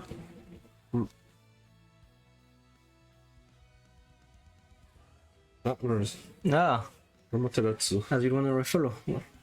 Nice one. Yeah, we've got a raffle with a few things to win, so I think the players are quite happy too. Yes, we started to play back in Lyon like a year ago, and since a few months we started to do bi-weekly tournaments here. Because at first it was just me and Slagsbomb playing in a pub every Thursday. And first it was the two of them, then we were 4, 5 and 6. And now we are 10 usually. So now we've got bi-weeklies here with about 10 people. So this is a great shop if you want to get into any TCG. To be honest, there is like 5 different Magic tournaments every week. There is Draft, Commander, Modern, and a lot of formats I don't recall. And they give us a pretty good space to stream.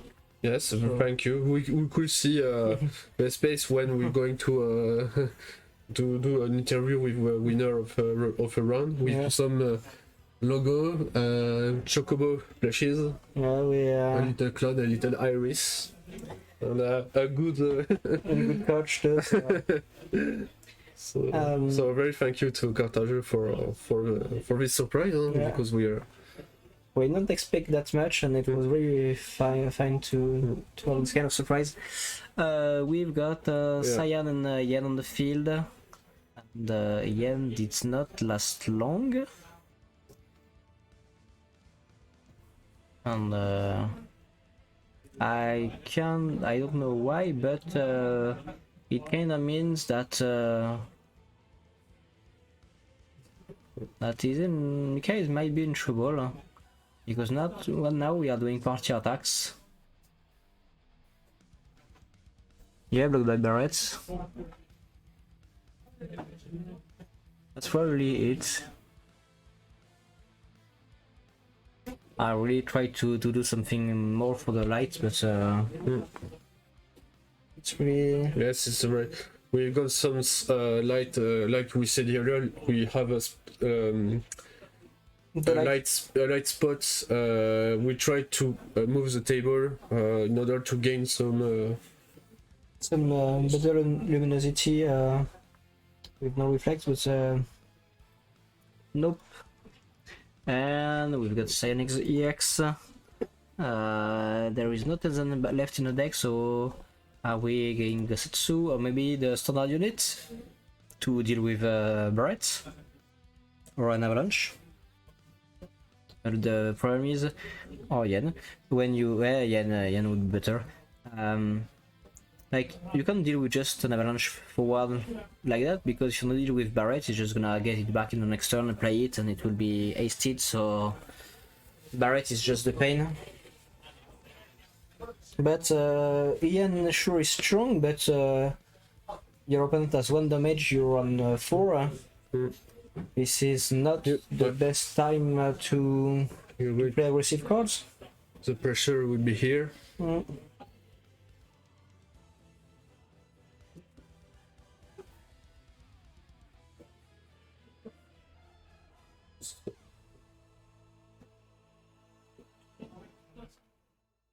Yeah, that's scoop. Okay. Okay. Totem takes it. 2-1. I'm gonna bring him back for an interview. Yes, I'm going to prepare. We just wait some 1 minute. I'm going to. And we'll see you soon.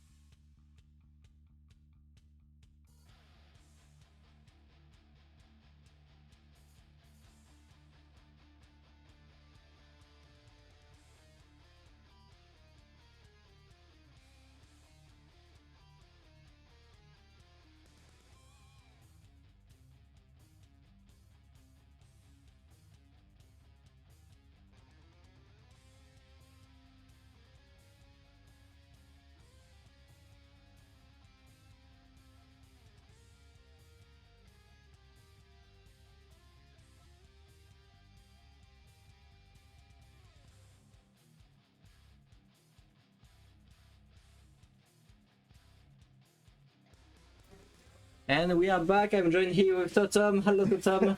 Hello, Ned. You fine with English? You want me to Yeah, should translate? be fine. Okay. First, congratulations on your win. Thanks. You felt like you were at home, I guess, against Mika. Well, I don't play him very often because he's not really coming to our locals. But yeah, I know him and I know what he plays, yeah. Well, he kinda knew both your decks too, because well, Avalanche, everybody knows Avalanche, Yeah. and he ate already quite a lot of ice lightning in his life, I guess. I think so, yeah. I'm really glad you demonstrated how the deck works. Well, that's not really how...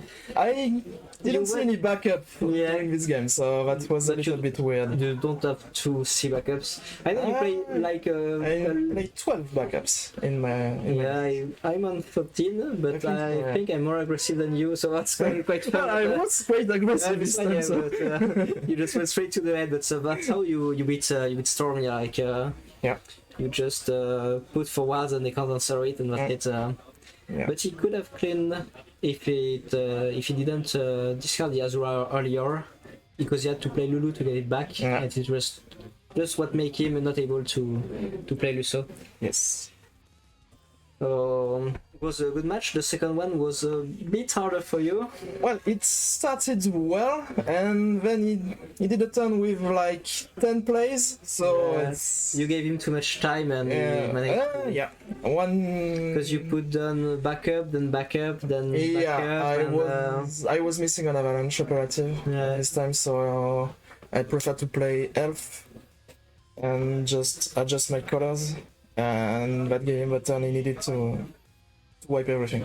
yeah, it was quite sad because we were looking at the game. We were like, okay, we need to see Barrett and Avalanche hit the board right now, and you're like, okay, I'm gonna play another backup and get an Avalanche. Like, okay, it's gonna be like you need the Avalanche to play, sure, but you're probably dead because it took too long to set up. Maybe. That's my style of play, to have to play Barrett and to Avalanche during the same turn. That's what you need to play, in my opinion. You need to, the moment Jesse or Biggs Wedge, you need to party. The moment you put Barrett, it's because you're gonna do a party. Yeah.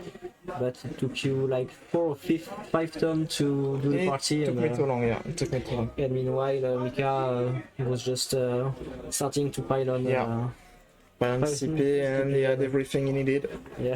So and he even revealed the Bismarck because why not?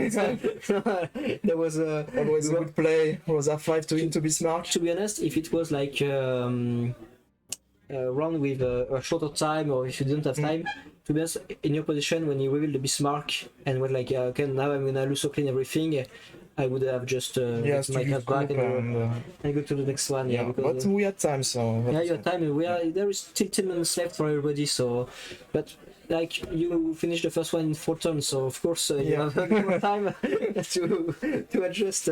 But you take your time in the last game. There is the third or fourth turn when you decided to play Cloud.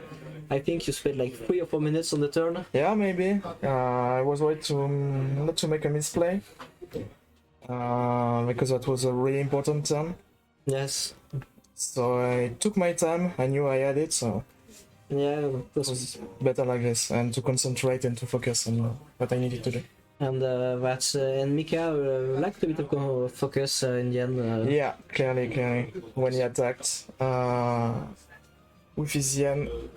He also probably just did not play everything correctly on the game he won, but he was so far ahead that So it didn't matter. It didn't matter. Because when he blocked with Typhoon, your party attack, there was no way he could have used Bismarck and kind of kill everything. On the board. Before you even attempt to attack and use Aptia back on Typhon to get rid of the Barretts. But as you said, he was so far ahead. Yeah, he could have just. We thought at some point, that's why he came to you also, that he forgot that Barrett would protect himself from damage, and we were thinking that even if we were like to dual fight forwards to deal 10,000, and you were like doesn't do anything because Barrett is protected, we don't have changed anything about the game, so that's the discrepancy between the two of you at this point. Sometimes you win, sometimes you lose, and this one, That's right. was dead. Right. So, what did you bring in Ice Lightning for FF17? So I brought 3 Ixions, 1 Edward as a backup, replacing the old Edward, Yeah. and 2 XDEF Okay. as forwards, and and 1 Man in Black as well. Okay. That's everything I brought. So you change Ramu from the Yeah. collection? Okay. Yeah. I changed the Furamoto for 3 Ixions. I changed the Bemotka into Man in Black, Yes. Edward into Edward, and the XDEF that was 1 Charlotte, and I don't remember. I'm pretty sure it's one of the cards you put instead of Ilua in your list. Maybe, yeah, I think so. I'm pretty sure that's it because I don't see anything else to remove. And I know we played the same list. Yeah. You played the list I created, and unless you remove the 3 Iluas for Charlotte, Behemoth and something. Yeah, and that And was something. the something. So. But yeah, I didn't go hard on Opus 17 on the list. I just put Ixion for 1 Ramu for 1 Ixion because I was feeling that Ramu could be useful against Steel Biblos at the most and against Wind. And I chose to add 1 XDF instead of 1 Agrias. And I'm pretty sure there is another card I see to play, but I don't remember which one. I don't. My deck is currently trying to win. I ran into someone. We was trying to play Turks, and I may have a better list than Turks. And I would like to try Turks now with Disney and Legendary Turk. I really wonder how it could go. Cisne is good, to be honest. You just pay 4 to destroy something, so it's just okay. But the Legendary Turk is too slow. It's just another target for you will still never be able to win later in the game with Ice Lightning the current way it is. So that's why I'm not too fond of it, because sure, we've got Cisne, but everything else is still falling further behind. Yeah. So while if your opponent has just 3 or 4 turns to play, yeah, with Avalanche, for example. Yeah, if it starts really well. It's the same. Yeah, you may have been able to finish the whole best of 3 in 10 minutes. Yeah. Sometimes it happens. Yeah, sometimes it happens. Clearly. Yeah. Anyway, congratulations. This is the round 4, so you're 4-0. There is a 3 round left. Yes. So if you win at least 1 more, you're kinda sure to be in top 16. Yeah. Unless it's 5-2. Maybe some 5-2s are not going through, but starting with 4-0 normally you should be fine. Because the opponents you will lose to will be at least 4-0 from now on, so you should be okay. Yeah. Still need to win 1. Yeah. You still have to win 1. At least 1. Because the next list of opponents, well, that will be hard. Yeah, but, that's how Swiss rounds work. Yeah. And if you want to win the tournament, you have to beat everyone, so no excuses. Yeah, there's no match to avoid. Yeah. Sometimes you try to get lucky and dodge some hard matchups. Yeah. Like now it looks like we can beat Moors in Opus 17, but otherwise it's kind of hard to do. And I quite don't like Kingsley, for instance. With both Avalanche and and Ice Lightning, too difficult to play. Yeah, just really hard to beat Snakes, and you've got summons, but it won't help you anyway against Regis. And since they always go the both of them on the field, it just sometimes gets too hard to beat them. Yeah. So it's 4 p.m. I will try to grab something. Okay. 3 rounds left, so we're in until 8, I guess. At least. So I'll try to eat something because I didn't eat yet. You need to at some point, yeah. And good luck. I really hope Ice Lightning continues to shine because I'm really proud. I think this problem with playing my list has not lose a single game on isolating yet. It's only the Avalanche deck 2 that keeps failing him. Yeah. And I don't know how is it on your part, but it really makes me proud to see that isolating is winning. It's clearly winning. During the French nationals, I won more with isolating than with Avalanche. Yeah. And I lose really rarely with it. Because I don't think opponents are ready for it. No. It's not something that you see really often, so... I'm really surprised because I think they didn't... I mean, I advertised him... I did advertise the deck a lot. I mean, I made articles, I made... always joke, I always talk about it because I love the deck and it's just really strong, even though they are the worst colors in the game. And we can show that yes, can still do something. So I'm thinking they should know, and there are people that knows. And when you get to 5-0 and 6-0, then at this point people will know, or if they don't know the deck correctly, they will know that they have to be careful of Laswell, of Alcide, too much things. of Odins, and really tricky but to play sometimes against people just expect that you're putting on pressure, you're keeping cards in hand, and like, okay, now I've got forwards, I'm dealt with Alcide and Zeromus, so I'm not gonna be dealt with too easily in the attack phase. And you're like, okay, main phase 1, I'll play Terra, I'll reveal 3 Odins, and then I'm gonna explode your board and freeze all your backups. Yep. And I won. I'm gonna win in the two next turns. And Chantoto is really important too, as well. Yeah. If you can get a crystal. I almost never use the action ability. In fact, I sometimes do. That was the same for me until today. I think today I've already used it twice to one. You only Agrias to generate Yeah, crystal too, yeah. only Agrias. Yeah, Just but, that it's neat, so... You just as a LC target, it's okay. As a 1 CP get back whatever you need. If you don't take another Chantoto, like... Yes, I was really sorry to say to you, but I couldn't. You're right, but the decisions, it never arose to me before, so it didn't pay attention. Yeah. It's because they don't right. want you to loop. Yeah, with it, so, of course. Because for one, Chantoto into Chantoto into Chantoto. it would be too much trouble for your opponent. So like you could have discarded anything else. You had Agrias in hand, I guess. Yeah. So I just didn't pay attention. Yeah. That was my fault. So. Why it didn't matter? No, I won. So. Quite surprising. You could just throw a card in the wind. First time in the game, already a misplay, and I still won. So. Yeah, still won quite easily. So meaning like you had quite quite an advantage the matchup. Well, congratulations again. Thank you, Ned. And good luck for the next 3 matches. I'll be rooting for you. Thank you. I'm gonna play Nico. I'm sure I'm gonna play Nico.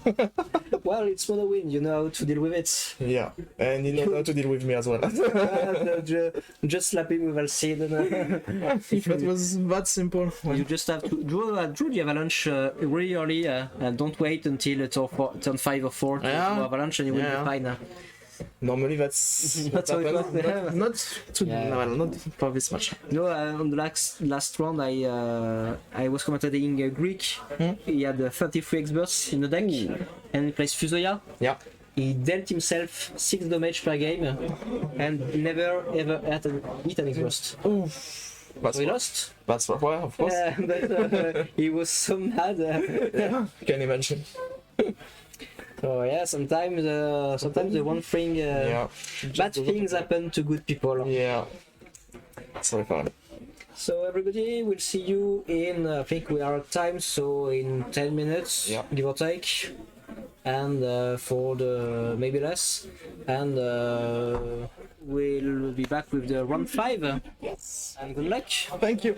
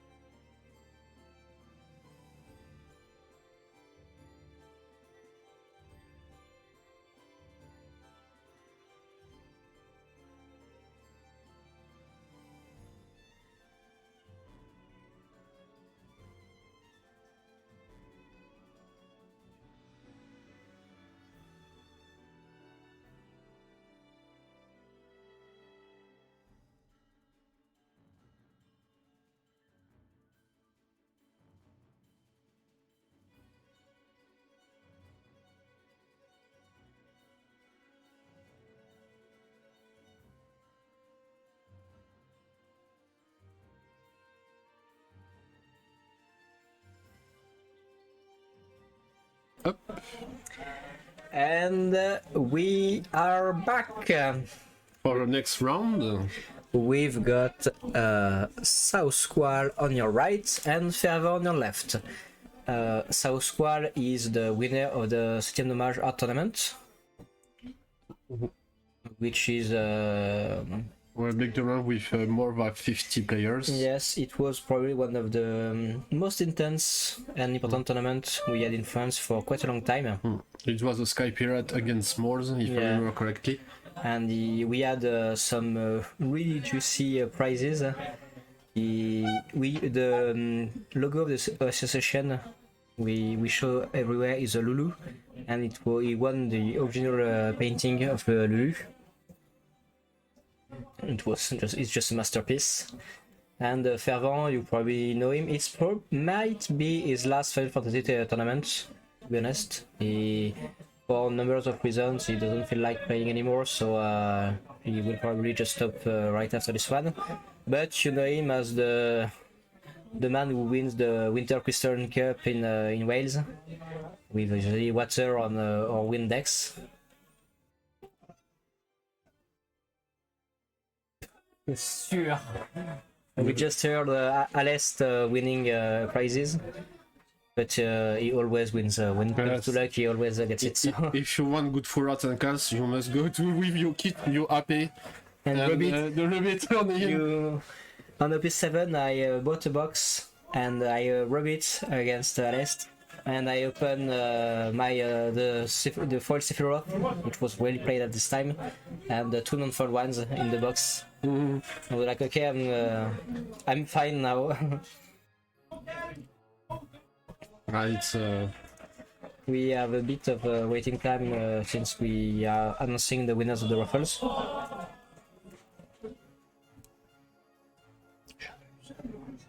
Je t'ai demandé. Bah, t'as payé ton truc? Ouais. Non, c'est pas grave.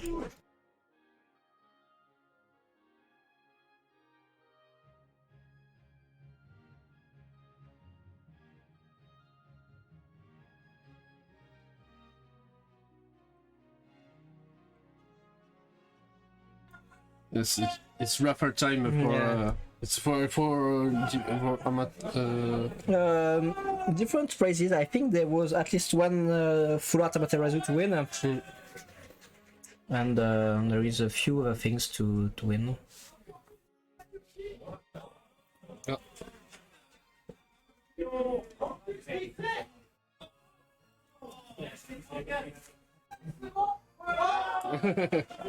We got They are doing like small and then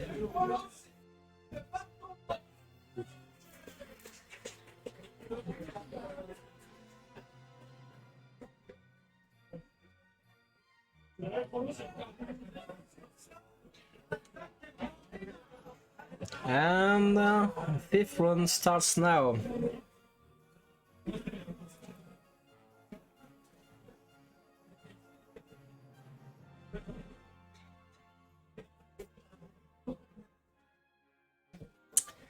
So, what do we have today?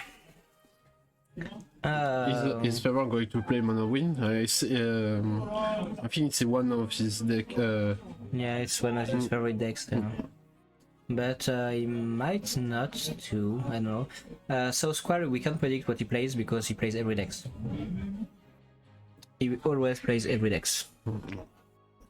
That's one of his key strengths. He's not the best on any deck, but he remains unpredictable. During the regular season we did from last September to May, to the art tournament, he almost won every tournament. It was either Nico or South Squall winning, and South Squall won every tournament. He never played a deck 2 times. And he won like 5 or 6 big tournaments with different decks. Samurai, Storm, Sky Pirate, Avalanche. He plays it all. So it's somewhere in Monk. I see Monk, yes. Yeah. But I think yeah. That's funny because he is most known right now for Sky Pirates, but he also played quite a lot of Samurai in the past.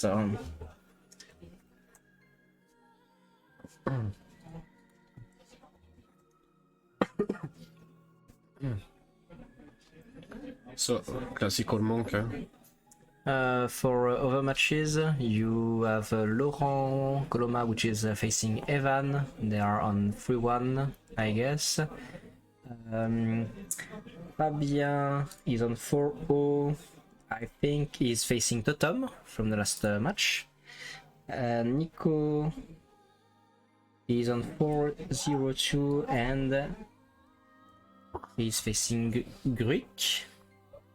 There is something weird here because I think there are two people under I don't know, kind of weird, but on Nico it may be on 3-1 too.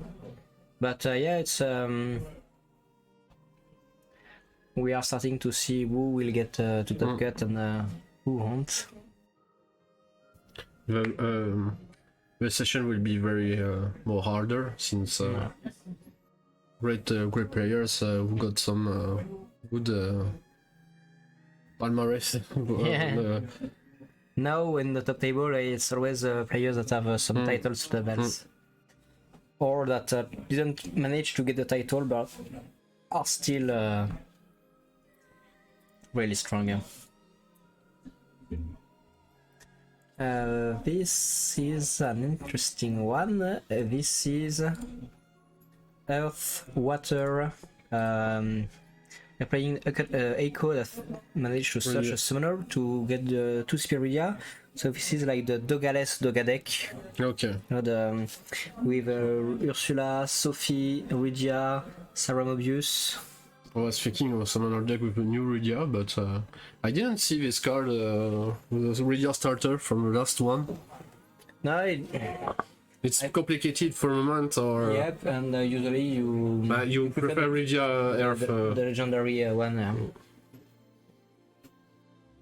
Because right now, if he's puts down Rydia and something with it, he's he can cast fully Sildra, for instance, and you are already slowly but surely getting far ahead. So, you turn 1 card in your hand to 2 cards in your hands. That's just kind of amazing.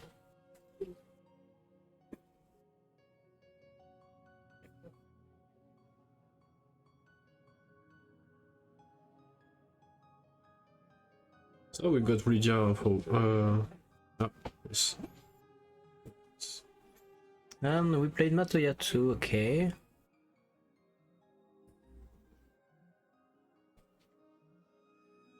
And across the channel. One of the best things with Monk is that you can just choose not to play too much and wait a bit, and putting down a fourth backup with an across is just if you're not under pressure, you're really happy about it.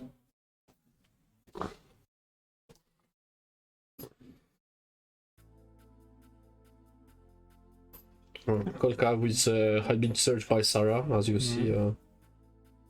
Okay, we always see most of the time Sarah search for Princess Sarah in order to color fix very quickly. Yeah, but if you don't mind discarding a lot, you manage to get two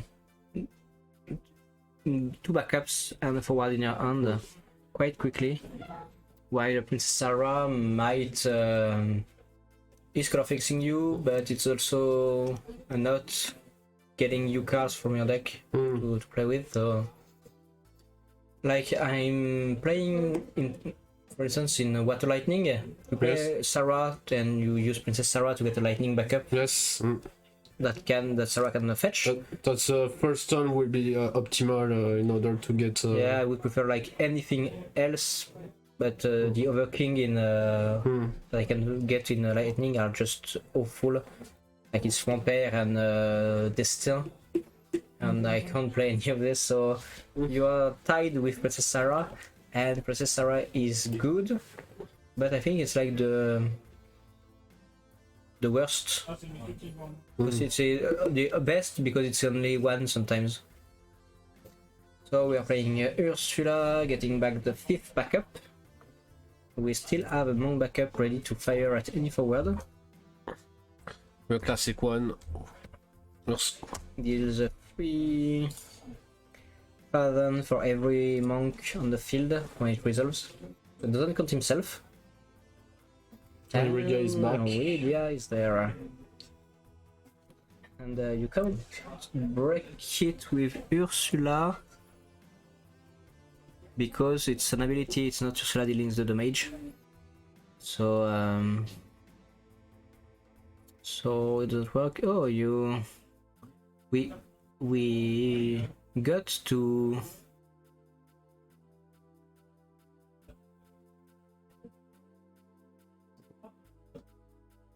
okay, so he chose to discard Young instead of Sophie to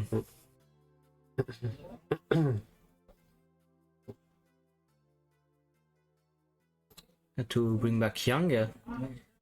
So Squad decided to destroy Ursula on the stack because otherwise it could have been Ursula could have used Young to do things, and then you are free casting Sildra to get more cards, and we still have Sophie in hand.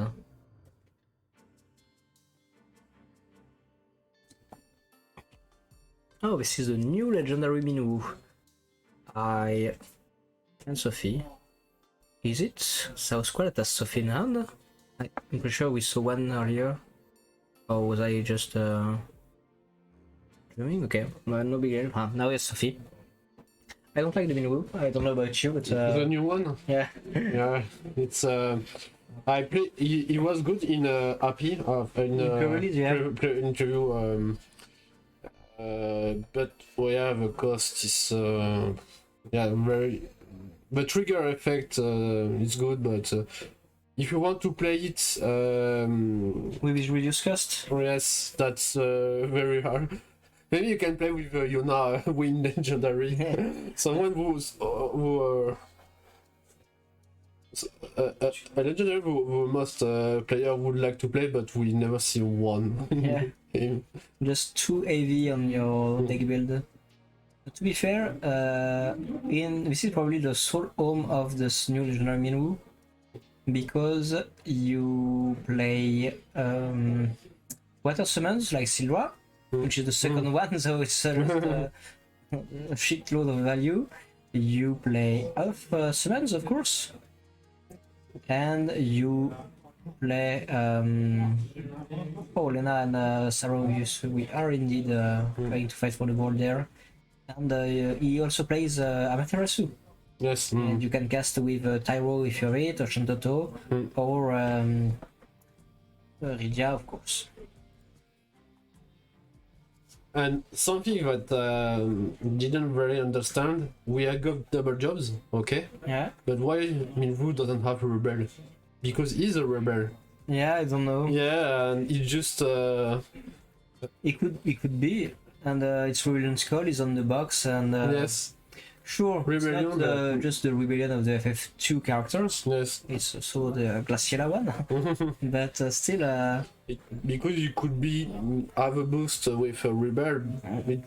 It's not that change this card, but it could be very useful. Maybe in maybe we're waiting some other FF2 characters. We see that we can a new variant double color, if I remember correctly. Next. Yeah, maybe we could have the job, the rebel job, or maybe Joseph could have Guy could have played him, and maybe they didn't want to allow people to cheat Minwu on the field with Guy.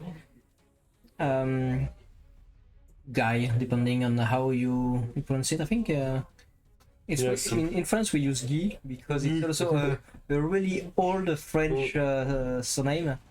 But yeah, it's a weird guy. Maybe I think it's a guy, but Yeah, if it's Guy. It's also a joke from some French movies. So. And here we go with Rydia once again, since we played Cecil to Breaker. And this is Porom. We are just playing a shitload of 2 CP. Oh god, I wish I have the lightning deck with Ixion and the Black Vaults there, just killing everything quietly. Look at that, just say to Ixion, please die. He has so many cards in hand, it's terrible. He's just throwing he's just throwing summons from his hand, since Rydia always has four counters. It's just too much. 1, 2, 3 colors. Look at that. Minwu has its cost reduced. Not to Minwu. And now you play Shantoto or you die. Yeah, to free Sildra, yeah, that's the issue there. That's very very interesting to see Milvu since we talked, but seeing in game that we can see how he could be very useful for. Yeah, I never liked the card, but I know this is probably the home of this new Minwu, but I really like to see Minwu perform well. Yes, that could be very interesting. So there are some combos, and that's really that's very funny. But it's a Final Fantasy world. Maybe I just do a playlist Final Fantasy 4 and make the music here. But it's are we going to see all the cast? Well, you got After Years, so there are plenty of new characters in this game, so it will be very difficult. This is 4-on-4 action right now. So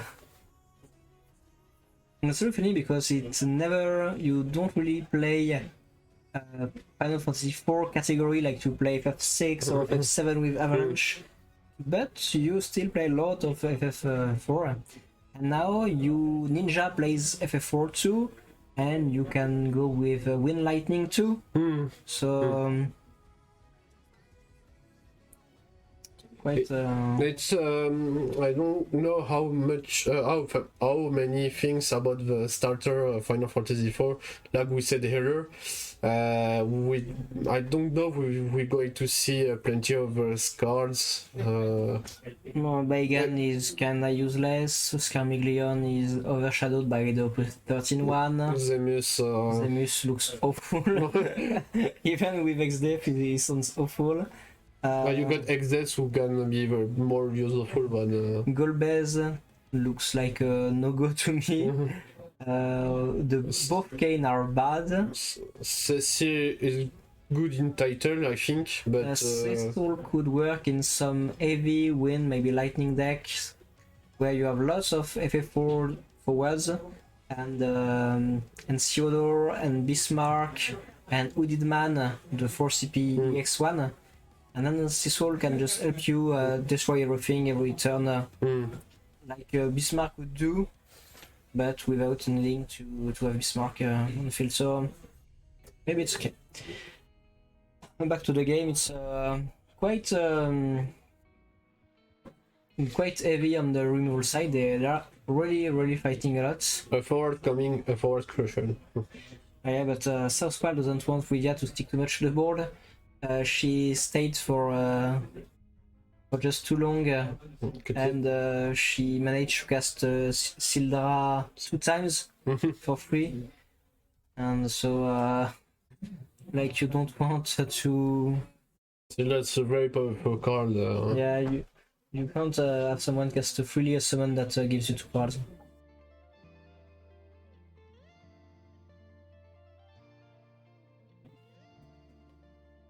Can we fight if we are fervent?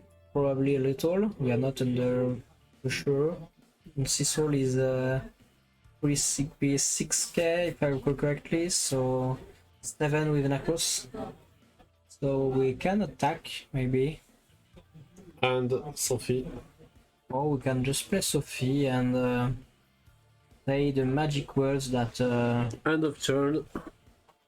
that makes you shiver in fear since Opus 13, 14.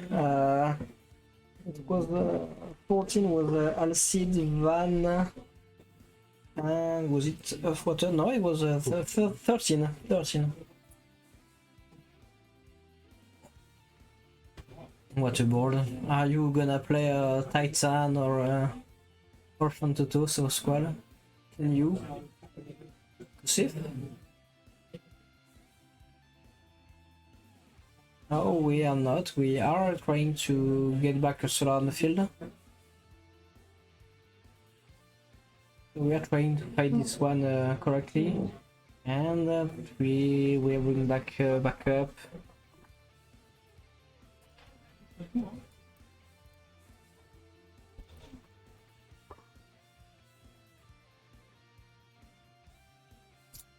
This is gonna be a headache for both players to resolve those boards. Most advantage for Fervent with his powerful. You got powerful Minwoo, dispensable Porom and Young, and Sophie is the beast as long as you have a few cards on the field. So yeah, he's ahead, and he's trouble. But in the meantime, are you're not ahead by a wide margin?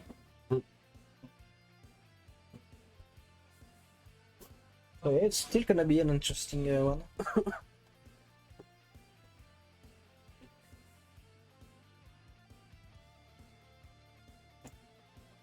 We are attacking with Cecil.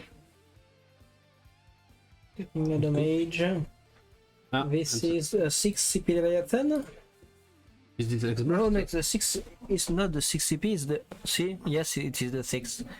So yeah, it's tragic. And his X-Burst, if I remember correctly. Yeah, he's picking up several abuse from his deck and probably boons something. The card you want to play with Marchery, and Mayor. Yeah, even with Machinery Gun, deck is still strong enough to be played.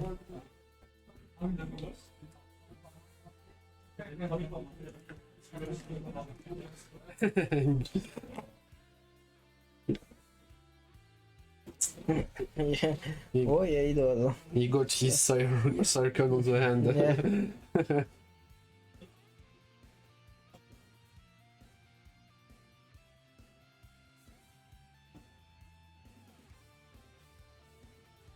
Oh god, I can't play boards like that. So, like, if you're so Squall, how do you see yourself winning there?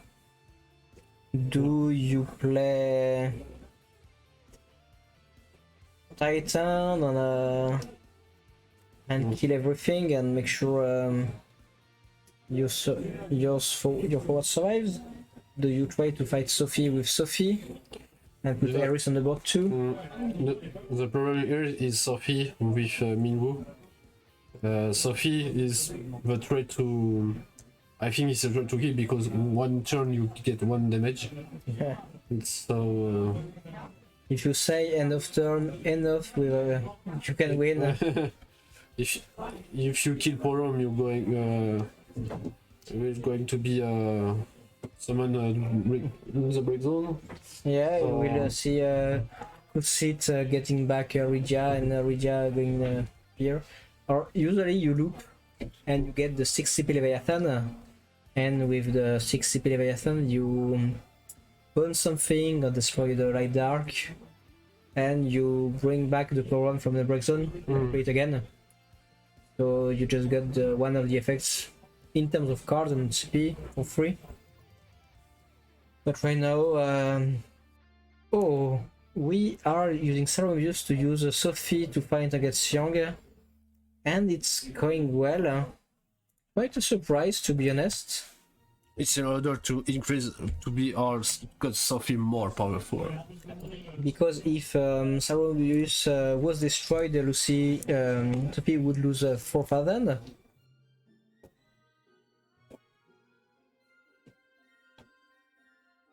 And so it would still be 10, but Young was 8, so You had to sacrifice 2 monk backups, And I just but Minwu would have Cancel, yeah. sacrificed 3 monk backups.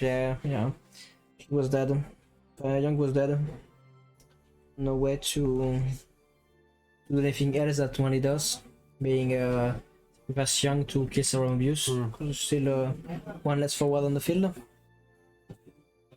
And we are attacking.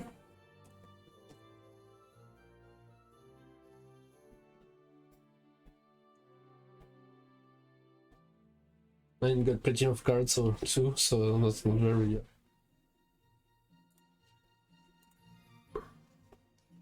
Here comes the monk in the domain zone.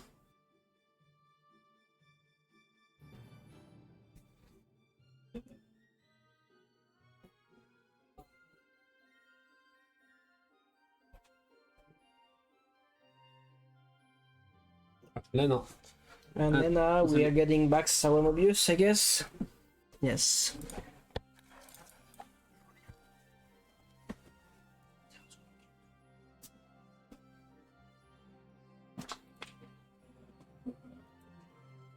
That's just what.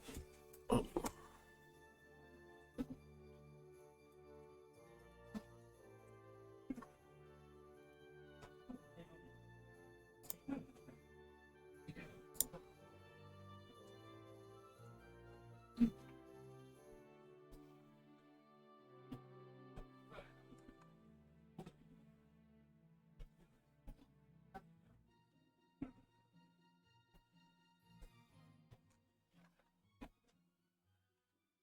Oh, the first thing I can check in a card.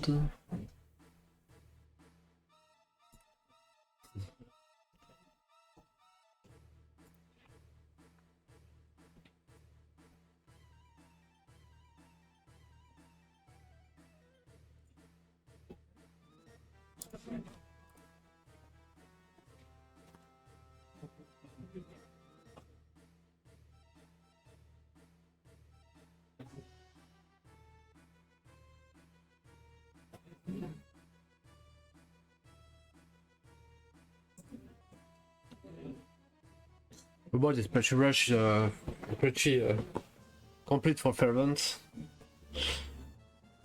He can. I don't know if he can reduce some Titan. Yeah. At some point you gotta try to kill everything. It never kills Sophie.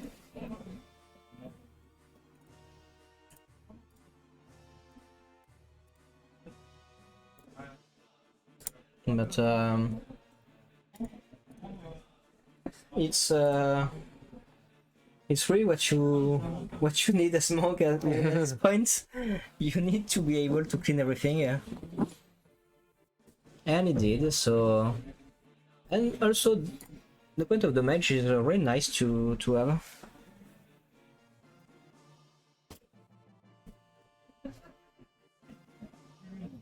Écoute Chamberzy. Hello Sam. Thank you for coming here with us.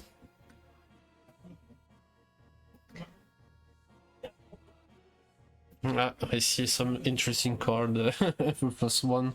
Ah. Yeah. Titan is could be very good. The first things it's not who can. The Remora on the EX. Sometimes Sometimes the Xbox could be pretty harsh and difficult. for anyone wondering, Greek won his next game with his EX game, and his opponent took like 6 hits from Fusoya and 6 big X bursts. So at least it was the revenge. it's 0 on 12 on stream, but at least the magic was still working. Just sometimes the man you Yes. you don't Must repair and then. the Remora really hits. And When you expand on Titan and manage to keep a forward, You really don't want to lose it to an EX while your opponent just puts forwards on the board, because this is 2 more, so Sophie's at 8. He still has like too many cards in hand. And it's Rydia is now online and strong.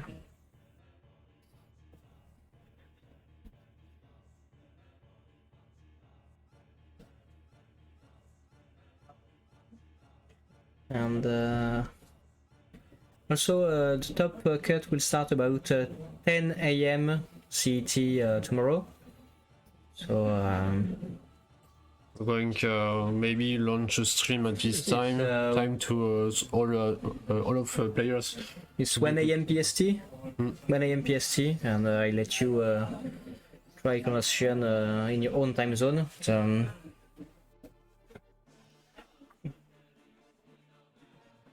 And now this is the biggest of Rydias. Sophie is still leading the mage. You've got to clean the board once again, but Titan is already in play. Shadow Lord will break 2 if you say Monk, which is not good enough. Because there are always Sophie and Rydia. Now you just got to play Xion. Oh, yeah, of course. Yes. I told Southwall the card I revealed for this set was good, but he never listens to me, so now he's gonna pay. Should have played Lightning, of course. Need Shantoto, yeah. Yeah, Shantoto, yeah. Creators, but to be honest, I think if he had Shantoto at this point, he would. Yes, he runs it. There's no way Southwall is not running Shantoto.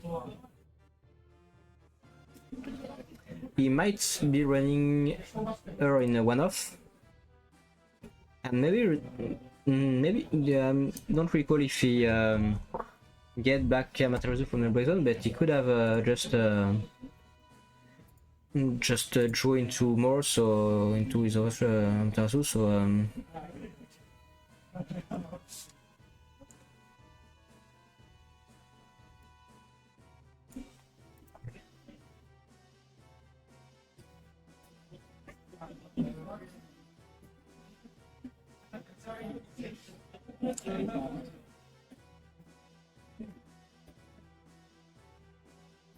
So yeah.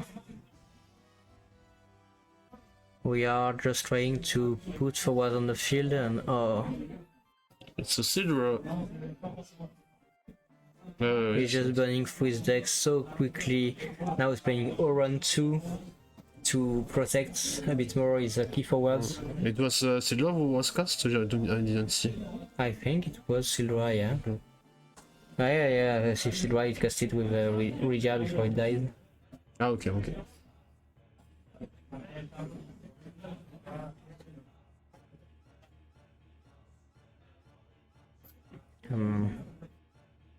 And yeah, he got a Amaterasu in his hand, so I think this one is gonna be over real quick.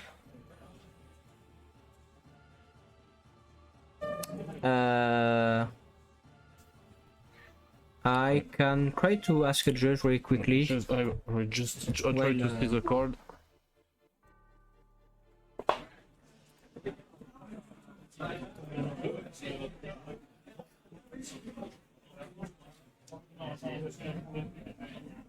Yes, because I don't know if you up to or not sentence.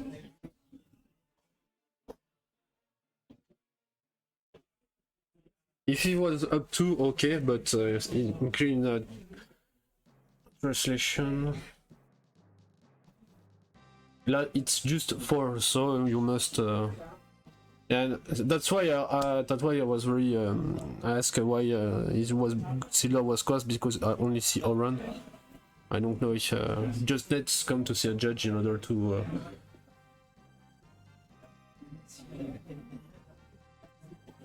Yes, I think it's try to explain.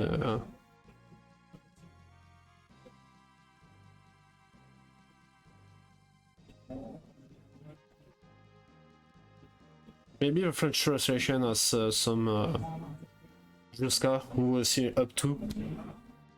But I don't have the card in here, so I can't.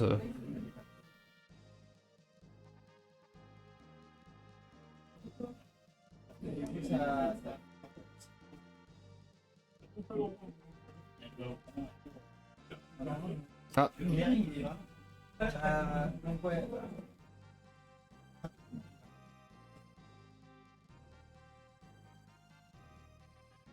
We're gonna rewind. So we're just waiting results. I see some conversation.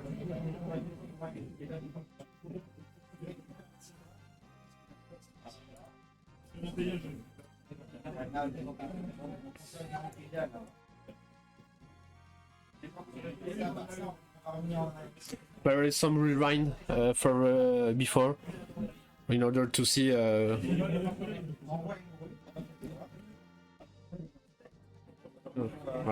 Ladies back.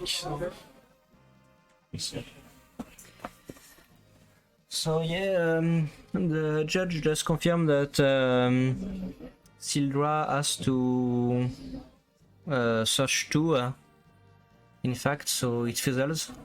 So they decided to rewind and put back the Euron in the deck. So it means that it doesn't have another character to water character to target for. Yeah, it's really a tough ruling, to be honest. It was a rewind, so I they think decided to give back the Sildra in Fervent's hand. I think it's because the ruling is really obscure for this one, so they said you just act like you didn't cast it, and to be honest, I don't really know the reasoning, but yeah, if Fervent known, he would have just counted his water card and don't cast it, so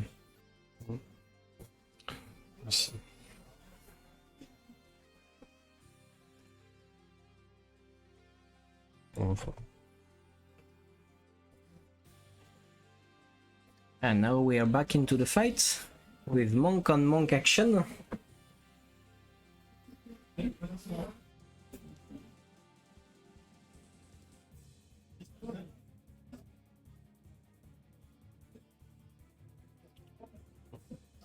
Each forward has been crushed. This is war. They are just fighting and fighting.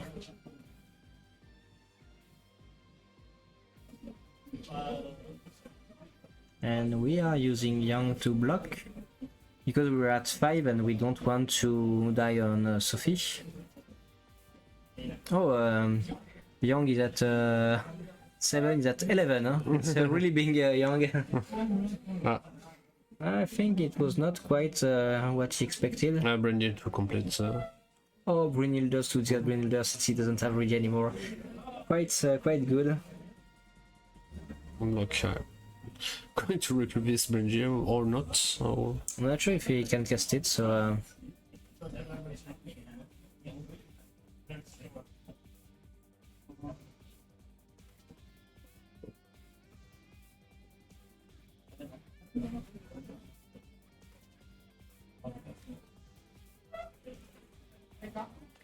Okay, and then Iris is removed from the game for returns. Yeah. Yes, we will raise counter. I'm not quite fond of the decision to put ReRaise counter and then you remove it one at a time. In Yu-Gi-Oh! You had like the sword are on the field for 3 turns and player just count turns and that's it. So, yeah, but for this it's not very. It's a good little advantage, but not. yeah, it's not. I need 2 backups, so yeah, that's it. That's game 1. It was a long, drawn-out battle, and now we will have. I think Southpaw might keep monks because he wants to keep the surprise for. Because if he changes now, his opponent and he wins, his opponent will know that he will have to mulligan specifically against monks too. And anyway, he has to win this one. So while on the last game, he will be able to mulligan specifically against whatever he's seeing here there. How much time left? I'm not sure. I didn't ask. 20 minutes, I think, but just in case, the judge always made an announcement when it left 10 minutes. Yeah. So I see maybe 20 minutes, but I could. Yeah, maybe more. Feel. And okay, we are changing deck. He's electing to choose decks. So if we heard some announcement, we're going to say you know, let you know. no problem.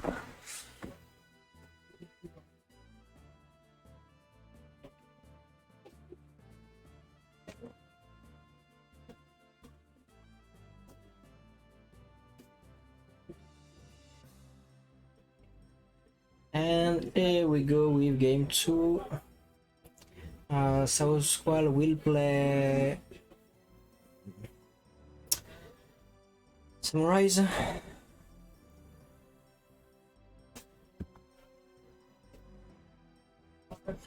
And this looks like some mono wind, which by the way I love how many different decks are played.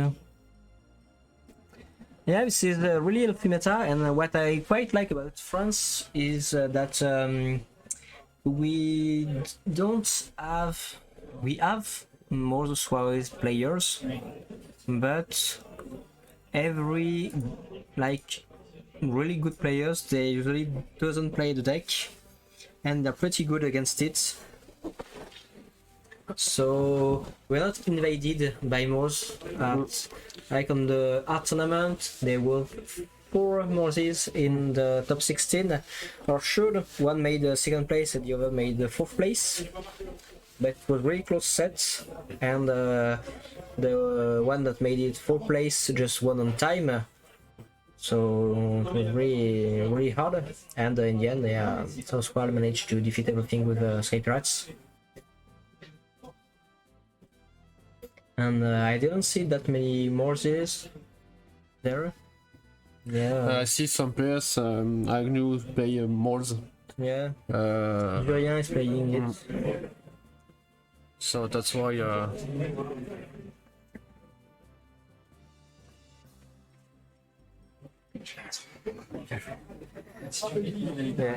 Yeah, we just found a tweet of Kageyama-san saying that you cannot search if there is not 2 targets in your deck.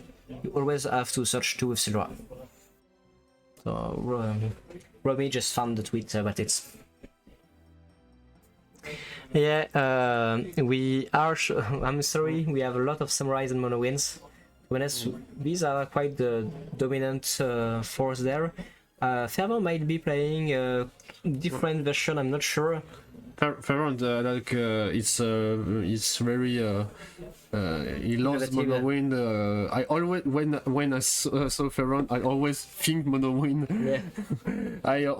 So that's why.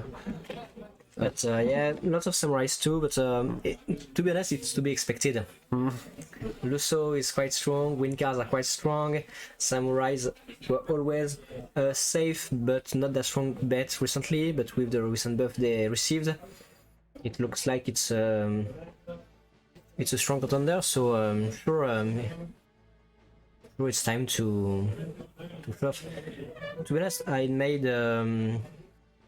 tried to make the best I could, so you didn't have to see too many times Avalanche wins or Samurais, but at some point I won't be able to choose the deck we are seeing, because it's just whoever is is doing great in the tournament.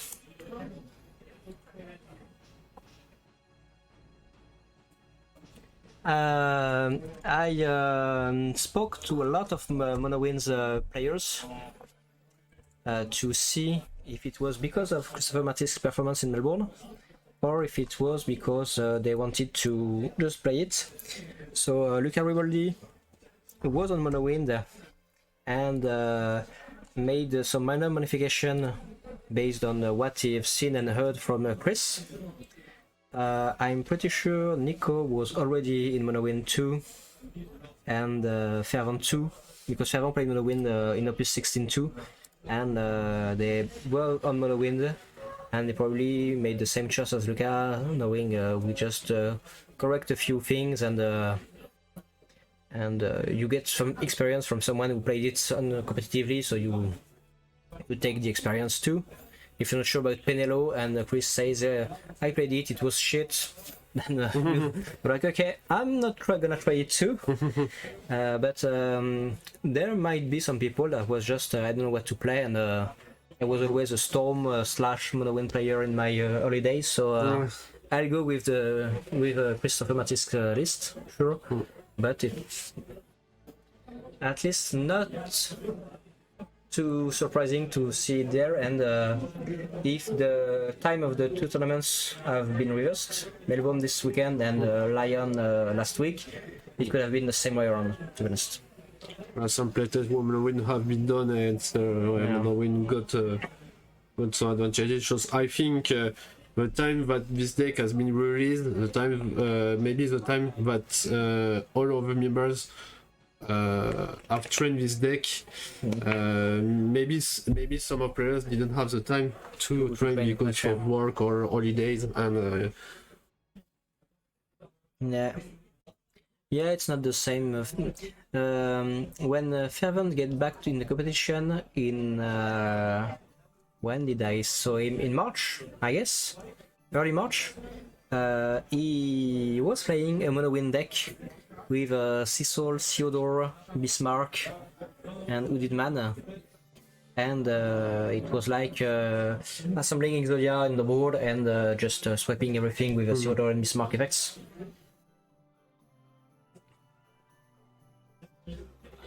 Yeah, that's could be a bit risky, but he has a lot of cards in hand and okay presence on the board, and he might be able to win with Tatia. Sure, like, I think you prefer to have Altea if you can, but you're fine. And yeah, of course Bismarck can fix anything. You can just get back Norshan in your hand and play it, get the Altea, and once again get back the Norshan. So yeah, I think it's okay. Noel also. yeah, sometimes Bismarck will coming. Well, he is always coming, so that's why.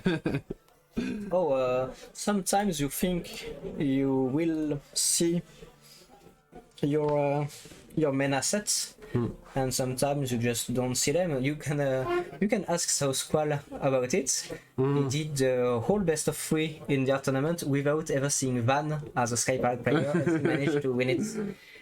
But he was really waiting to see him, and never got there. Yeah. Noel is able to fetch Bismarck. Is one of his really selling points, in my opinion. And also, like Nico always said, you just don't eat.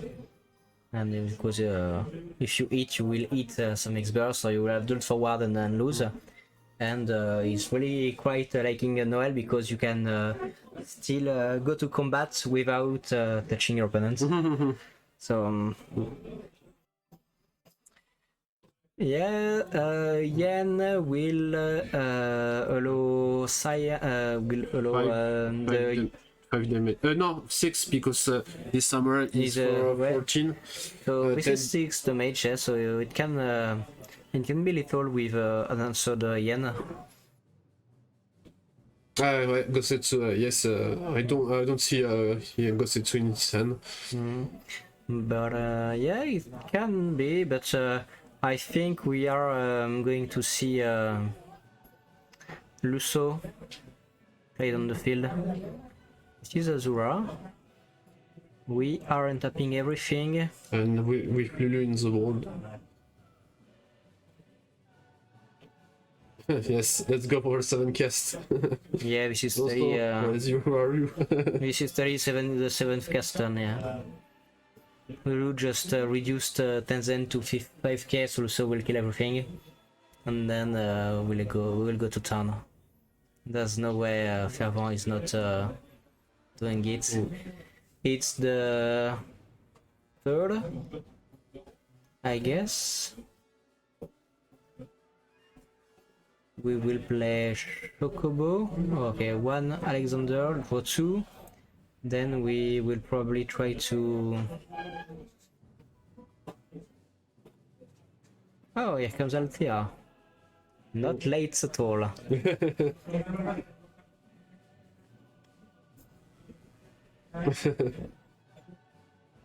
If he gets Chocobo, yeah, you can't Amaterasu it. Or you That's just... the question. Is this can take amateur or not? You can rank him. You have to maybe answer the use Amaterasu and answer the Chocobo with Green Elder, or do Green Elder on the stack of the Chocobo when you see him do this. Not right now. Yeah, it's gonna be another.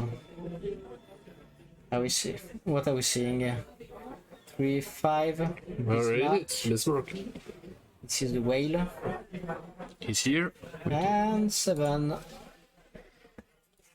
And that's it. We play Amaterasu on the 8k. Obviously not to die. We deal Lusso to deal 2 to Tenzen. And we'll keep playing. Oh my god. Yeah, was there. one. That's awful. Okay.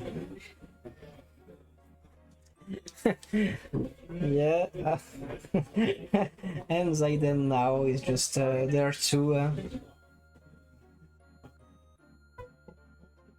Oh, he's stealing Amaterasu and even Tenzen. But the board is here. The board begins to be here. We send the mono win here.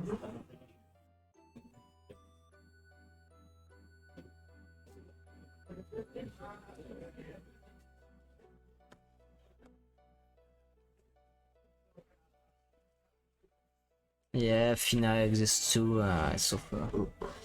Yeah, but that went pretty well, yeah. Oh yeah, it did. All according to Keikaku. According to Kikaku. Yes, despite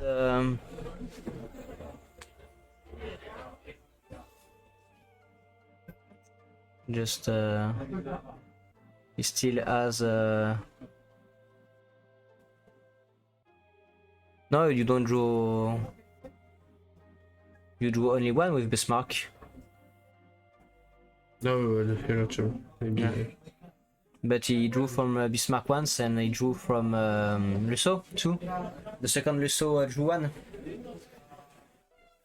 And the first one drew two. So you draw one with Lusso, you get Amaterasu the first one, and you play another Lusso and draw one and kill everything.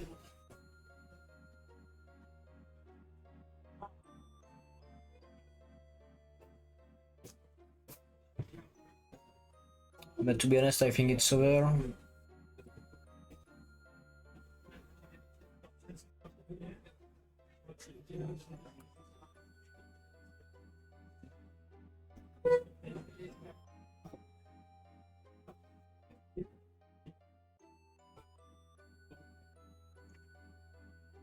Yeah, so Squall still looks like he's seeing something.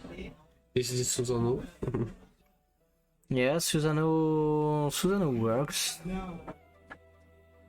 You can cast Amaterasu without the right color, so you can Amaterasu to Susano. See Zaiden store it. So yeah.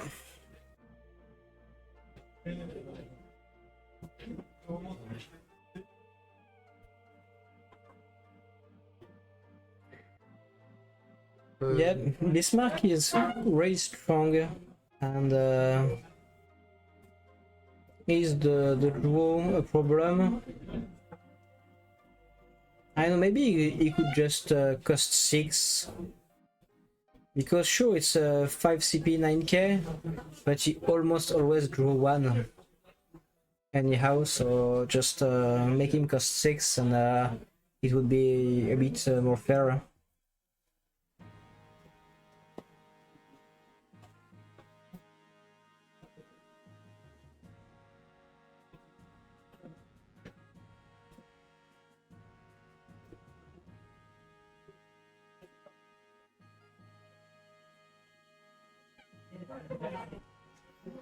Oh, we are playing Le Bro.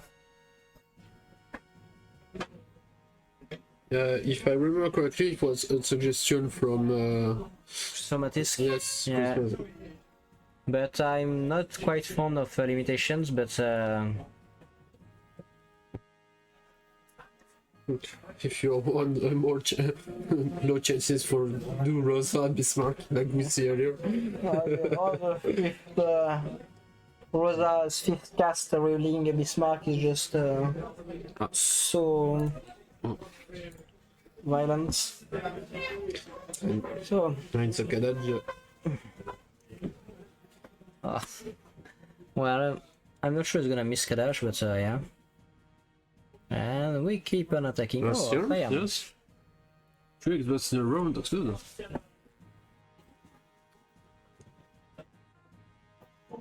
Getting 1 less damage, attacking 1 more time, getting 1 more card in hand. Atomos can't attack. It's not Favor is not at 3 damage. Yeah. Yeah, maybe it's going to be discussed about the win cards. Yeah. Time. Would you prefer Altea or No, Keaton or Limitation Bismarck? Yes, that's so yeah, Yeah.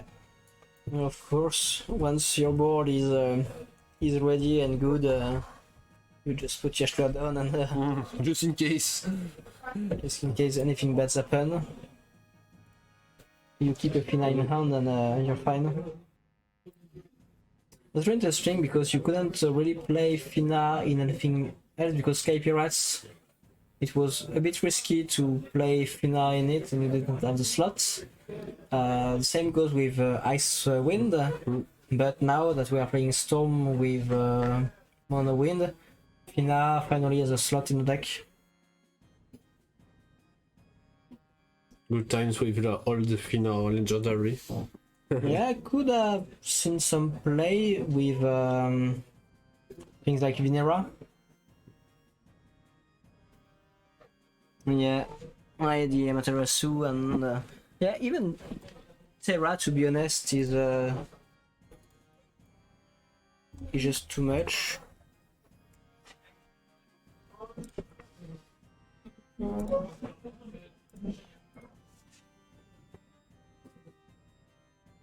Yeah, But as good. We're talking about Amaterasu, he has been casted. just Thank you for Amaterasu. yeah. Best regards.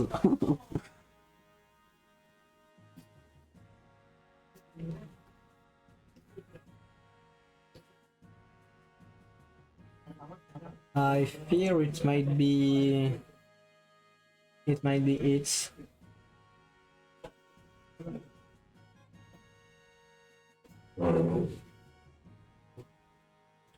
Okay, Tenzin. Yeah. I got you, Tenzin.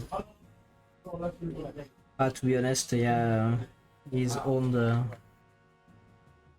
But yeah, now that Amaterasu is gone, he can play Suno.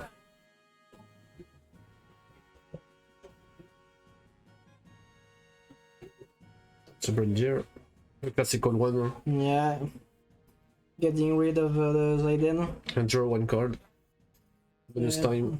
Hoping to get the card you want.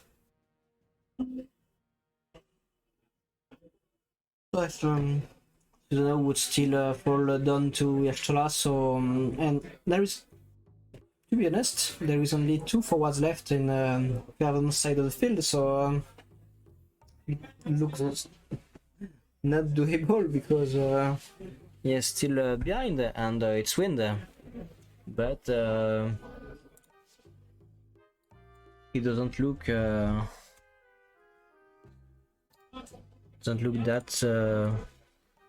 that bad when you compare it with the game that Tom just played against Mika, where Mika had every damn card on his deck in the field.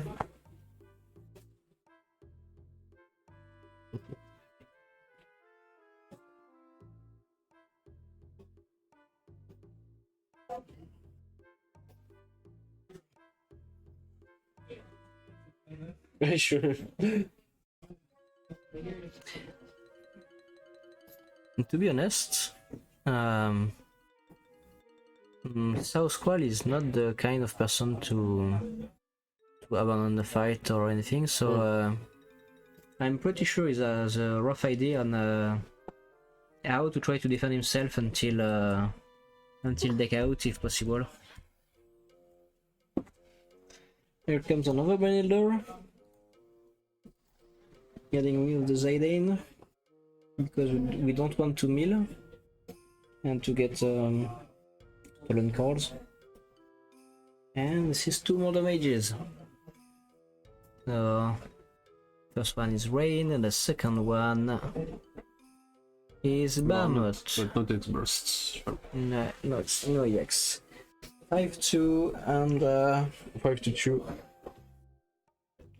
still no way to subscribe to reset the board.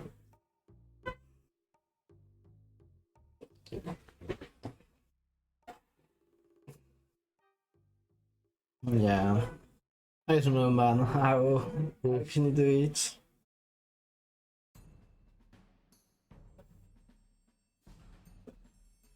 Ah, finally Terra. I need your Terra for. I need more forwards. I'm tired of digging in my deck to find them, so I use your Terra to get my Chocobo back so I can dig in my deck once again. Once again, a very good lot of forwards. And also the return. Keep on growing. Incredible. He's gonna red tail on the card at some point, huh?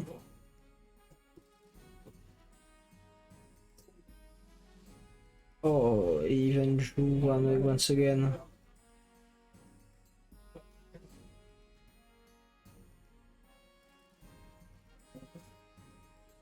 Too much cards. So. Yeah. Ah. It's yeah. It was quite hard for South Squad to come back from this. I'm gonna try to bring Ferrandon here and talk about Yeah. win. Just 1 minute, we're going to set up and we'll be back in 1 minute.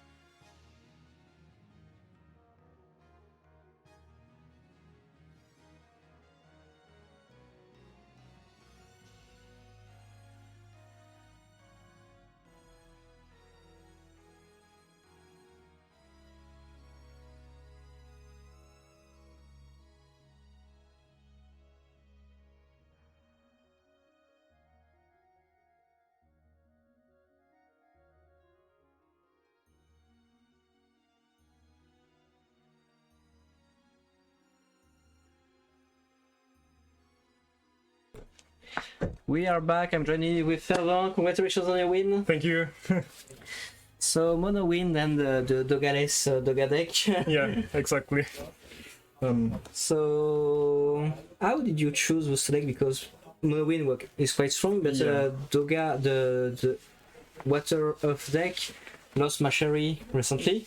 Yeah, it lost my theory, but I think the main reason I chose Rydia is because she lost the main counter, which was mono water. That's correct. Yeah, Right. mono water was really hard to keep Rydia on board with the token. Yeah, and you did abuse Rydia quite a lot on the Maybe one too many times. yeah, because you went with a Steel Drum the turn you played Rydia, get two counters, and when exactly. Southwell played, you used Steel again. Yeah. So it was too many cards. For Yeah, free. actually, I didn't even know. Like, I played the card by habitude, the habits. Yeah, So usually those cards says up 2, yeah, and I didn't even notice you had to search for 2 cards. yeah. So I searched for Auron, but well, it kind of didn't matter because I had Titan in hand. Yeah, so you So I had the 3 battle phase, but yeah, so.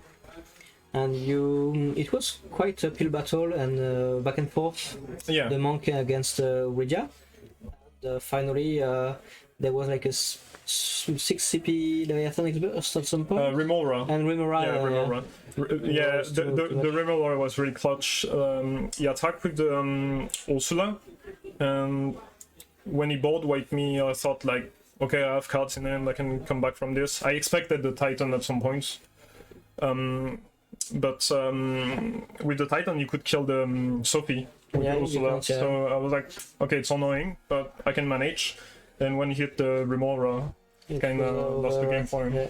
He didn't even draw a Shantoto or. Yeah, I wasn't I sure mean- if he was playing it actually because I'm pretty sure knowing South Squad, I think he runs it because Yeah. it like I've doesn't, seen people run like a couple of cards like Titan or Shadow Lord or Matoya, so sometimes they cut Shantoto because they play other like things. Slagsbone plays one of every Yeah, okay. one Titan, one Shadow Lord, one Makes Matoya, sense. and one Shantoto, and that makes sense. I really prefer always 2 Shantoto because I don't like key cards in Yeah. some matchups to be in one off because if I ever go with one off, it always force the mage or I put it in the breakdown thinking okay I will quiz it her and I will hit random Miss Dragon because my opponent is breaking Yeah. and then it will go full around me. And I think like the thing is my Rydia had like more than 4 tokens, so I think he was afraid of the Amat. yeah. Zerato. But when he didn't have another chance, he basically told me like,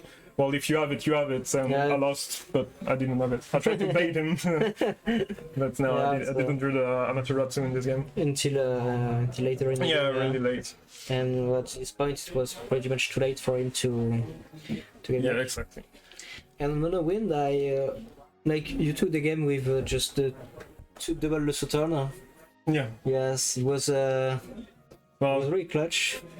yeah, I feel kind of disgusting in this game. Like I had everything. Yeah. Like I sold Amaterasu with Zidane as well. Yeah, so- it was just have kind of- everything you need when you need it. Exactly.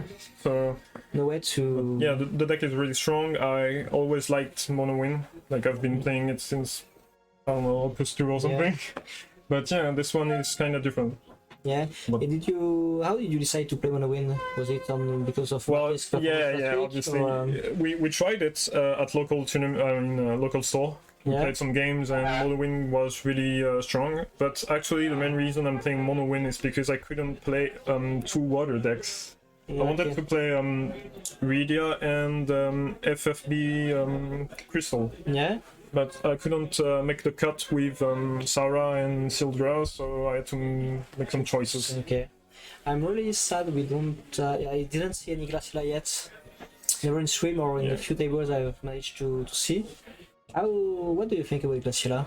I think it's a good card, but the main issues, those tournament are happening like 1 week Weeks. after or 2 weeks after the release, and I think people need more time to build a strong FFB deck, maybe. Because you don't have like the Yeah, it's really tools and the different. knowledge. Exactly. Like Mono-Win, basically, it borrows the card from Icewind, so you just like make some cuts. People were playing Icewind because you didn't have any win condition. Now you have Luso, who's pretty busted. You just need to play Mono-Win, and I feel like Icewind is a weaker version of the deck. Yeah. The only redeeming quality of Icewind is luck. It's the only cards making it worth to play Ice. Yeah. And then, like, if you could just play Mono-Win with luck, you would do it. Exactly. Like, if you could splash the luck, you would do it. Yeah. Like, if the backup, the Mog backup would play the other way around, you would do that. So, but I think Glaciala is a good card. I tried it with Ice, Water Ice, and Mono Water mainly. But feels good, but maybe a little bit too fair. Yeah. I played it in Waterwind, and I pretty much play junk only at the start of the Opus, because since I'm a competitive player too, I only play junk at this point in time, because it's the only moment I can, and I'm playing Dario with it as a wind. It is a good card. And Alicia and Alice, English speakers, and Maquis. And the thing is, Dario putting Alicia back up every end of turn makes it like a huge target, but you always want to target Dario 2 or Glaciala 2, and sometimes just too many threats. But funnily enough, Bismarck in the deck seems like the worst card ever, and I never even played it. Bismarck can be underwhelming on certain type of deck. Yeah, that's very funny, because usually that's like your go-to, playing Bismarck and Zidane and Typhoon, and I'm good. Yeah, But like a lot of people wants to ban Bismarck, but I think the main issue right now is Althea. I mean, you can buy Bismarck, but if you ban Bismarck, you lose the main boss of the win card. Yeah, you lose one of the main reasons people are playing win. So unless they print something else, I feel like banning Bismarck could be too much. And like, you didn't have room for Althea in your backup line until Bismarck would get you one backup in your hand. And even if you never had a chance to play Althea or anything else, it was still okay. Yeah, exactly. Althea is really strong, but you can win without her, but you can win without Bismarck too, so really... I feel like it's just, at this point, we are hitting a threshold. Like, Win is getting too many good cards. Like, it's same with Fina. Fina is kinda a better Amaterasu, depends. Sometimes it's better, sometimes it's worse. Only Mono-Win though. Yeah, exactly. So they are getting pretty much everything now. It should have been a light. To be honest, I wouldn't have mind if Fina was a lightning card, because lightning sucks. But like, if you had to play mono lightning to be able to play with Fina, we'll say, okay, this card is kinda useless, but it would still be a good lightning card. And well, that's the thing they are hitting. I mean, they try to push the overall idea of Win, which is playing cards, combo cards for your late game. Basically, Win doesn't do anything unless you have like 4 or 5 backups or something. But when you hit like a certain point and you have too many good cards and you have a good late game, at such a good late game, you can't win against Mono-Win. Like another ban that would just destroy Win, in my opinion, is Typhoon. If there is no Typhoon, you may lose a shitload of games just to random turn 1, turn 10 could destroy you. Before the stream, I actually lost with Mono-Win against another Mono-Win that he was playing Fat Chocobo forwards. Yeah. So basically, just aggro me with forwards, placing like a Fina and stuff like that. Not Fina, Yashola. Yashola, yeah. So it was really hard to pull a board wipe with such annoying threats. And I got aggroed by Izanas and Isholas and whatever. So Mono-Win, if you don't draw your Typhoon, you can just lose through aggro. So I know some Italian player, for example, are playing Mono Ice and Moz. Yeah. So Mono Ice is for melee. Yeah. So like the deck you are playing, Lightning Ice, which start freeze backups. Yeah. So they play like a lot of aggro forwards and Yeah. just control your resources. John, so Quixius is also playing Mono Ice, and I really like the deck. I played his Mono Ice against his Mono Fire yesterday night, and I just won I didn't have to put any skill behind what I was doing. It was just please discard one, Biblos will do free something, Yeah, and like you can't some decks can't handle it, and I was like, if it can aggro Mono Win, it can beat it, but otherwise just too slow, and discarding is sometimes not enough. exactly, like that's the main thing with competitive FFTCG. It's people are playing the top decks all the time, and sometimes the deck which are like tier 2 are just too fair. Like Yeah. they're just fair, they are balanced. So sometimes it's how it feels with Glaciella. She's good.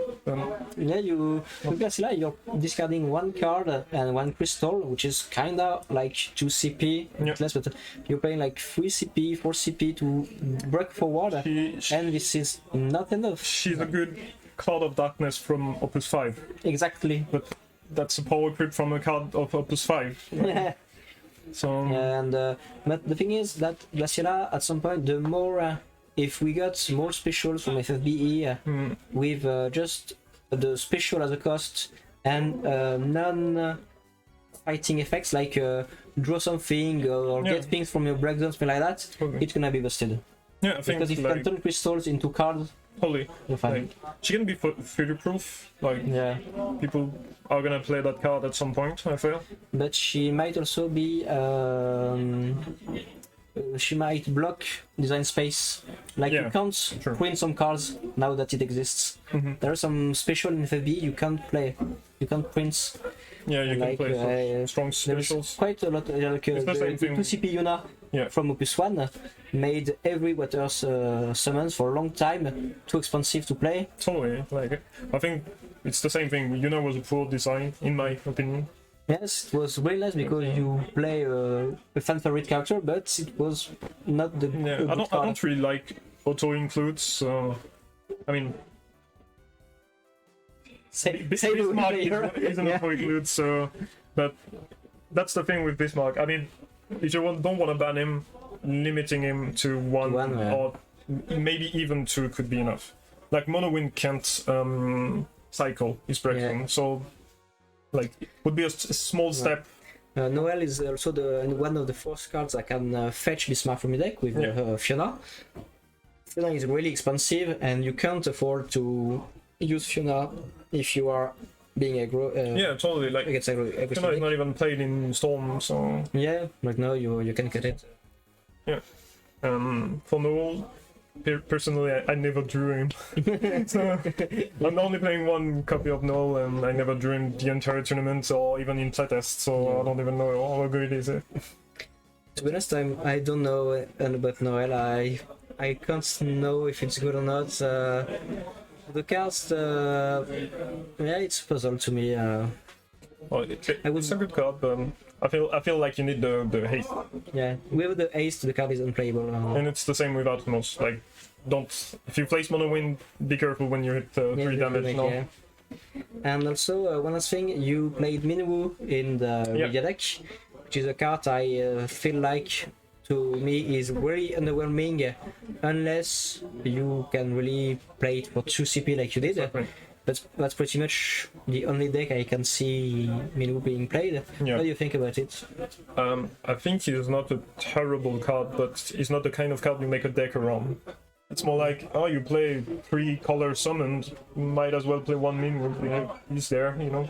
Okay. And it's pretty much the same thing we went here. Like when we play tested it, basically the idea was that you are gonna play Amaterasu because it's good with Gridia anywhere. Yeah.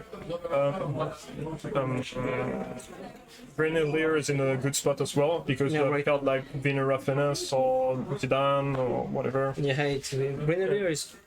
I think it will be for a long time in a good spot because there is so many 2 CP 5k. You want to just burn the altar.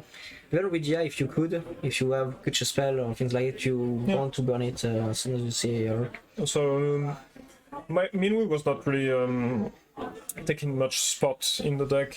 You can just like play him as a one-off is fine, and sometimes he can help you.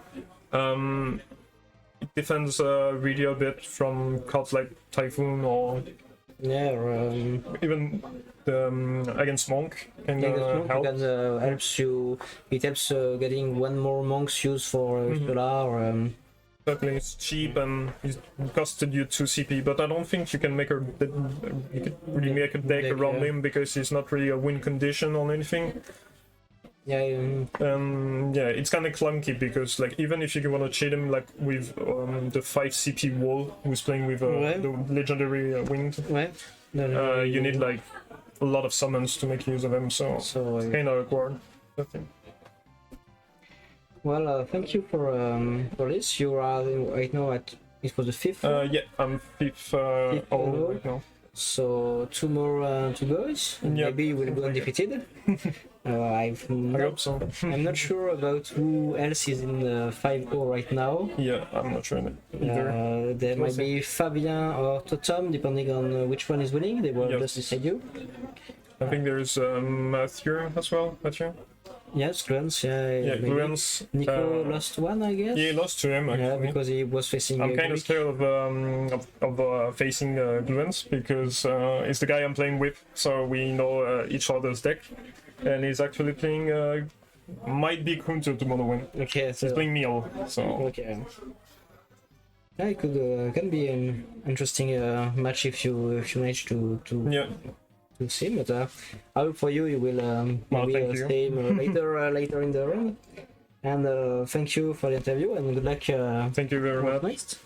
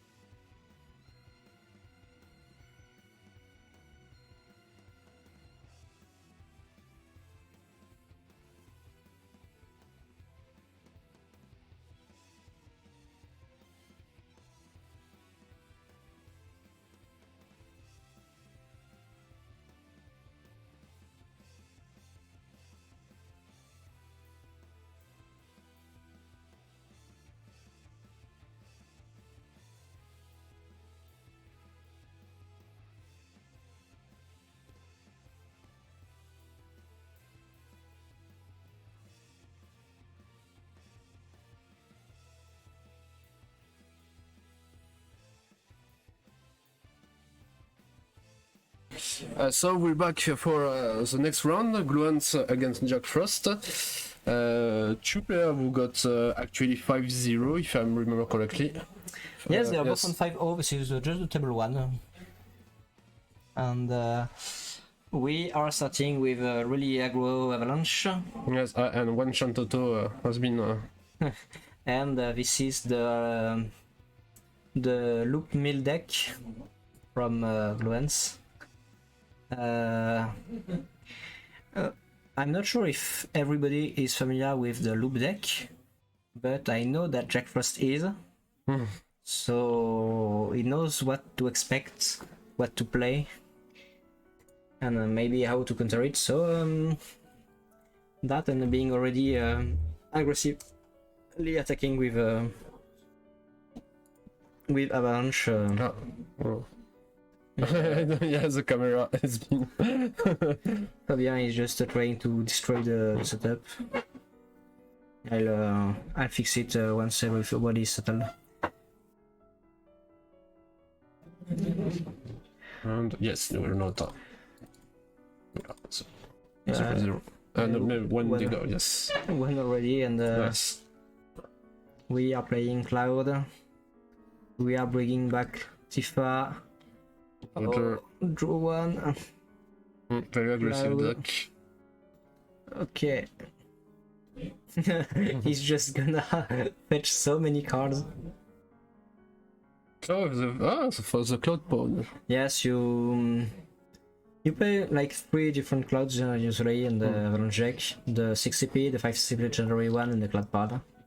You are very sure that Tifa will share one cloud. And that's a second damage, and that's another party attack. So he's gonna get 2 more cards in his deck. If he uses Jesse to get the cloud, then he will draw 1 from Biggs. Do the mage, attack with cloud, third the mage, and I think he really hopes he got a few backups to play, because his hand is really full. At this point, it's like either I play Marlene in order to keep cloud. At this point, you just remove everything and I attack once again, or you can't remove everything and I'm just gonna end you. And that's it. Okay, the time I change my the card. And that's it. Ladies and gentlemen, Avalanche. Do you know FFTCG speedrun? That's it.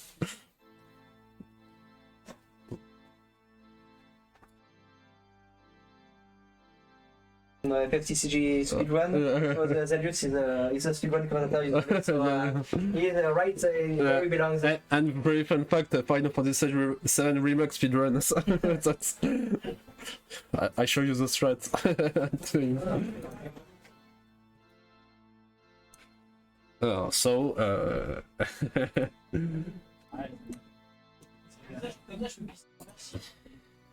Yeah, but I don't see how he has any, which card he had in his hands. But yeah, as a Lyon, Gluance plays a mild deck.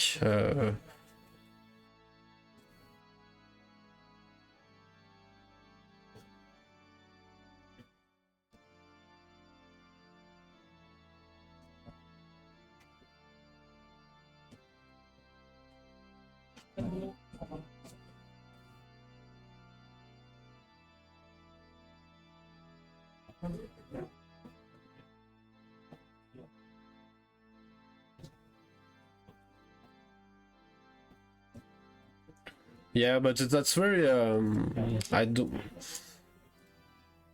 It was very quick. I don't understand why it doesn't set some solutions about that, but.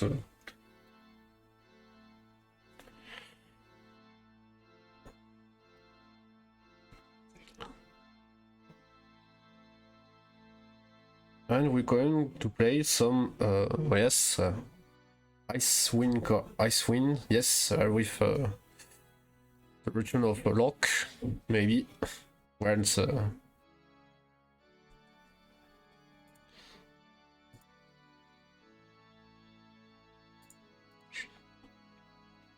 can use freedoms. Yes, well, I see lock in his hands. Didn't see it earlier. And a Shantoto, just in case, but no. On Northern Classical 1 to search Crystal Chronicles backup, we see you now.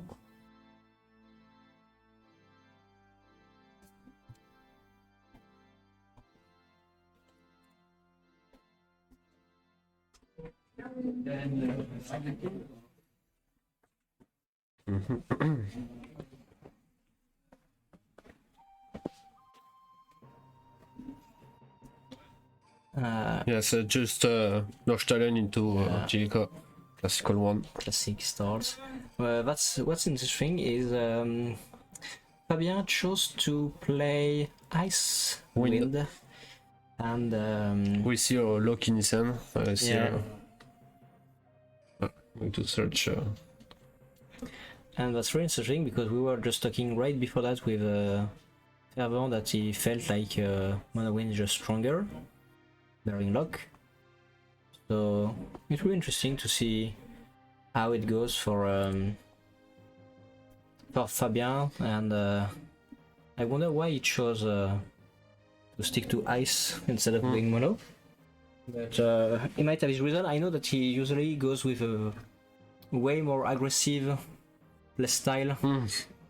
Like he's on 3, he may want to put lock in play right now. Look at that. And Jidan, the immortal one. Yeah.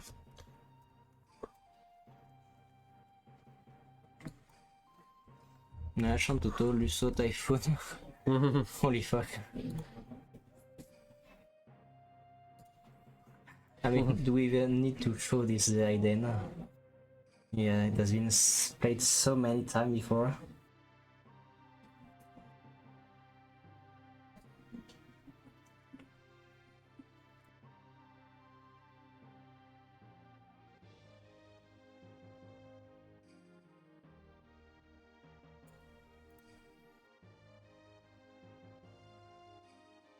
And wind, and okay, another backup. He didn't choose to go too hard.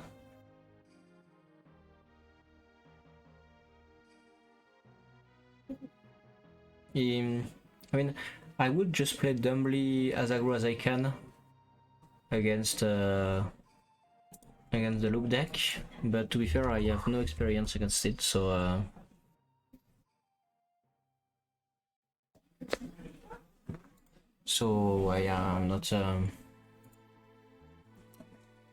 not sure if I would be correct, so we're gonna have to trust Fabien on this. Sisol getting rid of Zidane quite easily. 7k, you get some damage done.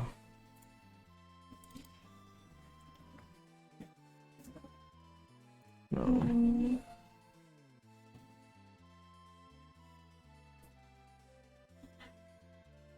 Oh, he has 2 locks in hand, Ochu and Chocobo. Okay, I think he's doing the math. I mean, can I play lock? Do I want to play lock? And I'm not sure the answers to both of these questions is yes. Like, you play Ochu on the stack, you play Chocobo, you untap, draw. Does it work? No chocolate on the token. Search over token. For a dice.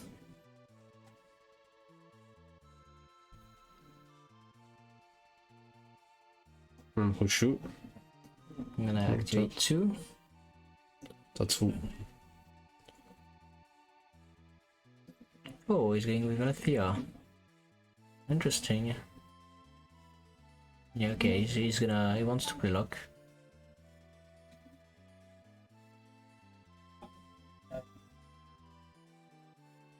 He still has a Tomos in top 3. So now we can play getting a second counter, playing Ochu, playing 2 and then playing lock. And we are good. And we still have the Chocobo in hand, and Chocolate is ready to go. I decided to first 2 back in.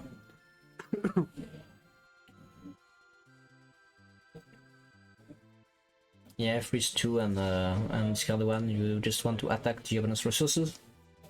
Now that Cecile is on the field, it doesn't represent any threats whatsoever, so... It's free damage. Free damages Cecile gains some power and brave. Yeah, but Decided to attack. not enough to get run luck. And classical Typhon for Typhon. Okay. Yeah.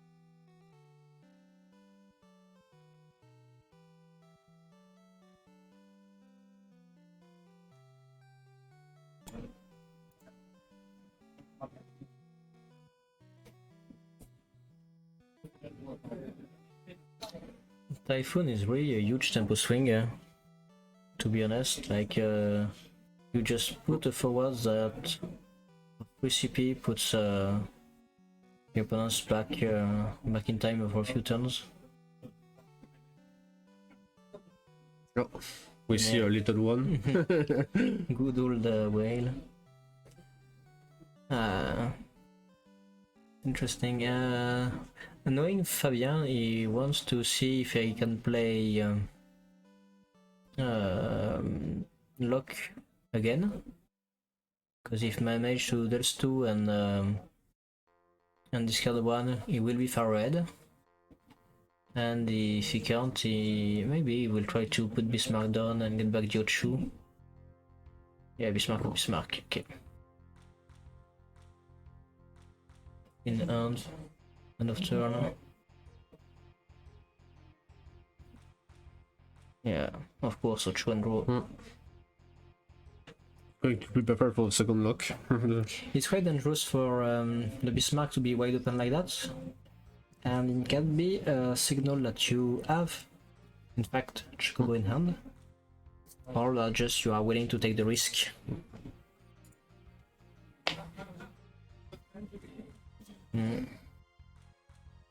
So...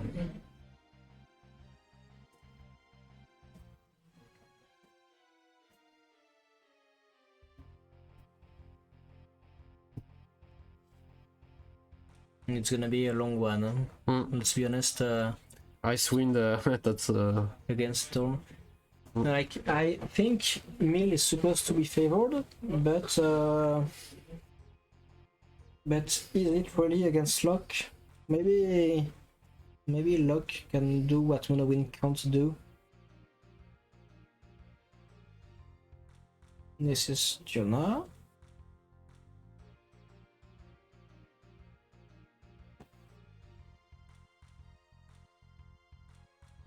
Then we pass, okay. Just taking it slow. And I think it's time Fabian's unleash what he had in mind.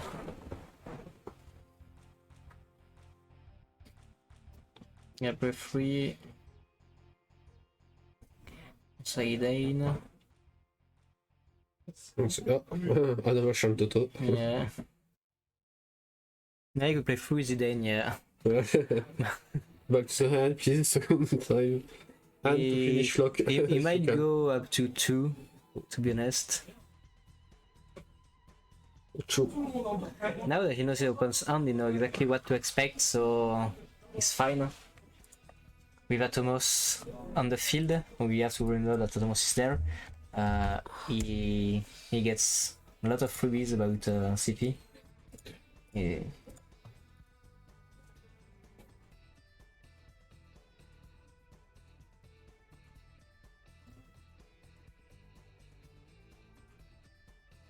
This is the second cast of the game. And paying 4, and we are paying 4 for lock. Lock the return, the returner. If he... okay, next one. Next one. And yeah, we are getting rid of Tilican Chocolate and trying to end the turn with 3 in hand so that we get back the Ochu or the Zayden and finish with 5 card in hand. And we are Altea activated, if I see correctly.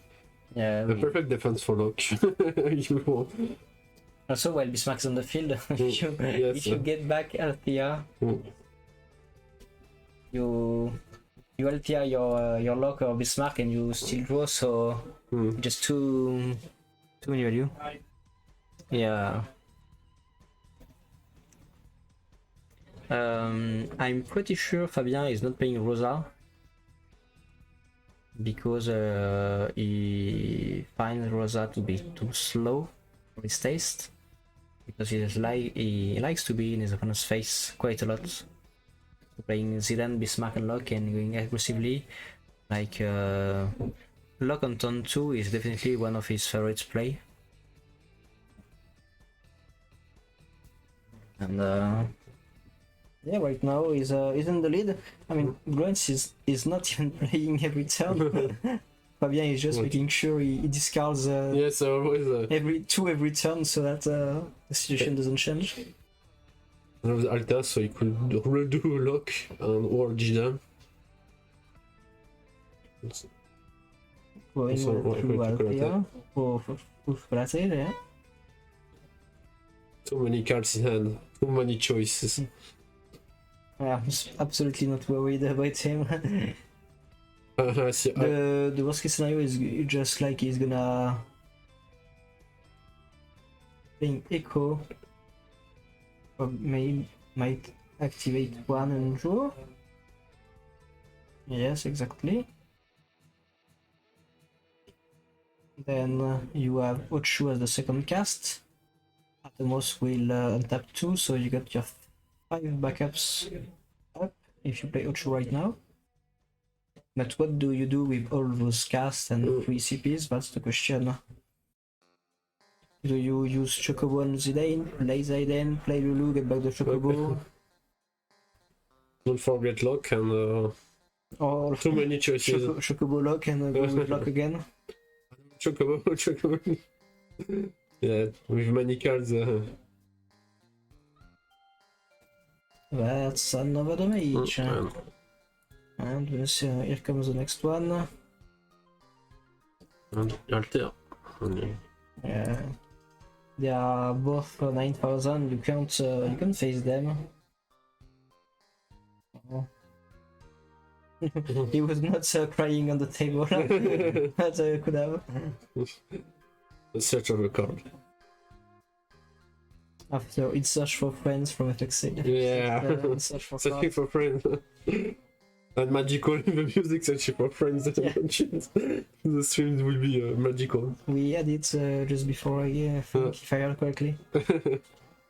We're not kinda hearing the music, we are playing you, so... Yeah, so... Maybe I'm just off the mark, but I'm pretty sure we had some Final Fantasy 6 Oh, yeah, always on the playlist. Yeah. Normally, in the playlist, you have every Final Fantasy games and some other originals like Type 0, Advent Children.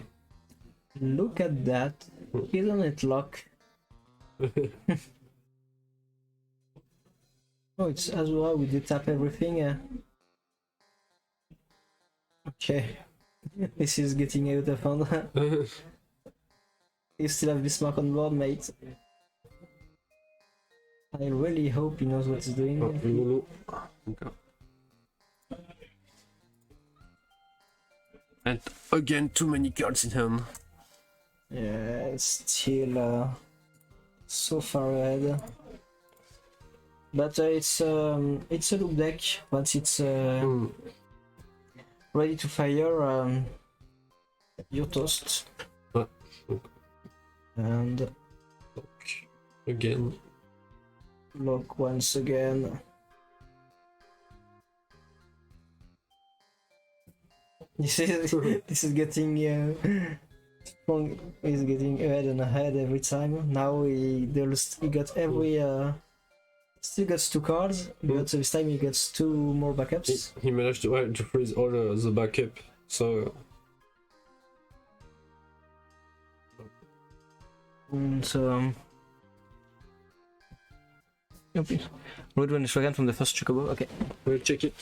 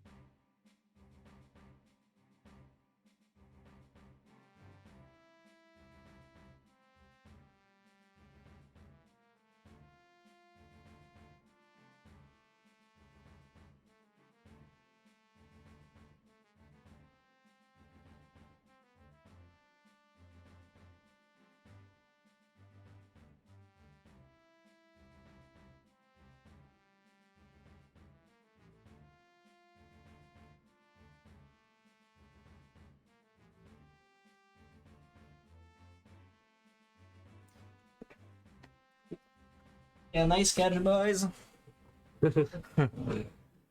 Yeah, exactly. When Fabien saw me rush, he looked at me and was like, "Oh shit, I knew what I did." I just do 2 times like a fucktard. Oh yeah. Anyway, didn't impact too much of the games since Grants didn't start his turn yet, but yeah. Are you sure? No, Fabien said he drew from the Chocobo. And okay, that's it. He didn't have anything to oppose the storm, so in the end, it doesn't matter.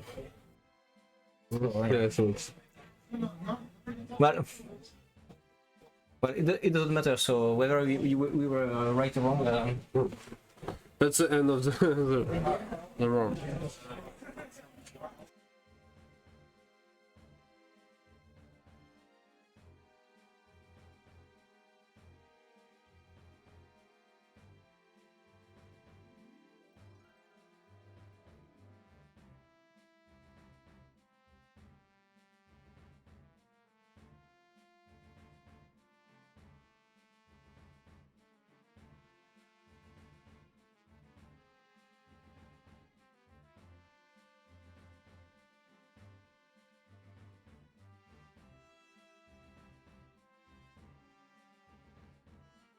So we're going to try to go with a winner.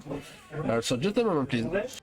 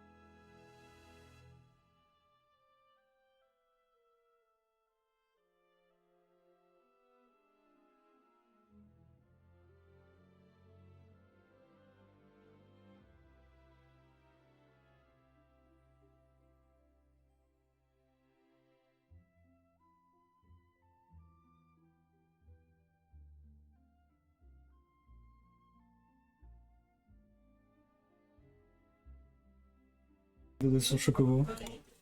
And I'm back, joined with Fabien. Congratulations. Thanks. So it was quite a speed run on the first game. Yeah. Finally, I managed to use the Avalanche deck pretty well and have a good sortie, a good start. Good start, yeah. It was just like fetch Barrett and play Barrett, play Avalanche and go to town. And it was the first time this tournament I managed to party attack turn 2. It was really Yeah, it's weird to finally be able what you want to do with the deck. And I was like, wow, finally, my turn.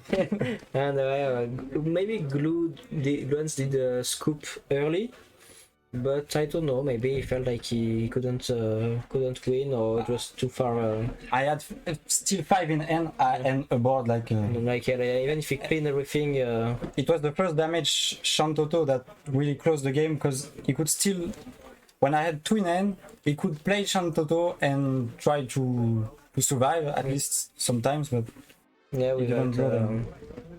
And on the second one, to be honest, I have no experience against Miller and the loop he was playing. You do, because you play the deck. Yes, I played it too. So I was like, maybe he's just going too slow, he should just go with luck, but I'm like, I'm pretty sure he knows pretty well what he's doing, way more than I do, so what you choose to maybe wait a bit before playing luck, or was it not the right time for the first luck? I really wanted to hit good cards with the discard. Yeah. Not too early, because he still had 5 in hand. He could just discard a backup. a useless card, like he had 2 Typhoon. Well, he had 2 Typhoon, so yeah, it would have been useless to discard one. And I think Jidan helped a lot too in the matchup. Yeah. I mean, so when I saw in my first draw I had Luck and Jidan, I know it was going to be okay. Yeah. Because you knew when you place Dan, you check the hand and you're like, okay, I'm free, I can do what I want this turn. So I can tap Altea if I want to. Yeah. And you have to be fast against this deck, and well, with Atomos and everything I had, it was really. It was funny because almost every turn you put Atomos really early in the game. Yeah. And it was in our blind spot in the playmat. Yes. And it was funny because every time you play Uchu and you untap 4, I'm like, yeah, it's Atomos. And, so every time you had 3 series, and it was really funny to see. I once move it to the left, Yeah. but just once. Every time I stick close to my deck, and I left him that. Yeah, but his place is just there to remind that I'm activating. It's Atomos place. Atomos place, yeah. Stay there, wait. Do his things. While Bismarck and Locke are doing the heavy lifting on the left side.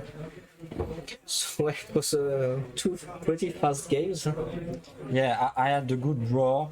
I mean, with Avalanche, I couldn't draw much better, and same with Storm. It was the good draw for the matchups. And you chose to play Icewind instead of Monowind for Storm. Yeah. Why specifically? Against aggro, I think Storm is much better because of Power Eye or just lock Dolphins forward and wait a turn. And even in the late game, I don't know, just Monowind is faster, but if you manage to use Lock, maybe. What's your selling point are Lock and Baralai? Yeah. All you have against. It's pretty much this, yes. So. And you also drew 2 on the Bismarck, but no. Yeah, it didn't matter at all. When I Chocobo, I draw 2, and I was like, okay, don't forget you already draw with Bismarck. But then I play Lock, and then Chocobo again, and then Lock again, and I was like, I don't know. Yeah, sure. I saw my end, twin end, I was like, perfect. So I go to 5 in end turn, but no, it was 4. Sorry. But it didn't matter in the end, so as long as you don't make the mistake again, you're fine. Yeah. Or you just have to speedrun once again with Avalanche reopens. I just had 1 round left, so it should be okay. And now I'm distressed. I can take my time. You can lose the next one. You're still in top. Yeah, even if it's a draw, it's okay. So it was my fear, my I don't know what to say, but I was really afraid of a draw, especially with his first deck. So I was like, okay, play fast. We don't know what happened. Yeah. And going to time is just always awful. We had a game that went on time on stream with the day has been too long. I don't even remember who I put on stream on the few first runs, but they decided to just look on the deck and see what was going on, and the Avalanche didn't have any juice left to win, so they decided the opponents win. Oh, okay. But, on stream? On stream, yeah. At the end, okay. It was time, turn 1, 2, 3, and it was Luca against Laurent. Okay. And at the end of turn 3, it was a double loss at 6-6. It was like round 2, no? I yeah, think round 2, the judge made the call for no gambling, because it was not Laurent and Luca. I think two players told the judge they didn't have time for game 3, so they're gonna roll the dice. And yeah, I mean, you can discreetly roll a dice and say, okay, I'm conceded, but I mean, that's kind of stupid to say, I'm gonna do something illegal. Yes. And on stream, they just both revealed the cards they were going to draw and see how the game would have went. Yeah, it's a nice way to decide who wins. Yeah, it's better than just a double loss, which is good for no one. Maybe trying to go in the late game and just think what could have happened. But they had like 6 cards in their deck left both, so it was really the end, and one was gonna draw some good forwards and the other was backup, so yeah, it's pretty easy to determine who will win. So now you will be facing I think there is one other person in 6-0, maybe, it's not sure. Anthony? So if Anthony wins, it is 6-0. Yes, or if not, I'm the only one 6-0. But and in this case, you will face. I think Anthony gonna have a hard time against my last opponent because it's the guy he faced. Yes, Fervent told me he didn't want to face Gloens because he knows Mono Wind can't beat the mill deck. Yes, just natural counter. And other than that, he's not that much confident he's gonna win the. Just need a lock and 3 CPT down, and it's okay. It's okay, but it shows mono win, and you can't have mono and lots of good cards, but winning every match. Consistency and power. Yeah. Lock is just too strong, to be honest. When you can cast him for 2 or 3 times in the same turn. Even at 4, it's okay. Yeah, you played it at 4. I did it a lot, yes, for 4 CP, and if you have nothing, you just have 1 less card in hand, so you can try to chocobo or something like that, and do it again. And with 4 backup, discard 2 cards in the same turn. Oh. It's just too expensive. Yes. It was really funny because you were playing like Zidane lock, and you can discard 2 and you freeze 2 backups, so he draw 2, passes his turn, you do it again, yes. And it was like, it's just the same thing again. It's like 1 damage at a time, and he's gonna lose in a few turns. Yes. Just went with 2 locks. The strength of Stormy is that once you're set up with Atomos, 4 or 5 backup, maybe a Chocolate who can draw sometimes. Chocobo and Lulu to get back Chocobo. And Bismarck to make sure you have a good hand size. So I don't see the deck lose. If you're not facing Avalanche, I don't think the matchup gonna be hard. Yeah, you can lose to Ice Lightning. I almost do it, yes. But, you faced Ice Lightning? Yes. Totem? Yes, you faced Totem. Just before, but in the last turn, I had 3 cards left in deck, and there was 2 Typhoon, and my first Typhoon comes really late, so... Yeah, but I mean, the fact that the game managed to get this far means Ice Lightning should be losing. It's like Totem in stream faced Wind. Yes. And it was just like an Avalanche game. It was a speed run. Okay. He opened Alcid Shantoto, and he tried to get back Shantoto, so I told him it counts. Yes. So he even discarded fully Shantoto, and then he attacked, played Celeste, discard 1, party attack, and dual backups, Yes, and, attack Celeste. and on the next turn he You have played to last kill. well, and it was over. Yeah, you have to kill. You have to kill Celeste in the matchup. It didn't stay a turn against me, but Yeah, it but- was really a close game. His last well discard like 4 cards. It was really hard. I'm really worried that how you managed to win this one, because if last well hits at one discard, I don't see myself losing to Storm. It's just Too many. You need things to be able to set you up, and if you don't have them, I couldn't kill his forward because my barrel eye never get an effect. yeah. I discard one in the first few turn. It was maybe a mistake, but I don't know. And then the second one in damage. When I play the third one, he instant kill it. So I was playing without Typhoon and without barrel eye. So that's why the game goes really long. I know he changed his free CP Ramu for Ixions. And Okay. I play a free CP Ramu, and when I see Rosa and Atomos, I'm just feeling lucky. I'm like, okay, I won this one because Ramu will kill both, and I'm fine.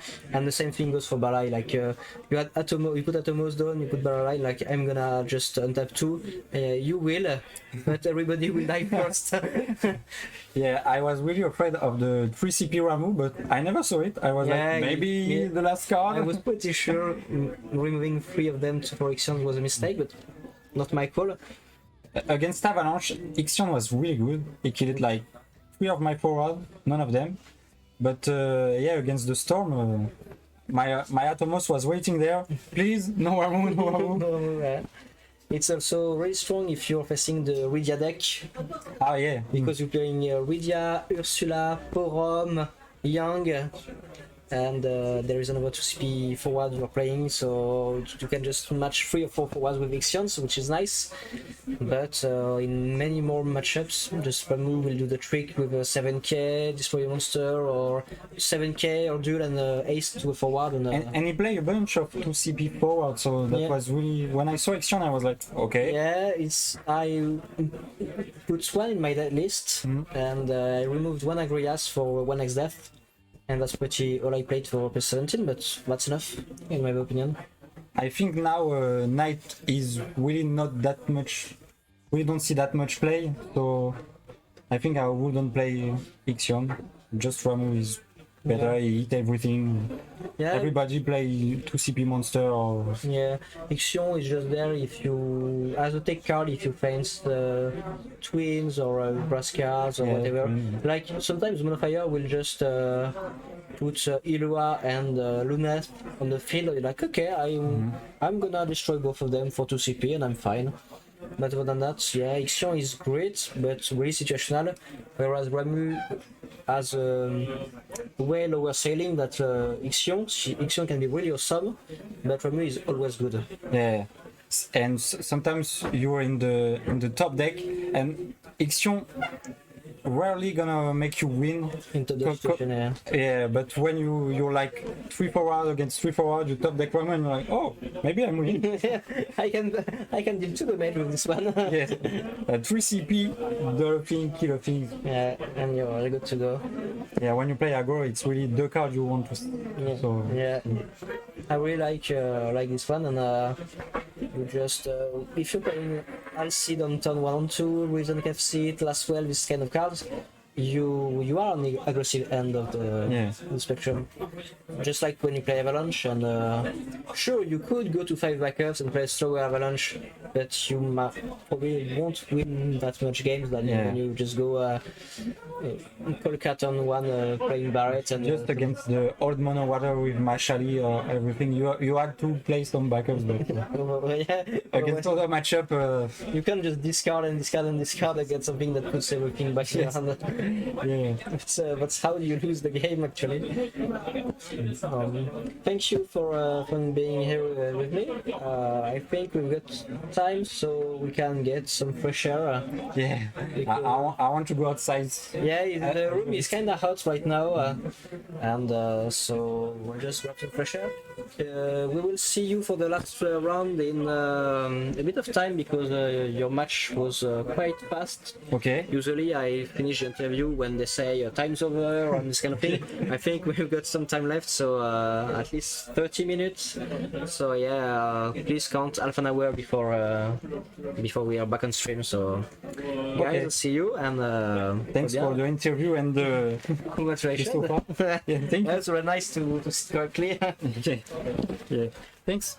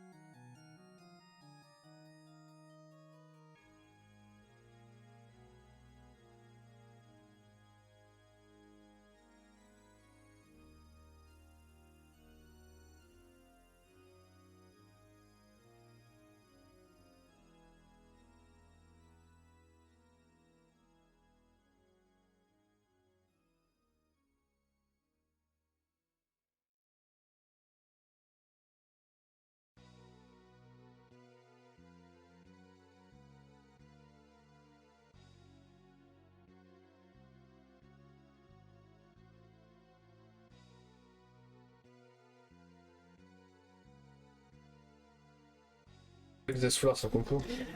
Hello everyone, we are back for the last round of the day. Slagsbone that you all know on the right, and on the left, the infamous Nico. And what do we have? Oh, ho, ho. Fire, Earth for Nico, and I think it's Mono Fire for Slagsbone.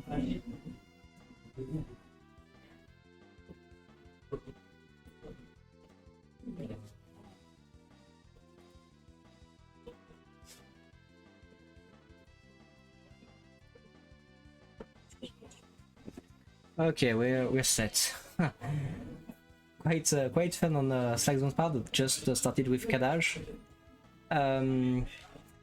I know he played Kadaj like deliberately because the matchup is quite troublesome if you don't have Kucha spell on the field and ready to fire as soon as Garland is on the field.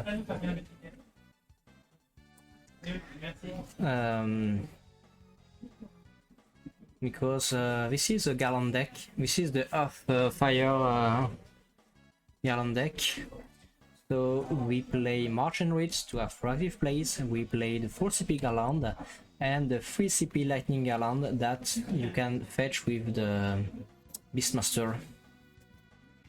So you play Loyalty to get Wits and the Beastmaster to get the Garland, which is just a fuel for the 4 CP Legendary one.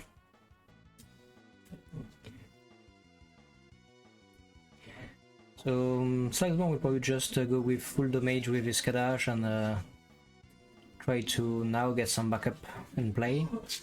Mutsi now he has to choose what summon does he want. Is it Amaterasu or is it Brynhildr? I think he plays some Behemoth too. The 4 CP one since he plays Crystal, so I think he plays this one. The range and the specificity of the Upfire deck is really weird in Nico. Like it looks like a bit like a control deck, but in fact you can just go full aggro and attack like crazy. 5, this is Tyro, okay. We're looking for either March or Garland, and this is Garland.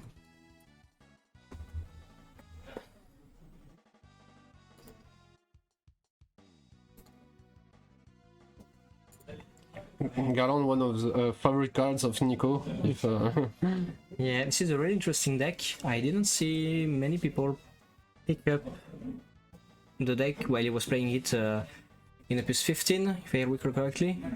It's a list I played quite a lot too, because I really liked Garland, and I opened full art presets, so I felt kind of obligated to play the card.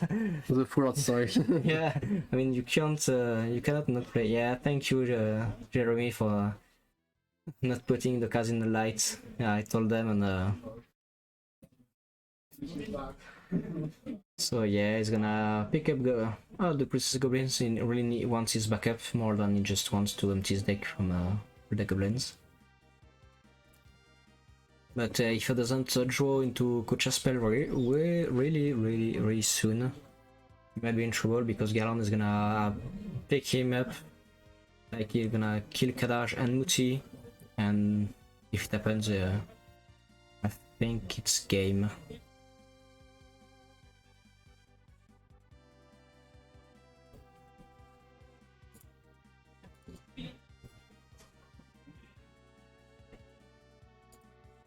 Oh shit, Nico's on stream, and yes, he is.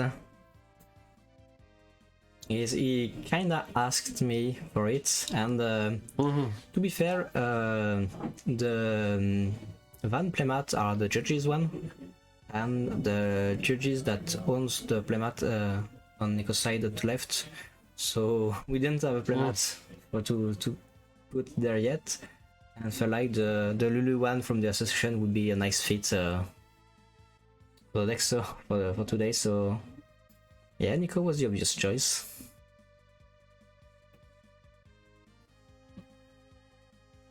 And also, yeah, we got almost everybody from the French Association Yes, on the stream right now because there is 2 on play and 2 on commentary. we're going to call Crixus and Kitsu On the with phone, a special guest appearance of Greek. and we'll be all set. And this is the Garland, and we are gonna duel him with Kadaj. And this is pretty much what will happen every time until Nico finds a way to murder Kadaj. But I'm sure he knows how to do it. Good expert. Yeah, Kusit. The deck has not that many EX. You've got Kusif, Tyro. I'm not sure there is Belias, of course. But you play Belias with the Galand. But yeah, Galand can't use a special on Kadaj unless he has a trick up his sleeve.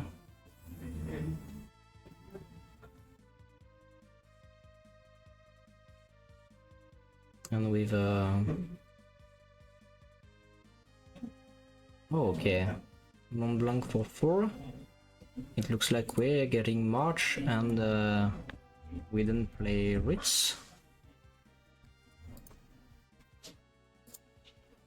I mean, first we play March and we play Ritz if we have it. I think Nico is on 2 Ritz.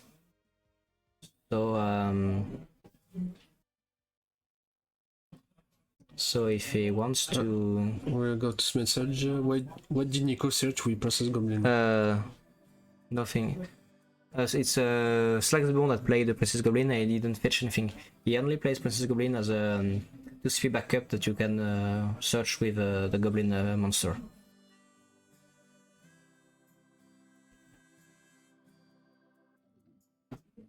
So yeah, no light targets. Oh. I think that Slagsbone was explaining that he is playing this monster before this effect, and Nico was not understanding because Slagsbone played the wrong monster first, or the second Kusif, getting back the Mont Blanc. But it also means that unless he gets Kusif back from the break zone with Terra, he is out of Kusit.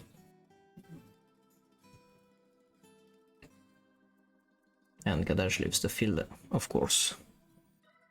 Yes, just the objective is just to, if you can, just put some backups and then play Goblin, fetch the Presence Goblin, play the Presence Goblin, or just discard in the head, and it gives fuel to the bomb if you play it like Slagsbone, but it also fuels the Lunette, the 2 CP1 that deals 1k per fire characters, and at this point it would be tons of damage. So you add you factor Jin, which got us 2, and Lunette can deal easily some damage, and the Goblin will help by finishing the deal on some forwards that you can't kill just by yourself, like if you use Rain, Ilua, or Amaterasu against forwards that are just too big, you just finish them with a Goblin. So for a moment, Garon always here. We are going to go to march into Ritz. No, there's no targets. No, I was seeing... The only Ritz he saw was already removed. Okay. So he's just trying to put another forward in the field.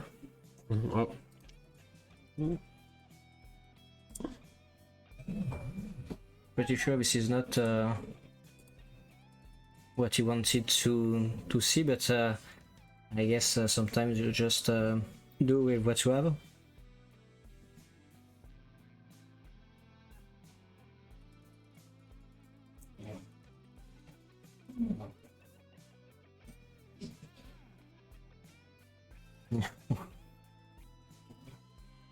The moment you play a 2-3 backup that kills a forward, this sweet moment, That makes you so far ahead.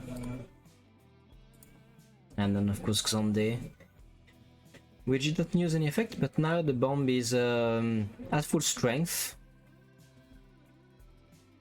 Yeah, 1, 2, 3, 4.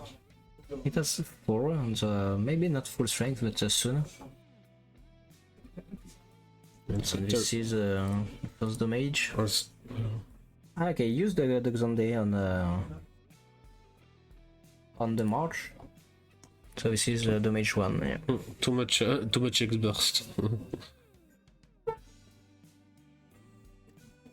No, Slagsmore always plays lots of X bursts in his list if he can. Another X burst. Greenhilder, it might. If Nico has Greenhilder in his hand, it's critical. And he doesn't, so yeah, I think he's quite sad. Yeah, he also plays Luca with Rydia because of two reasons in the deck. First, it's a category 4 character, so you can play Rydia and play Luca, and you've got 4 tokens on Rydia, so you can cast Amaterasu, for instance, or Miss Dragon. And the second thing is, if you have Luca in the break zone, you can duel and sacrifice Luca to bring back Luca from the break zone, which is kinda useless unless you got Garland on the field, in which case you just draw 1.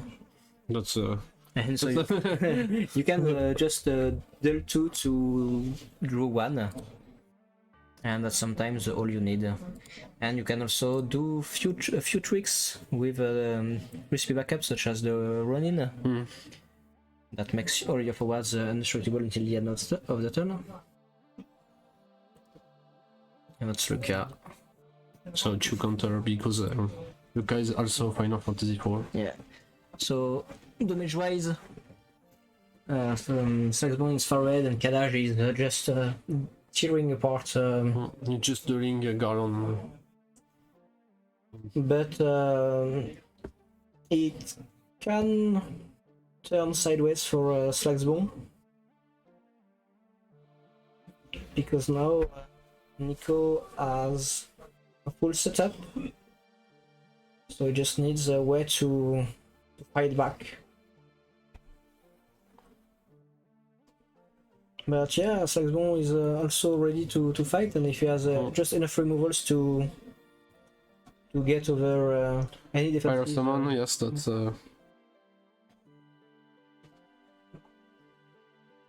I see Amaterasu.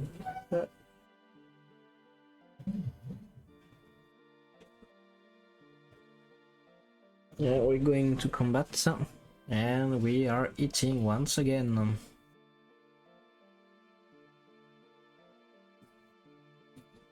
Yeah. Are we on damage 6, or can we deal with Kadaj?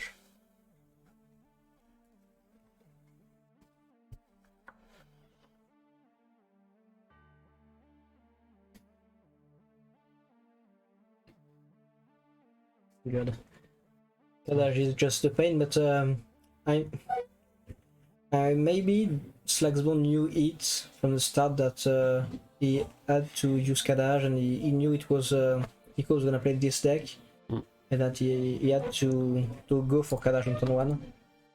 And that's another X burst. Mont Blanc. Yeah, there's a Mont Blanc too. That's quite a lot actually. But even with all those EX, I'm not sure. But this time he will manage to defend himself on the next turn, because he has to. He has cards, he has some summons. Yeah. But you don't have like heavy removal summons. You don't play damage or anything like that. So Kadaj is just a pain. Since Garland will always be dueled by Garland will never be active while Kadaj is on the field. Like it's like they never see each other. When one goes in, the one goes out. The bad guys in. Just reminds me of Fight Club with the narrator and Tyler Durden. In fact, Kadaj and Garland are the same character. Plot twist. Yes, because well, it's very funny because we can say we don't see the head of Garland, Yeah. but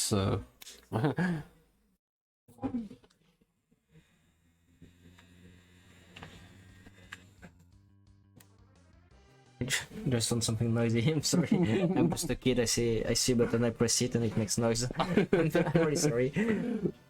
But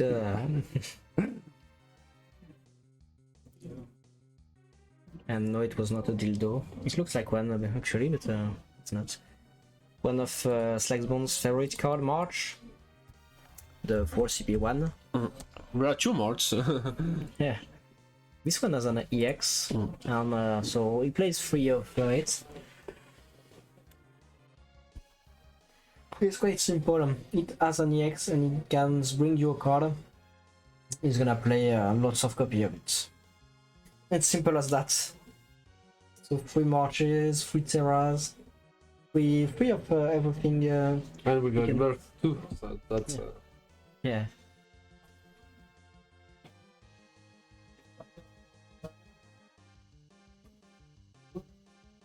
Okay, so Nico has to play something. He has March, but he has no Ritz. He has Belias, but no target. He has Rydia with 4. yes, 4 with think 2 with Luca. Yeah, and he has 4 tokens, so he can play any summon in his deck for free, at least once.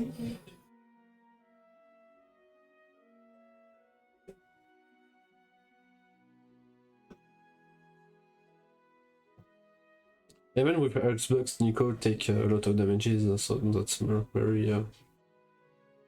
He tried to cast a summon. Belias. Yes, I think he will try to search 1 card. Yeah, he's really digging. Oh, this is a backup.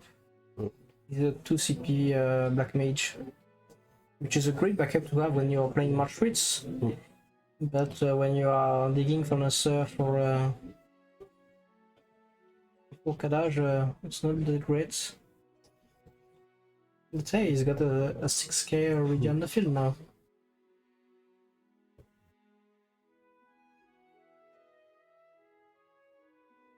It's a March.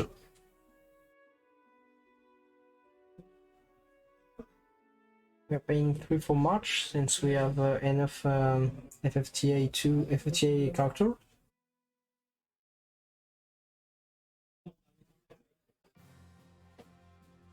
But I think he's just here to get hit by a Kadaj.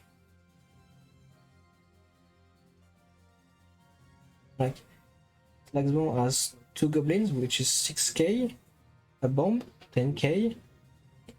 So if he can deal damage to Rydia or Yalan with something like Kucha Spell or Adular, that's game. Huh? And Kadaj will try to return.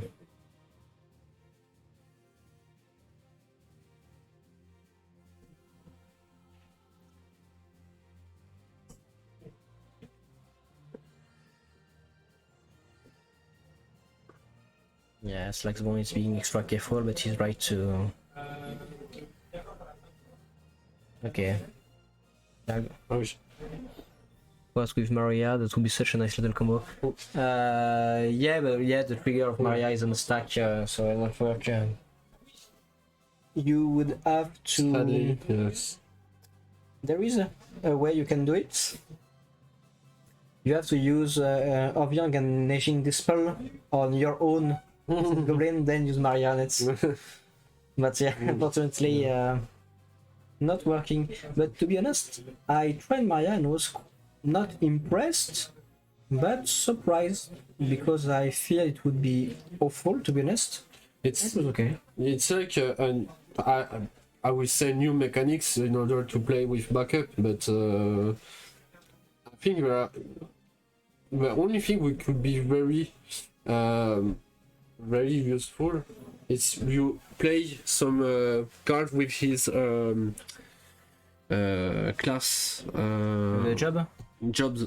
So, for example, just an example, some Y or Yeah. class 0 cadet or something we could boost. Maybe there's something to do with jobs, but Yeah, it's really. Oh, are we going on the aggressive right now? I think he's pushing for lethal. And Maybe he had there is 5 in hand, 4 backup ups.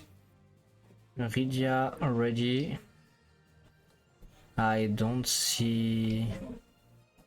What does Nico have against this?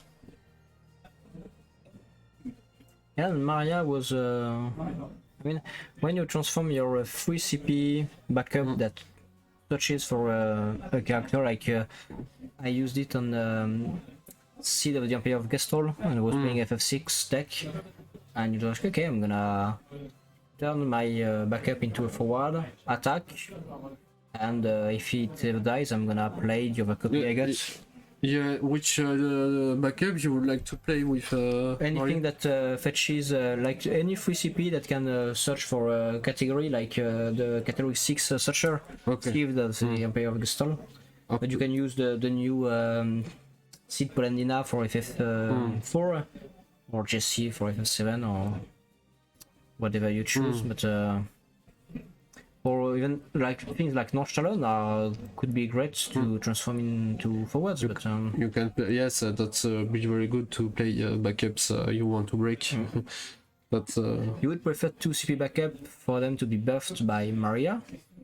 But 2 CP backups, you usually, unless it's Myth, but you want them to stay on the field because they have long-lasting effects. Or it's fire ones like Ace, Mist, BB, things like that. You want to replay, but when it's Kucha spell, you don't want to turn Kucha spell into a forward because we prefer to have him to be able to fight on the field. And we are going with another Belias on Regia, turning her into 6k with first strike. And then you can use Tyro. Okay, no. Brindir, yes. Brynhilder. Nico tried to pick one of a new card maybe that could help him. He finally found a way to beat Kadaj on the line. And pick up a card and. And with the first strike, he can't be dealt with. And now Slagsbon is. Finally, yes. Yeah. The darkness has been erased. The world has. And here it is, the second copy of Kadaj. Do you hear Nico insulting Jeremy right now? I really wonder how he feels about it, but I was sure he was gonna play it. He plays to Kadaj because he likes to be the villain in the story, and right now he is. Like a villains really play Marsh, so.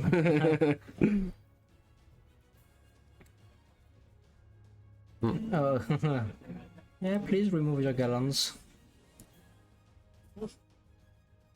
Wow, this is so tough. He drew Ritz and Gallon, which is like the best card he has. But where are you going? I think Slagsbon has no breakable backups. So you're not sure you want to... What are you doing with my camera? I'm not sure you want to break his backup with Gallon. Please when use the camera for just a second day. We're seeing a bit of the foot of the camera. We'll try to repair this once the game is over. Well, here comes Kusif. We are getting back March. We'll be playing March and Rates, I suppose.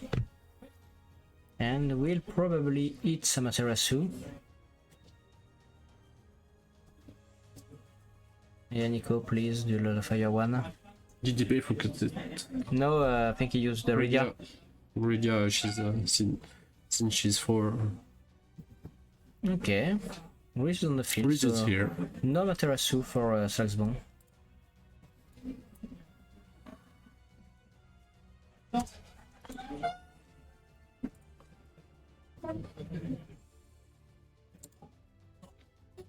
So finally he is making some value, but I'm not sure he has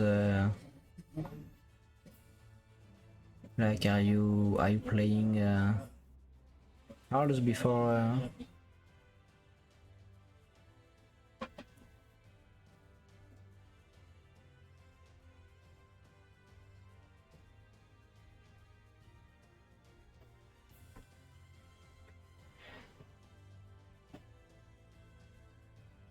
So it's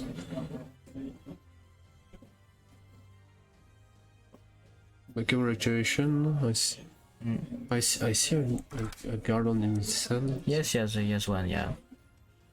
And he's using Luca's effect to sacrifice her to get back the red mage instead and draw one with Garland. And then he's reactivating his backups.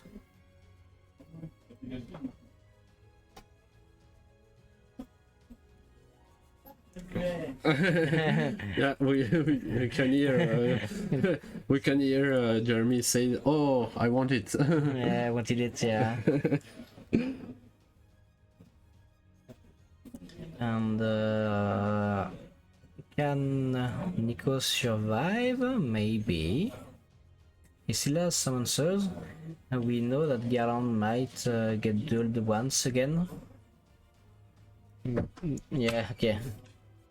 Just gonna destroy the rain. And a backup will leave us today.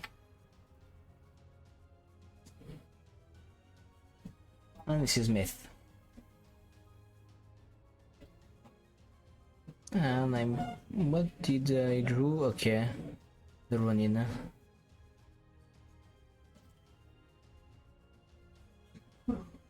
And Miss Dragon.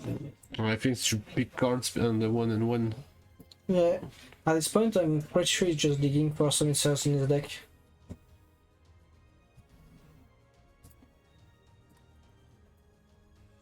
Like Miss Dragon is cool, but it's not it has no counter usage right now, which is not the best spot to use it. More so in when you pay for it, but and okay. He says he has no answers because everything will be dueled by Kadaj or destroyed by the bomb, and that's game one. I will try to fix the camera a little bit. Yes, and that's one strategy Nikos in order to draw the good guy we can reverse the game.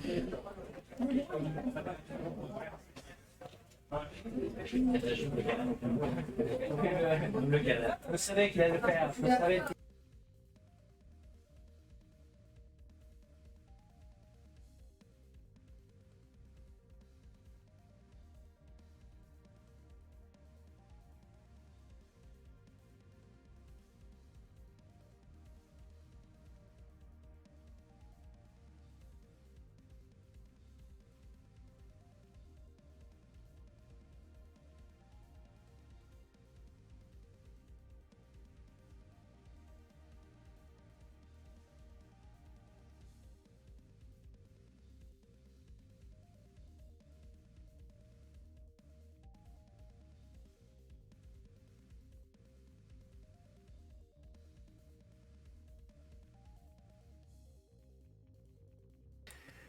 And this is game two. Nico is staying with his deck.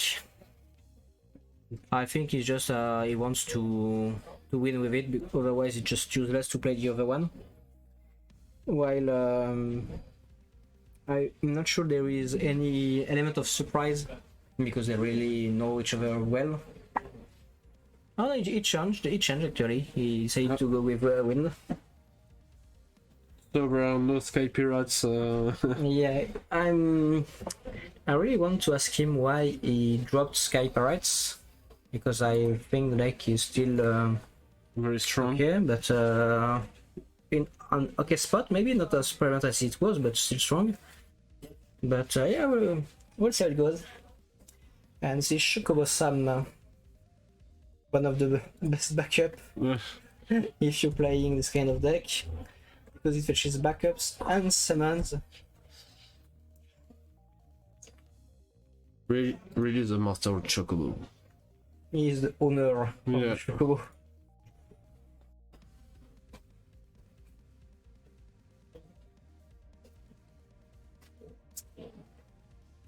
And Chocolate is on the field too.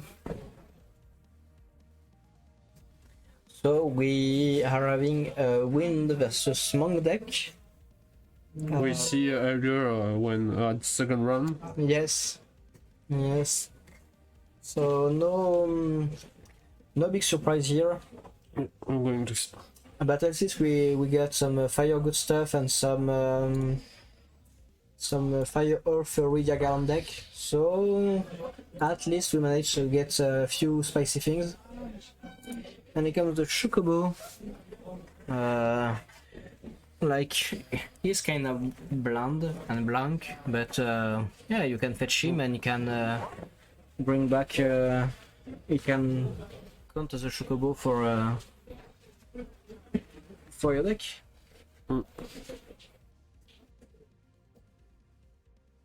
Being Arctia and untapping Chocolate is just what you want, I guess. You want to just at the beginning, yes, at the beginning when you get what doesn't play aggro. Yeah. Discarding 2 for Kolka, which means we have a Iris, really quick Iris. And Chocolate gains the token.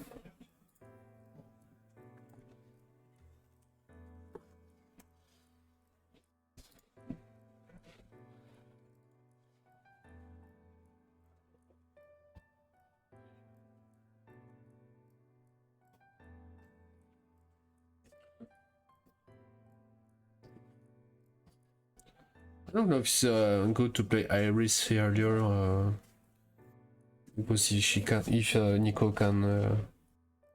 You have no idea why he played Iris so quickly.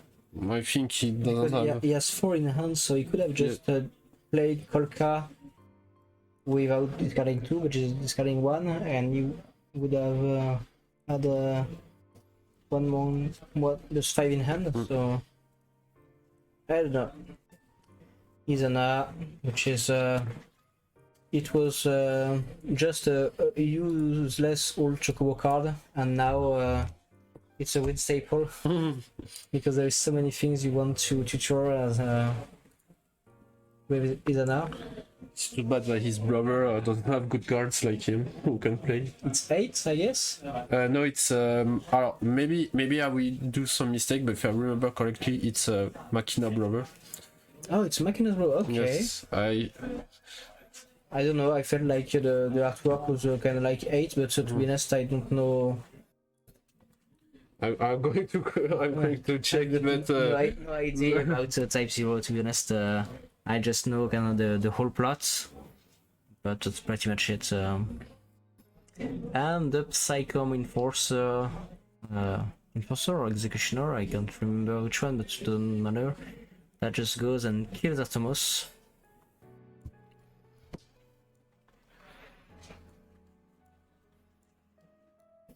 So really huge to be able to kill Atomos on a tree like that. As the reason is to play this card. Yeah. Elder brother of Machina. Yeah, and the brother of Machina.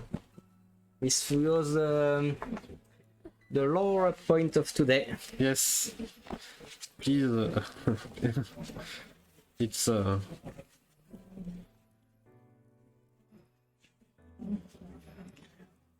And here comes Prish again.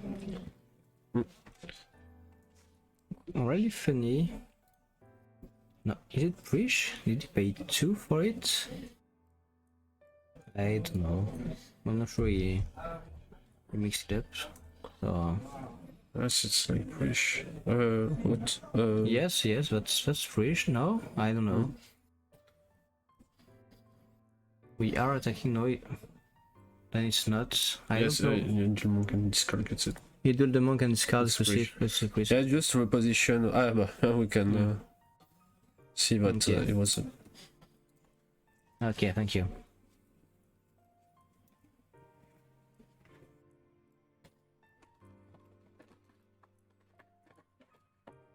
Yeah, now it's better.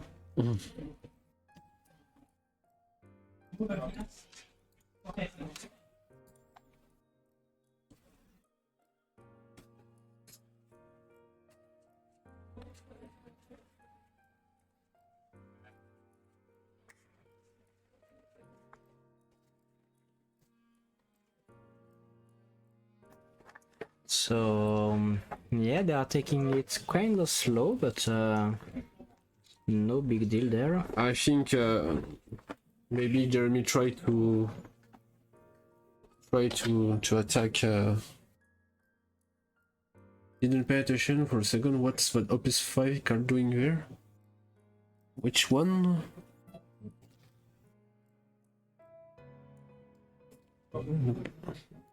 Okay, this is Azura. We're getting back the Atomos. Didn't pay attention for a second. What's that Opus 5 card doing there? Oh, it's the Uptaking Enforcer, yeah. Slagsbone decided to add this card to his monk decks to deal with monsters. Simple as that. He thought that we would see Atomos and maybe Biblos and Jin too quite a lot today, so he decided to find one slot for the Psycho Enforcer.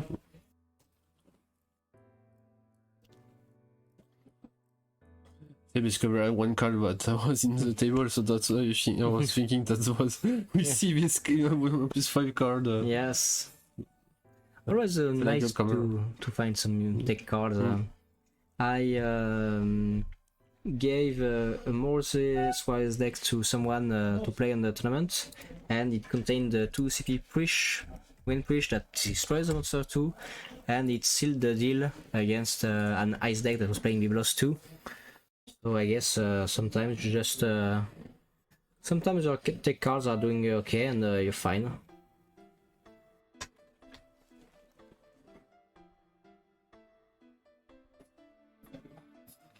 With Bismarck already on the field, Althea still available, and Chocolate ready to grab one of the token.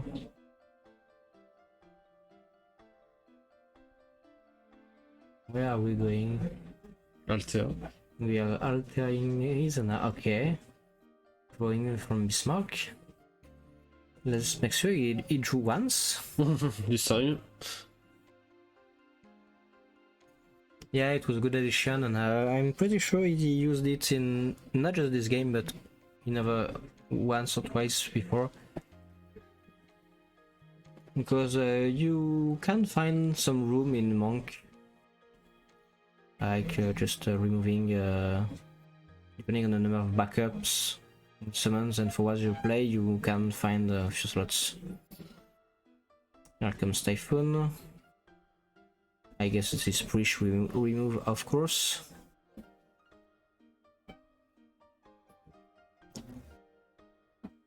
And we are dealing 6k to Iris.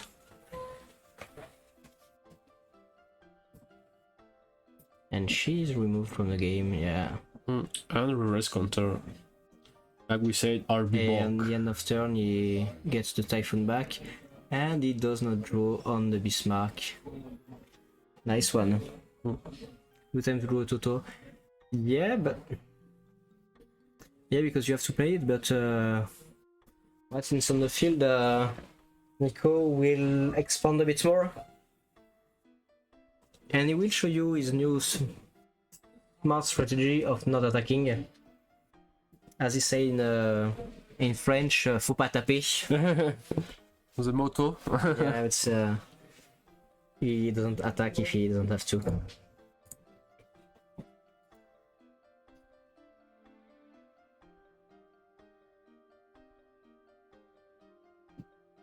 Okay.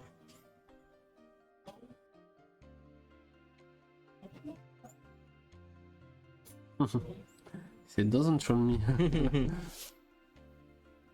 They are arguing like an old couple, which they are kinda is. Pas tapé. Yes. It does, yeah. First damage for Jeremy with pump up. Yeah, that's a really important one because now Young is online and Bismarck is dead. So this is a good spot. He's in a good position. Like not the best, but could have been worse.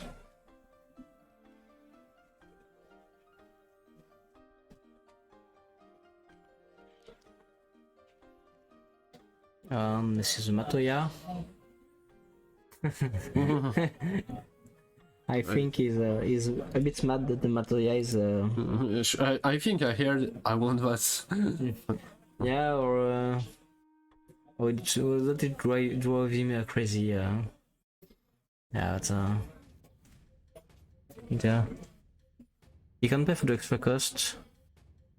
For Matoya, yeah, he can't. I'm not sure. To be honest, I'm not sure, but yeah, Nico says he can't pay the extra cost either. Yeah, he has no earth. The extra cost needs earth, so he can't. The extra, you can pay with anything. He could pay the extra cost if he had earth. He doesn't, so yeah.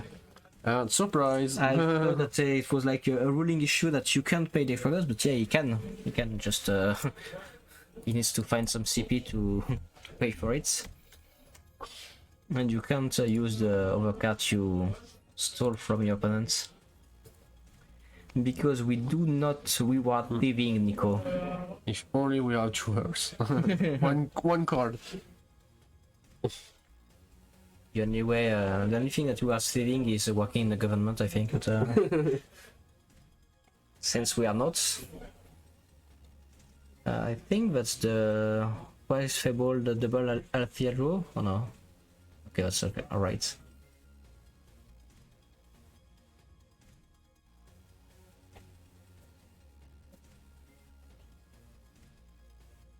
Still is still stealing good cards from Slagsbone. Like Push and Matoya are both good cards. Like so, he got he drew Bismarck. Of course, he drew Bismarck. So yeah, Bismarck 2. So yeah. I'm not sure he's gonna play it right now because it would be quite vulnerable. But just Typhoon the one and only. That's funny because he gets back the Atomos, and now he's putting back the Enforcer back in the deck. So he won't be able to play Atomos until the Enforcer is definitely gone, which it won't be anytime soon. It's a good save for. But so he can attacks. Ah, it's not a QC Yes, I think. Yeah. That's not the same. Oh god. I was thinking because you must do Jidan effect and why it's QTX burst and see 1 damages. Yeah. And no problem. Nice try, Slagsbone, but now the Kusif is now in Nico's property. And Iris seems back to. She will probably just die to Typhon on next turn. Sorry to Bismarck. Bismarck didn't Typhon Bismarck and whatever Nico's decide to place with it. You should not keep on attacking with Zidane one attack at a time and never overextends into anything. He's fine with how it's going. Keeping Althea and Shadow Summons to make sure he doesn't fall prey to 2 stronger removals.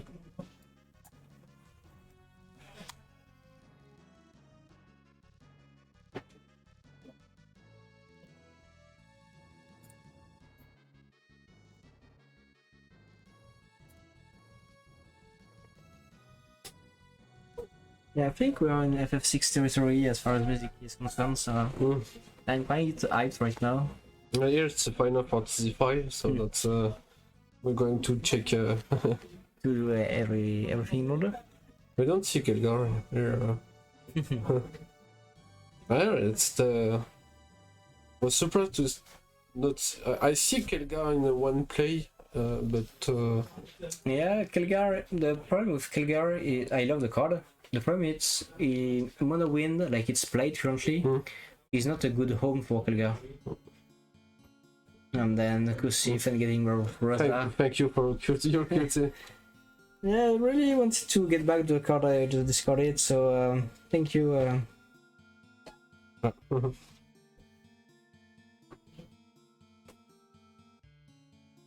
1, 2, 3, and this is Rosa. 1. No.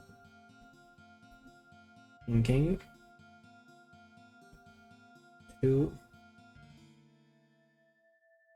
Is enough.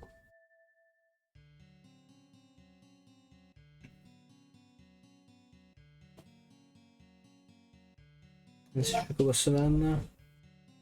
I think he's gonna extend right now. He's gonna go with the Rosa 5th cast. Because next 20 cast it's untaps everything. So he could just the one Lusso and draw is a 3rd. Untap everything and you draw. Like, where are you, Pain? Like, where are you, Pain? Yes, it's last round for day 1. Yeah, it's last round. We've been at it for 11 hours now. So I'm really happy it's the last round. So yeah, we get back the Chocobo with... and it's 1-0 for Slagsbon, Jeremy. The Chocobo gets back the Zidane, the Zidane pops back. 2. Here comes Lusso once again, and that's it.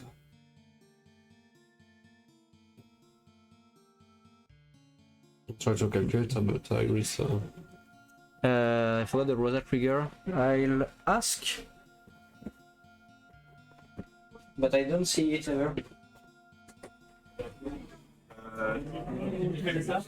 Attends, tu n'as pas dit ouais, parce que j'ai peut-être pas fait la 7ème, parce que j'ai peut-être fait.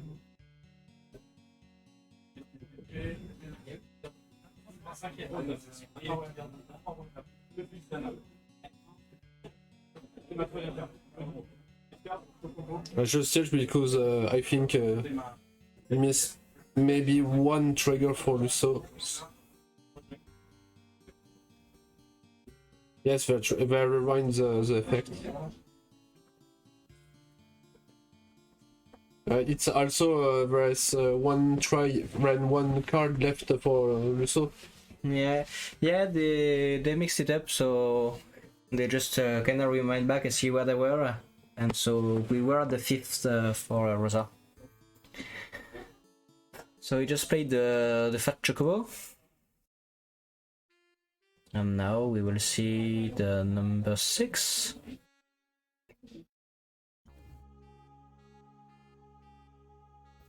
The White Mage.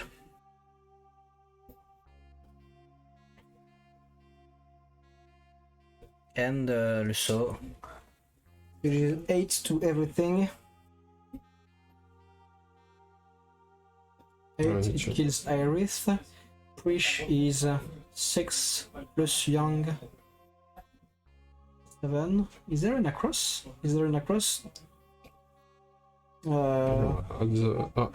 Okay. I guess that's it. I don't see that. And that's 1-1. Really fast concede. Yeah, I think. I don't know how much my time left, but maybe the half time has been.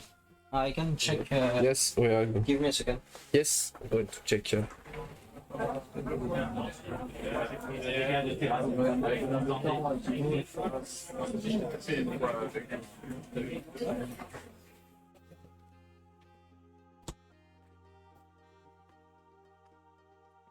got about 19 minutes left.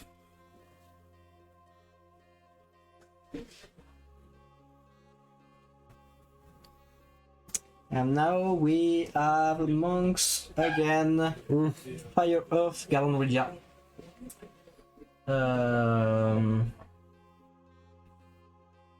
This one Galonridia can can win because there is no Kadaj. And there's no dual Kadaj.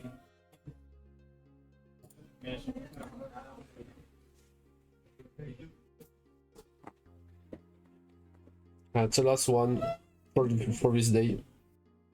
Yes. We'll then go with a little interview with the winner. While the loser will have to call the restaurant to find us something good to eat. This is the loser's punishment. It's a challenge. I also asked Nico to win this because I already interviewed Slagsbone, so it'd be easier to have Nico. But yeah, he has to deserve his spot on the couch. And right now, to be honest, Slagsbone did lose once to Gluens today. But he lost. They had some ruling issue that really messed up the game, and so Slagsbone lost against the mill deck, where he should probably not have to lose this one. And There it is. He's here. He plays. Suzu Isa Yeah. once again.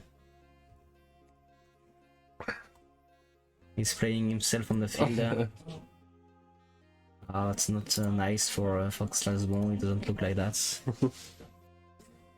like we said this morning, or it's a private name in Discord.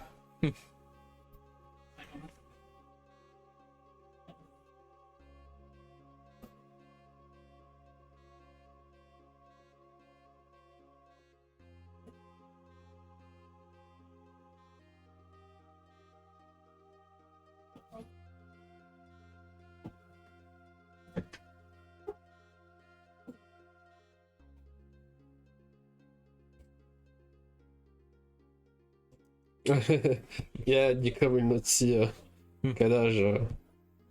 ReRaise the new nightmare. Where I can our third tournament, it was Ace who was X-Burst who was his worst nightmare. Yeah, but right, he managed to lose on Ace EX. The last one, the Nishida version, the last one, when you must play with 3 colors in order to. The most color you play with him, the more powerful he is.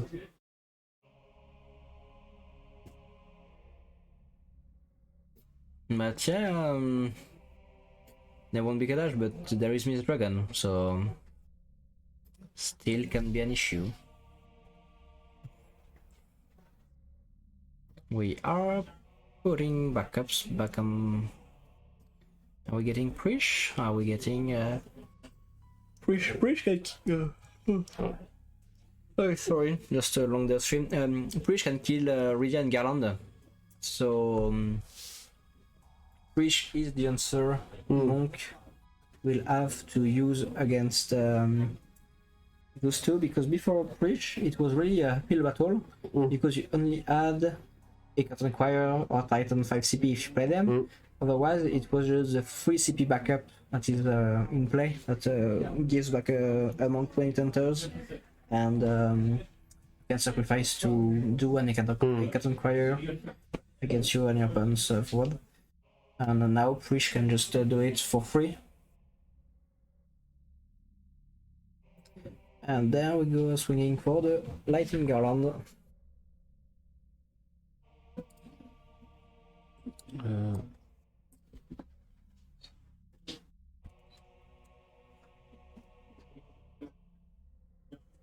Yeah, and the Beastmaster is a really neat Yeah, card. Beastmaster Yeah, maybe. it's Beastmaster, yeah.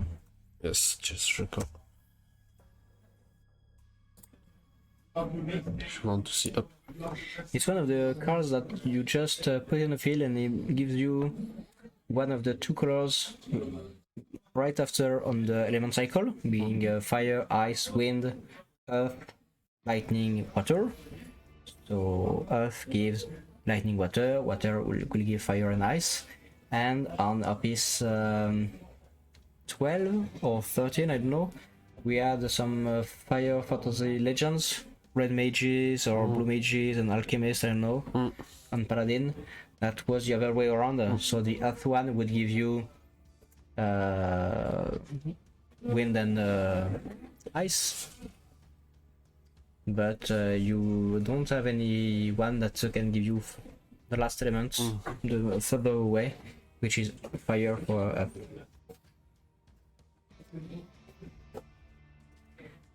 And now Iris is already on the field, so Prish will be 8 and will be able to deal with Garland if he ever comes into play. So now Nico has to play carefully or setting up a Belias 2. Oh, I see yeah. In order to cast Brindir for 0, I think. No. Yeah, 1, 2. Or maybe more. I know it's a Belias, I see. Yeah, it's Garland.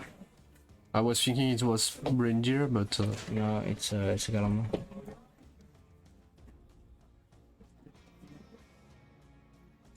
The legendary Garland. And yeah, it is Brynhildr. okay. Well, maybe I was just I was With, thinking Belias, but not it's Brindir. With Brynhildr, you are fine against Rich, because Iris is not there on the field, and it's not that easy to put a Prish up to speed against Garland, but you can still put it on the field and kill Rydia. Or you just use the Cactuar. You take one damage, which you want to, and then you can just play, for instance, Young and Prish and kill Rydia too. Yeah. Target Garland. 1 damage for And here comes the Ursula. Ursula. Not the one you want, obviously.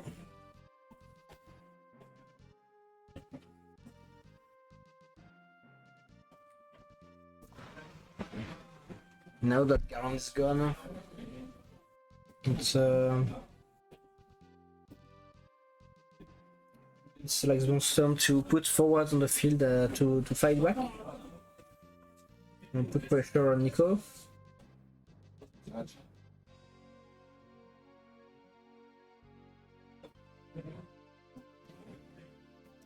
Which one it is? Is it Sisol? Is it Polish? Is it Young who plays any other one? And It's Prish. And Prish will try to destroy Rydia.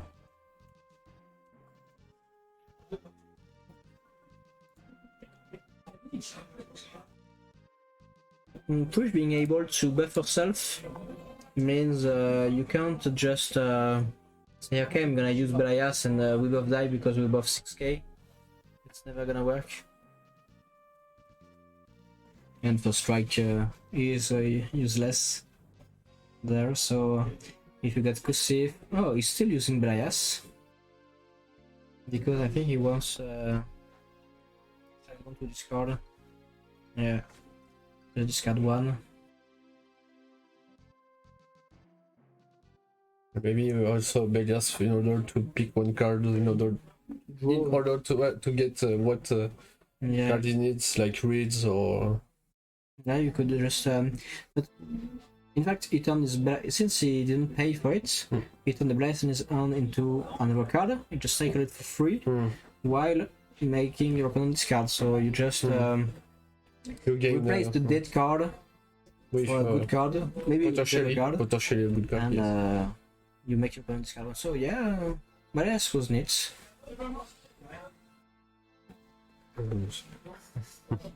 Yeah, how does he have like 9 cards? Yeah. Uh,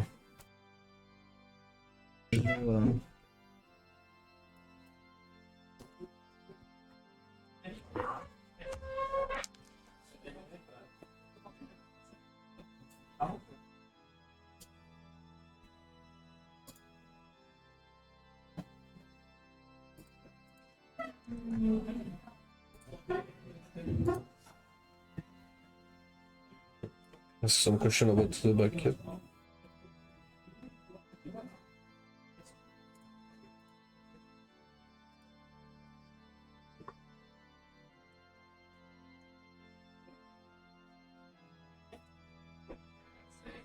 Once again, it looks like the Fire Earth has struggled to maintain the board.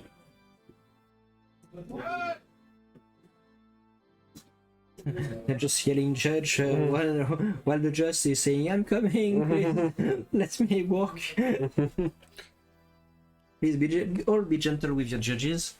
They are We got many questions today. and they are not check. enjoying themselves. Yes. You know? It's not the funniest thing you can do.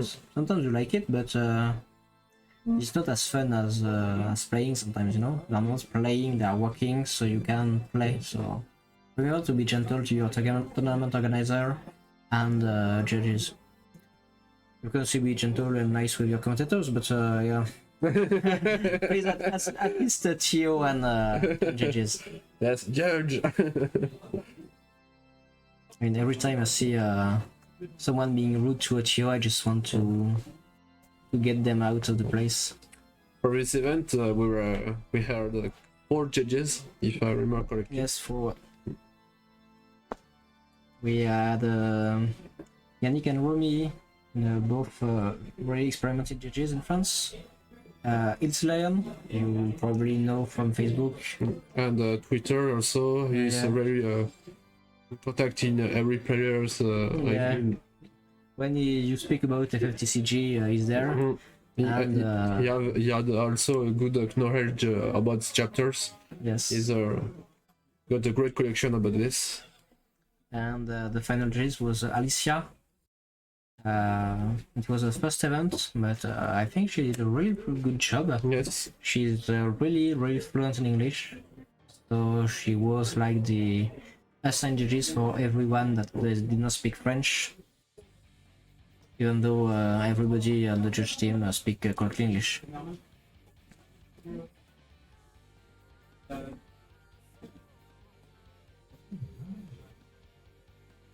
And here it comes. Good old Garland.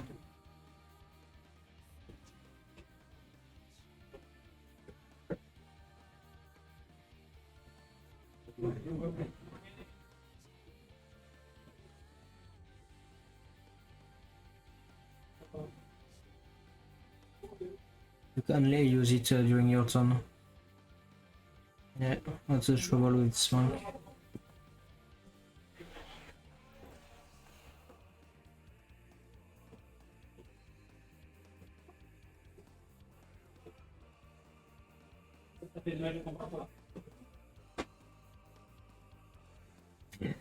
So Organius Laxbon asking, does it lead damage combat? Can it kill Garland? Is this effective? We're like, nope. No, neither, and nope.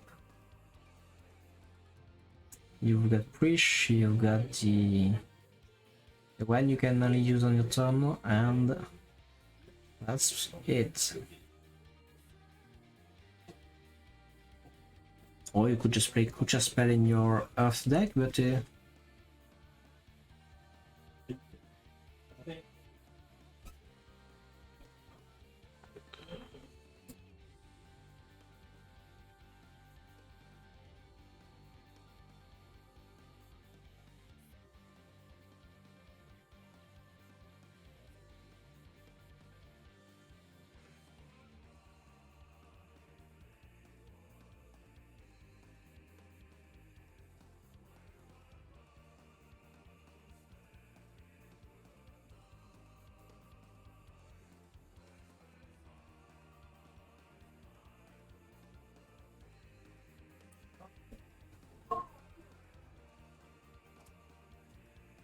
Okay, we're still fighting.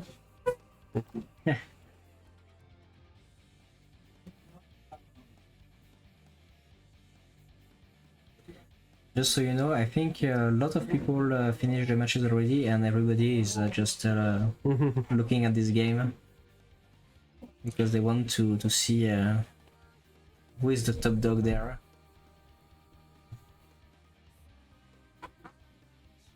We can see also in the chat a lot of people waiting for Nico to show also, I think.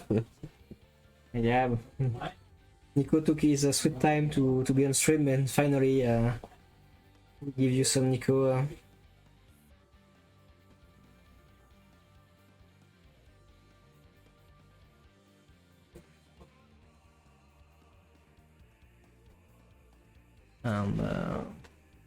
Yeah. This is, I think it's a tough one. Nico doesn't know. Okay, this is Miss Dragon. Trying to prevent damage, I think.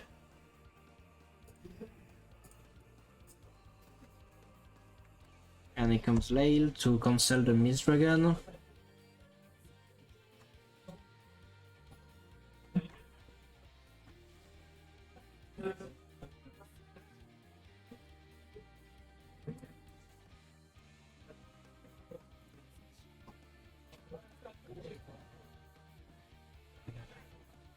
Oh, and Crucifix burst, obviously.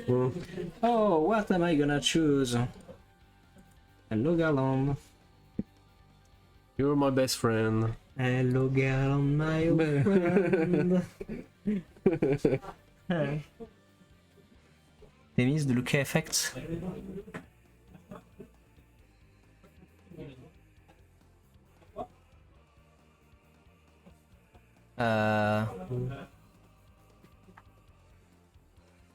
I'm gonna ask. Rebounding running.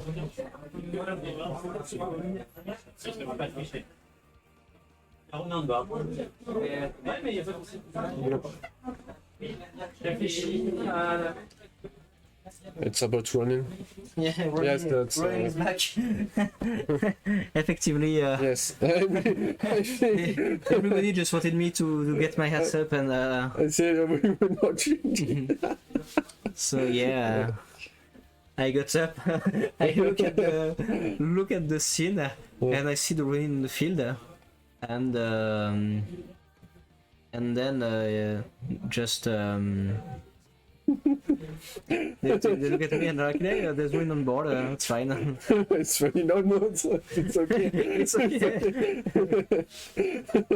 So, yeah. And oh, I got on choir. We are breaking Matoya today.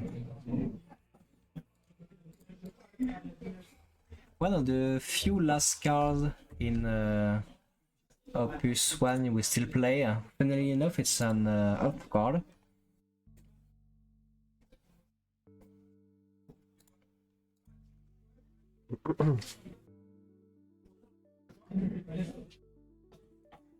And Brynhilder's back.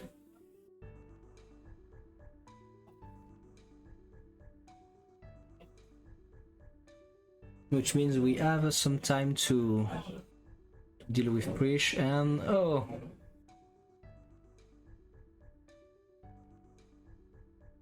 We are paying 3 for fires and yeah.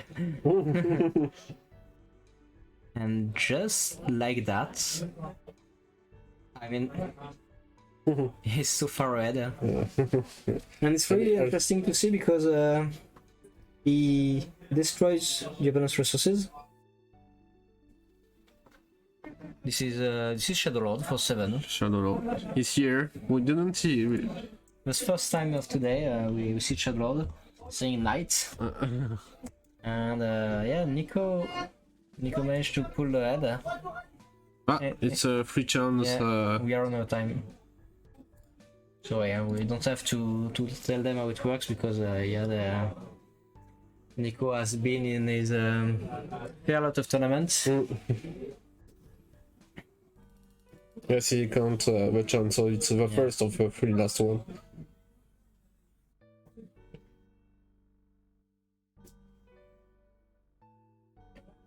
Being able to kill the Garland once again while it was vulnerable because if it was Zeld was really good on Saxon Sports. Even though he doesn't have any more backups and things like that, he can still fight.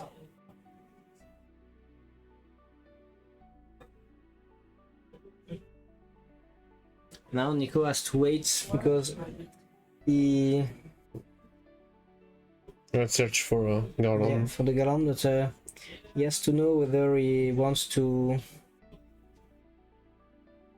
play the Galant, being aggressive or not. There is a second one. He's on freedom mage while his opponent is on one, so it's no big deal because it's double loss if they get at the end of time, but they will have to decide and see who win. Whether it's beyond the mage or one concedes. Like it matters to anyone. They just have to get a winner, but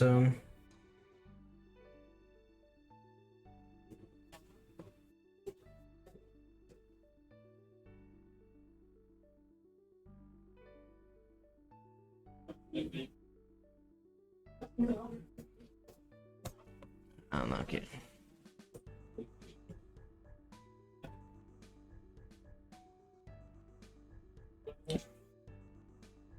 Oh, 1, 2. Okay. Saxon is the. That's on 1 or 2? 2, I guess. Not sure, but. The second turn of the three.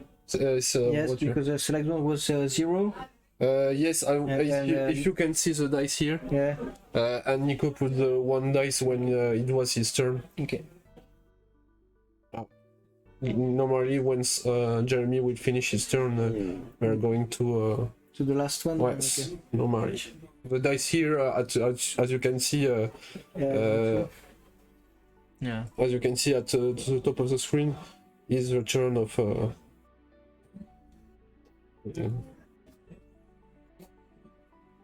So can Jeremy win this one?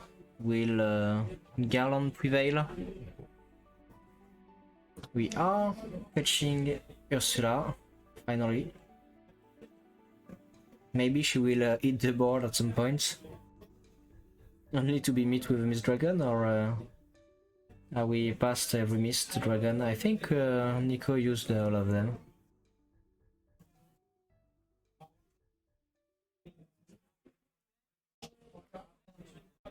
Oh, well, it is. Okay.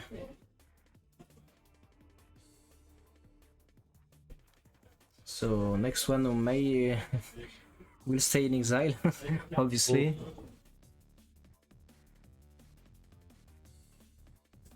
Try an attack. Yeah, and kinda has to end Belias. And that's you just oh, he was looking for Galon. Does he have it?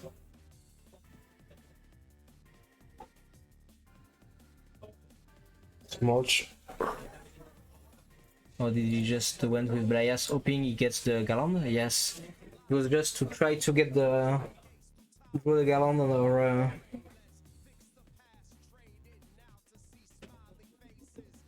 1, 2. It's exclusive.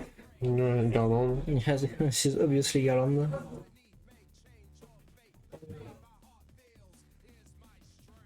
Or is it? It could be March Ritz. I mean,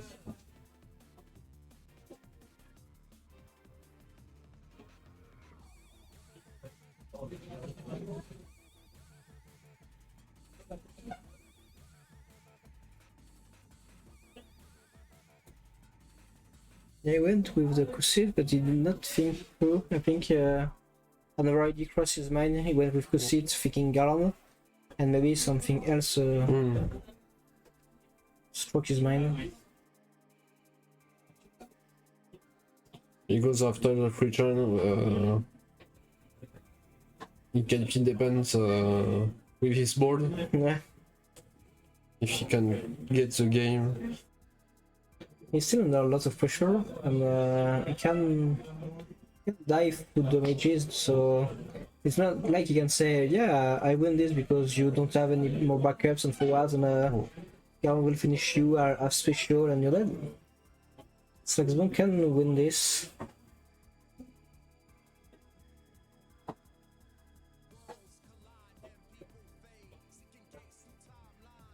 So he needs to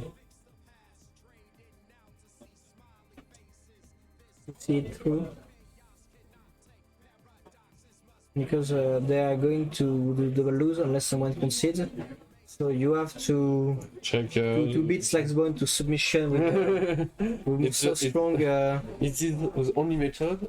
And it's Shadow Lord. Is he bringing back Shadow Lord?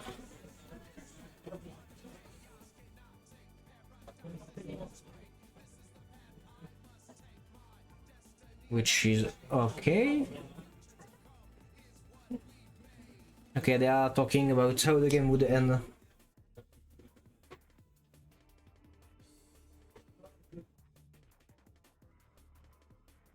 So yeah, they try to decide intelligently who will win.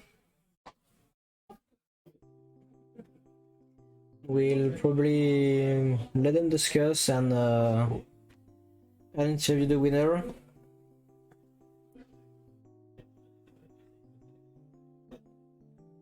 And the loser will find us something to eat. It's a trial. I did not forget this one. No, I don't want to search. Alright, I'm gonna see them how they are discussing this.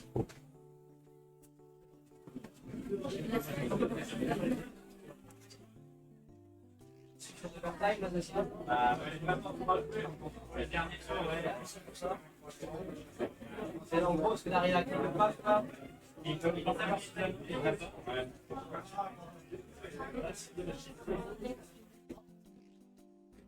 montre qu'il s'adomise ce nom.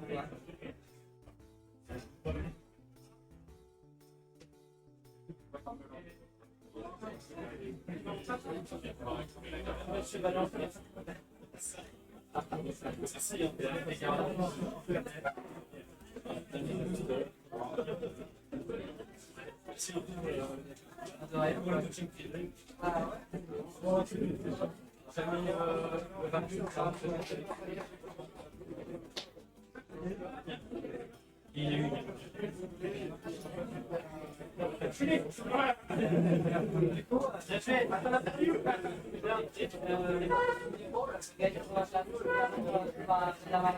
déjà fait.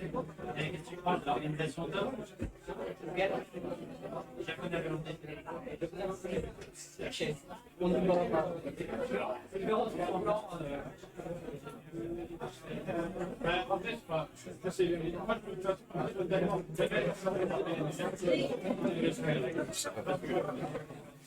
so they decided to go through with the Belias to see what would happen, and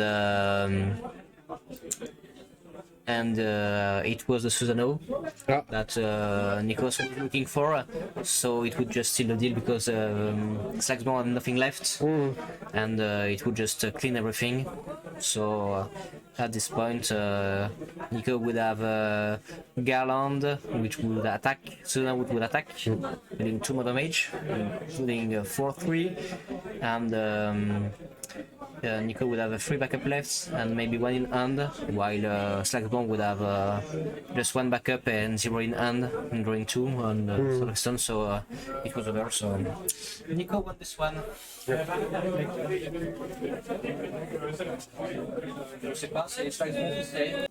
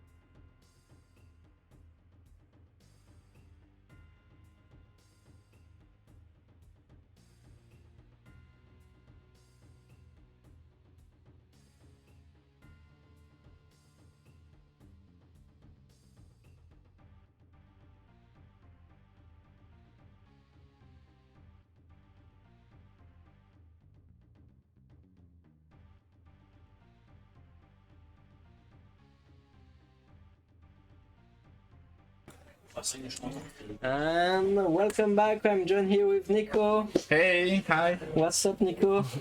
Yeah, I'm kind of happy.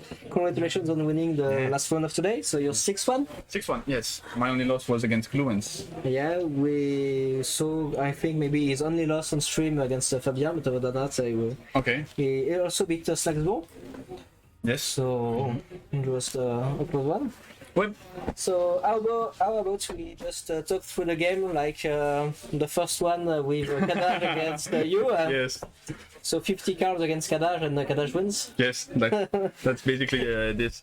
My boss in Earth's Fire is Garland, and Garland struggles a lot against Kadaj because Kadaj can come back and dull him in every time. So I cannot make his special ability, never, because even if I use the special against another forward, then when Kadaj comes back, he dulls the Rydia, which is another good blocker. So I was stuck in that situation. It was the case in Opus 16, and then I entered the Opus 17 Gabrons that helps me to destroy a dull forward, but I did not had it in my backup line, so my only hope was to make a brilliant little trick with Belias and something like that. But You tried? Huh? yeah, I managed to kill him once. I did not expect a second one at all. I was so sure he was gonna pull. Yeah. I was sure that the moment you managed to kill the first one, it was gonna be okay. Then discard 2 Kadaj and Yeah. and I- Yeah. When I play Kadaj, I only play him in one copy. Yeah. So as he had two, I was screwed. So yeah, he won the first one pretty easy. He told me he was breaking, having no backups, but Kadaj turn 0 is a good. It's good enough to. A good pick Yeah. against me. Yes. Second one, I was pretty confident because I think Mono Wind has a good matchup against the monk. Yeah. I have many possibilities to put my forwards back in my hand, and if he tries to kill them in response, it's quite very expensive. It's very expensive for him to try to kill them 2 times in a row. So, Yeah. yeah, that's pretty something tough. We really thought Garland and Kadaj were like the same person because when one is active, the other is not. Yeah. So you just can't.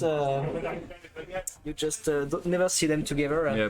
Usually I play Garland and then my opponent plays Kadaj and I Belias my Garland To and break kill him. Kadaj boss, but yeah, but Kadaj was there first. So Yeah. I had a small hope that when I play my Garland, I pass, and then when his Kadaj comes back, he does not dull him, thinking, oh, he cannot make his special ability yet because he has not haste, and I already had the Belias in my hand, but he did not let me any window to make something. So. Oh, he made sure Yeah. he I think I'm pretty managed sure very he well. knew what he was doing. So Yeah. And finally, yeah, you kind of struggled with monks earlier, but I know, like, I really have to watch the replay because it's like you was not winning and was not winning and was not winning, and at some point you had a huge lead, like one backup, one forward in a side, while you still managed to vomit a huge hand on the crunch, but I think this game is not relevant from the real state of the matchup because we had not much time, and he told me that he was pushing the damages. He was playing expensive plays to put many forwards on the board to run for the damages. But it's not my strategy because we're not in top cut, so there is no single direct elimination. Yeah. So when we arrive, when we run out of time, it's not the who took more damages. It's double who loss can win. or who can win. Yeah. So I tried to put the biggest setup as possible. In the Opus 17, Prish is a very good pick against the Garland because when she enters the field, she can kill him, and if I don't have haste or if he's not active yet, he just dies. So the strategy is to put the Garland and let him survive as long as possible, or cover him with a Belias, so that when he plays the Prish, he tries to discard a card, and then I Belias my Garland and I make a special ability. This is the best move I can hope to make. But he had laid, so he was protecting. So that's why when the board exploded, it was kind of fun. And Garland made me draw so many cards on that turn. Every time he sacrificed a backup, I drew. It's briefly because I played monk against your deck, and I tried the decks against monks, and it felt like monks are kinda helpless against Garland before Prish, because we had the free CP1 and it can require summon and that's all the Titan, and that's pretty much it. But if you keep a Belias, or if you just manage to 7 CP, you finally break Garland and you're gonna put another copy on the field and be fine. But now with Prish, it's really harder to have Garland and Rydia on the field. The matchup is really different. And you can also play Shadow Lord for 7 CP breakdown, but same stuff. If you play Shadow Lord, you pay 7 to kill the Garland, then I just use his special ability. So I kill the Shadow Lord, you lose a backup, I draw a card. Yeah. But sometimes you gotta do what you have to do to win. If the Garland sticks on the board and is free, sure. And we also almost never saw March and Ritz. Yep. Did they perform today, or was it? It's an interesting pick I have, but these are cards I play when I know I have to go fast. And usually with Garland, I like to play slow. I prefer to set up backups so that when I play the Garland and maybe the Rydia, it's not expensive. Against Monk, I know I don't have to rush for the damages because you don't want to put the first one. Yes, exactly. I don't want to enable the young to make his ability, so I want to put my board. And against the fire, I did not play them because I had to deal with the Kadaj already, so there was no point of aggressing my opponent. But they perform quite well.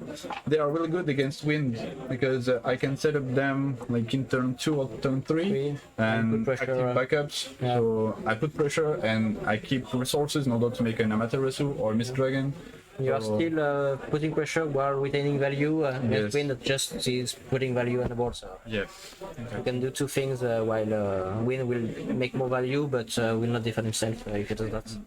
And if you noticed, having Marsh on the board is quite important because I can make the Mont Blanc ability to deal 2000 damages, and that was another strategy against the Kadaj. I can play Terra, take back a Brynhilde, then cast Brynhilde with Terra, I deal 2 damages, and use Mont Blanc to make the 9k. But I did not go that way. You tried to put the Mont Blanc with nothing else, and I was like, that's a sad play to make. I had March 2 times without any targets. Yeah, that's right. But when Kadaj is just removing your break zone at first, then getting rid of Garland, you cannot feel helpless because it counters most of the things you can play. And he also didn't have a Kucha spell, but he didn't need to. When the Garland is dulled, you don't need Kucha spell. That's fine. So you're in top cuts, both of you, I guess. Yes, we are. So congratulations. Thanks. We'll see. Can't wait to see the final standings in order to see if I'm second or not. I don't know. Maybe it's Fervent and Jack Frost because they were both 6-0. Okay. So they should be first and second. I have no idea how the match went. Okay. Maybe I don't know. To be honest, I thought that Fervent was like on top of his game, but seeing Jack Frost playing his speed running over the Gruel's body, he told me about a turn when he played Loki 3 times and did on several times too. It's kind of scaring. But I love the consistency of the Mono Wind, and that's why I took Mono Wind instead of the Storm, traditional Storm with Ice Wind. I prefer to put Chocobo Sam to search the Fat Chocobo or another Chocobo, and having an Orphan that helps me to search for Althea, which is basically indispensable in this deck.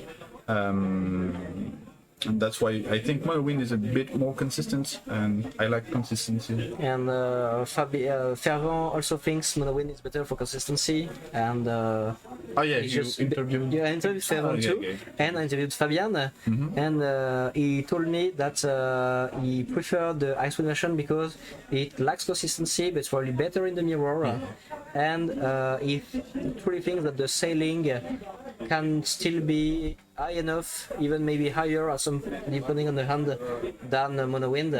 So you are slower to set up, But once once you set up, you're higher, and you can still pull out some aggressive starts with really early lock against aggressive starts. That mono wind just gonna die against. So if it's like I can beat aggro, I can beat mono wind. In the meantime, mono wind will be better in the middle, but I can. That's a good point, because in the Ice Wind you have Loki that helps you to destroy monsters and dull freeze, and that's a thing that Mono Wind cannot do.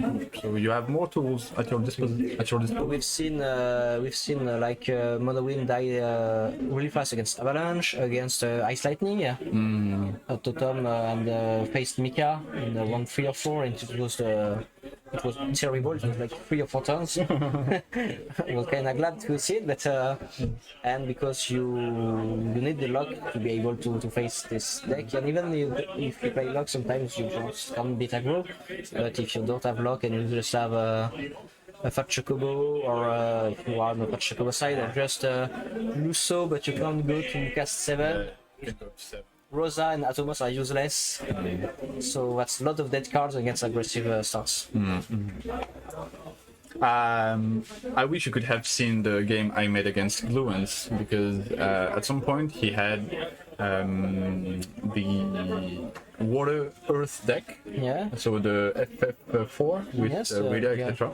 And I had the storm, the mono wind, and I was at 3 backups, so 2 backups, sorry. I doubled 1 to play Althea, activate back the Chocobo Sam, and he made me a Fenrir. So he destroyed my Chocobo Sam and brought back a Sophie. And even with that, I reached the 7 cards with the Lusso, because I had the Atomos, and I made some tricks with Azura, Alexander to draw Chocobo to bring back the Lusso. I managed to make up to 7 cards with this, and he committed a lot with this Fenrir, so I won on this stage. And I was kind of proud telling I reached 7 with 2 backups. That's insane. Fervent won his game by putting up a good 7 cast Lusso, which gets hit by Amaterasu. And he was like, okay, and he picked his Lusso, put it in break zone, discard 1, played another Lusso. He was going anyway for the first Lusso, and his opponent was like, well, fuck. Yeah, that's it. Apparently, I made this several times in this tournament. But Lusso is not the card you need to Amaterasu. You need to Amaterasu the Rosa or something like that. Yeah, you need to Amaterasu something before the Lusso hits. Yeah. When he's at 7. When Lusso hits the field straight. Yes, exactly. Unless you really got something there to something, but I will tell you all the strategies. So I guess now we're on time's over. We are gonna set up. Do we have all of the guests? We can close for tomorrow for this. Okay. So that's a wrap for today. Yep. Thank you everybody for staying with us for this day. It's a 9-hour stream, basically. Yeah, we started 11 hours ago. And now it's time to say goodbye. We'll be there tomorrow at 11. At 11, I said 9, but it's gonna be 11 a.m. CT. So 2 a.m. PST and 6 a.m. EST. And if you're in Japan, it will be around 6 or 7 in the evening. PM. That's right. You do your own time zone conversion, but I'm not really sure about everything. So thank you everyone, and see you tomorrow. See you tomorrow. Yeah, with Top Cuts. Top 16. We'll post the list.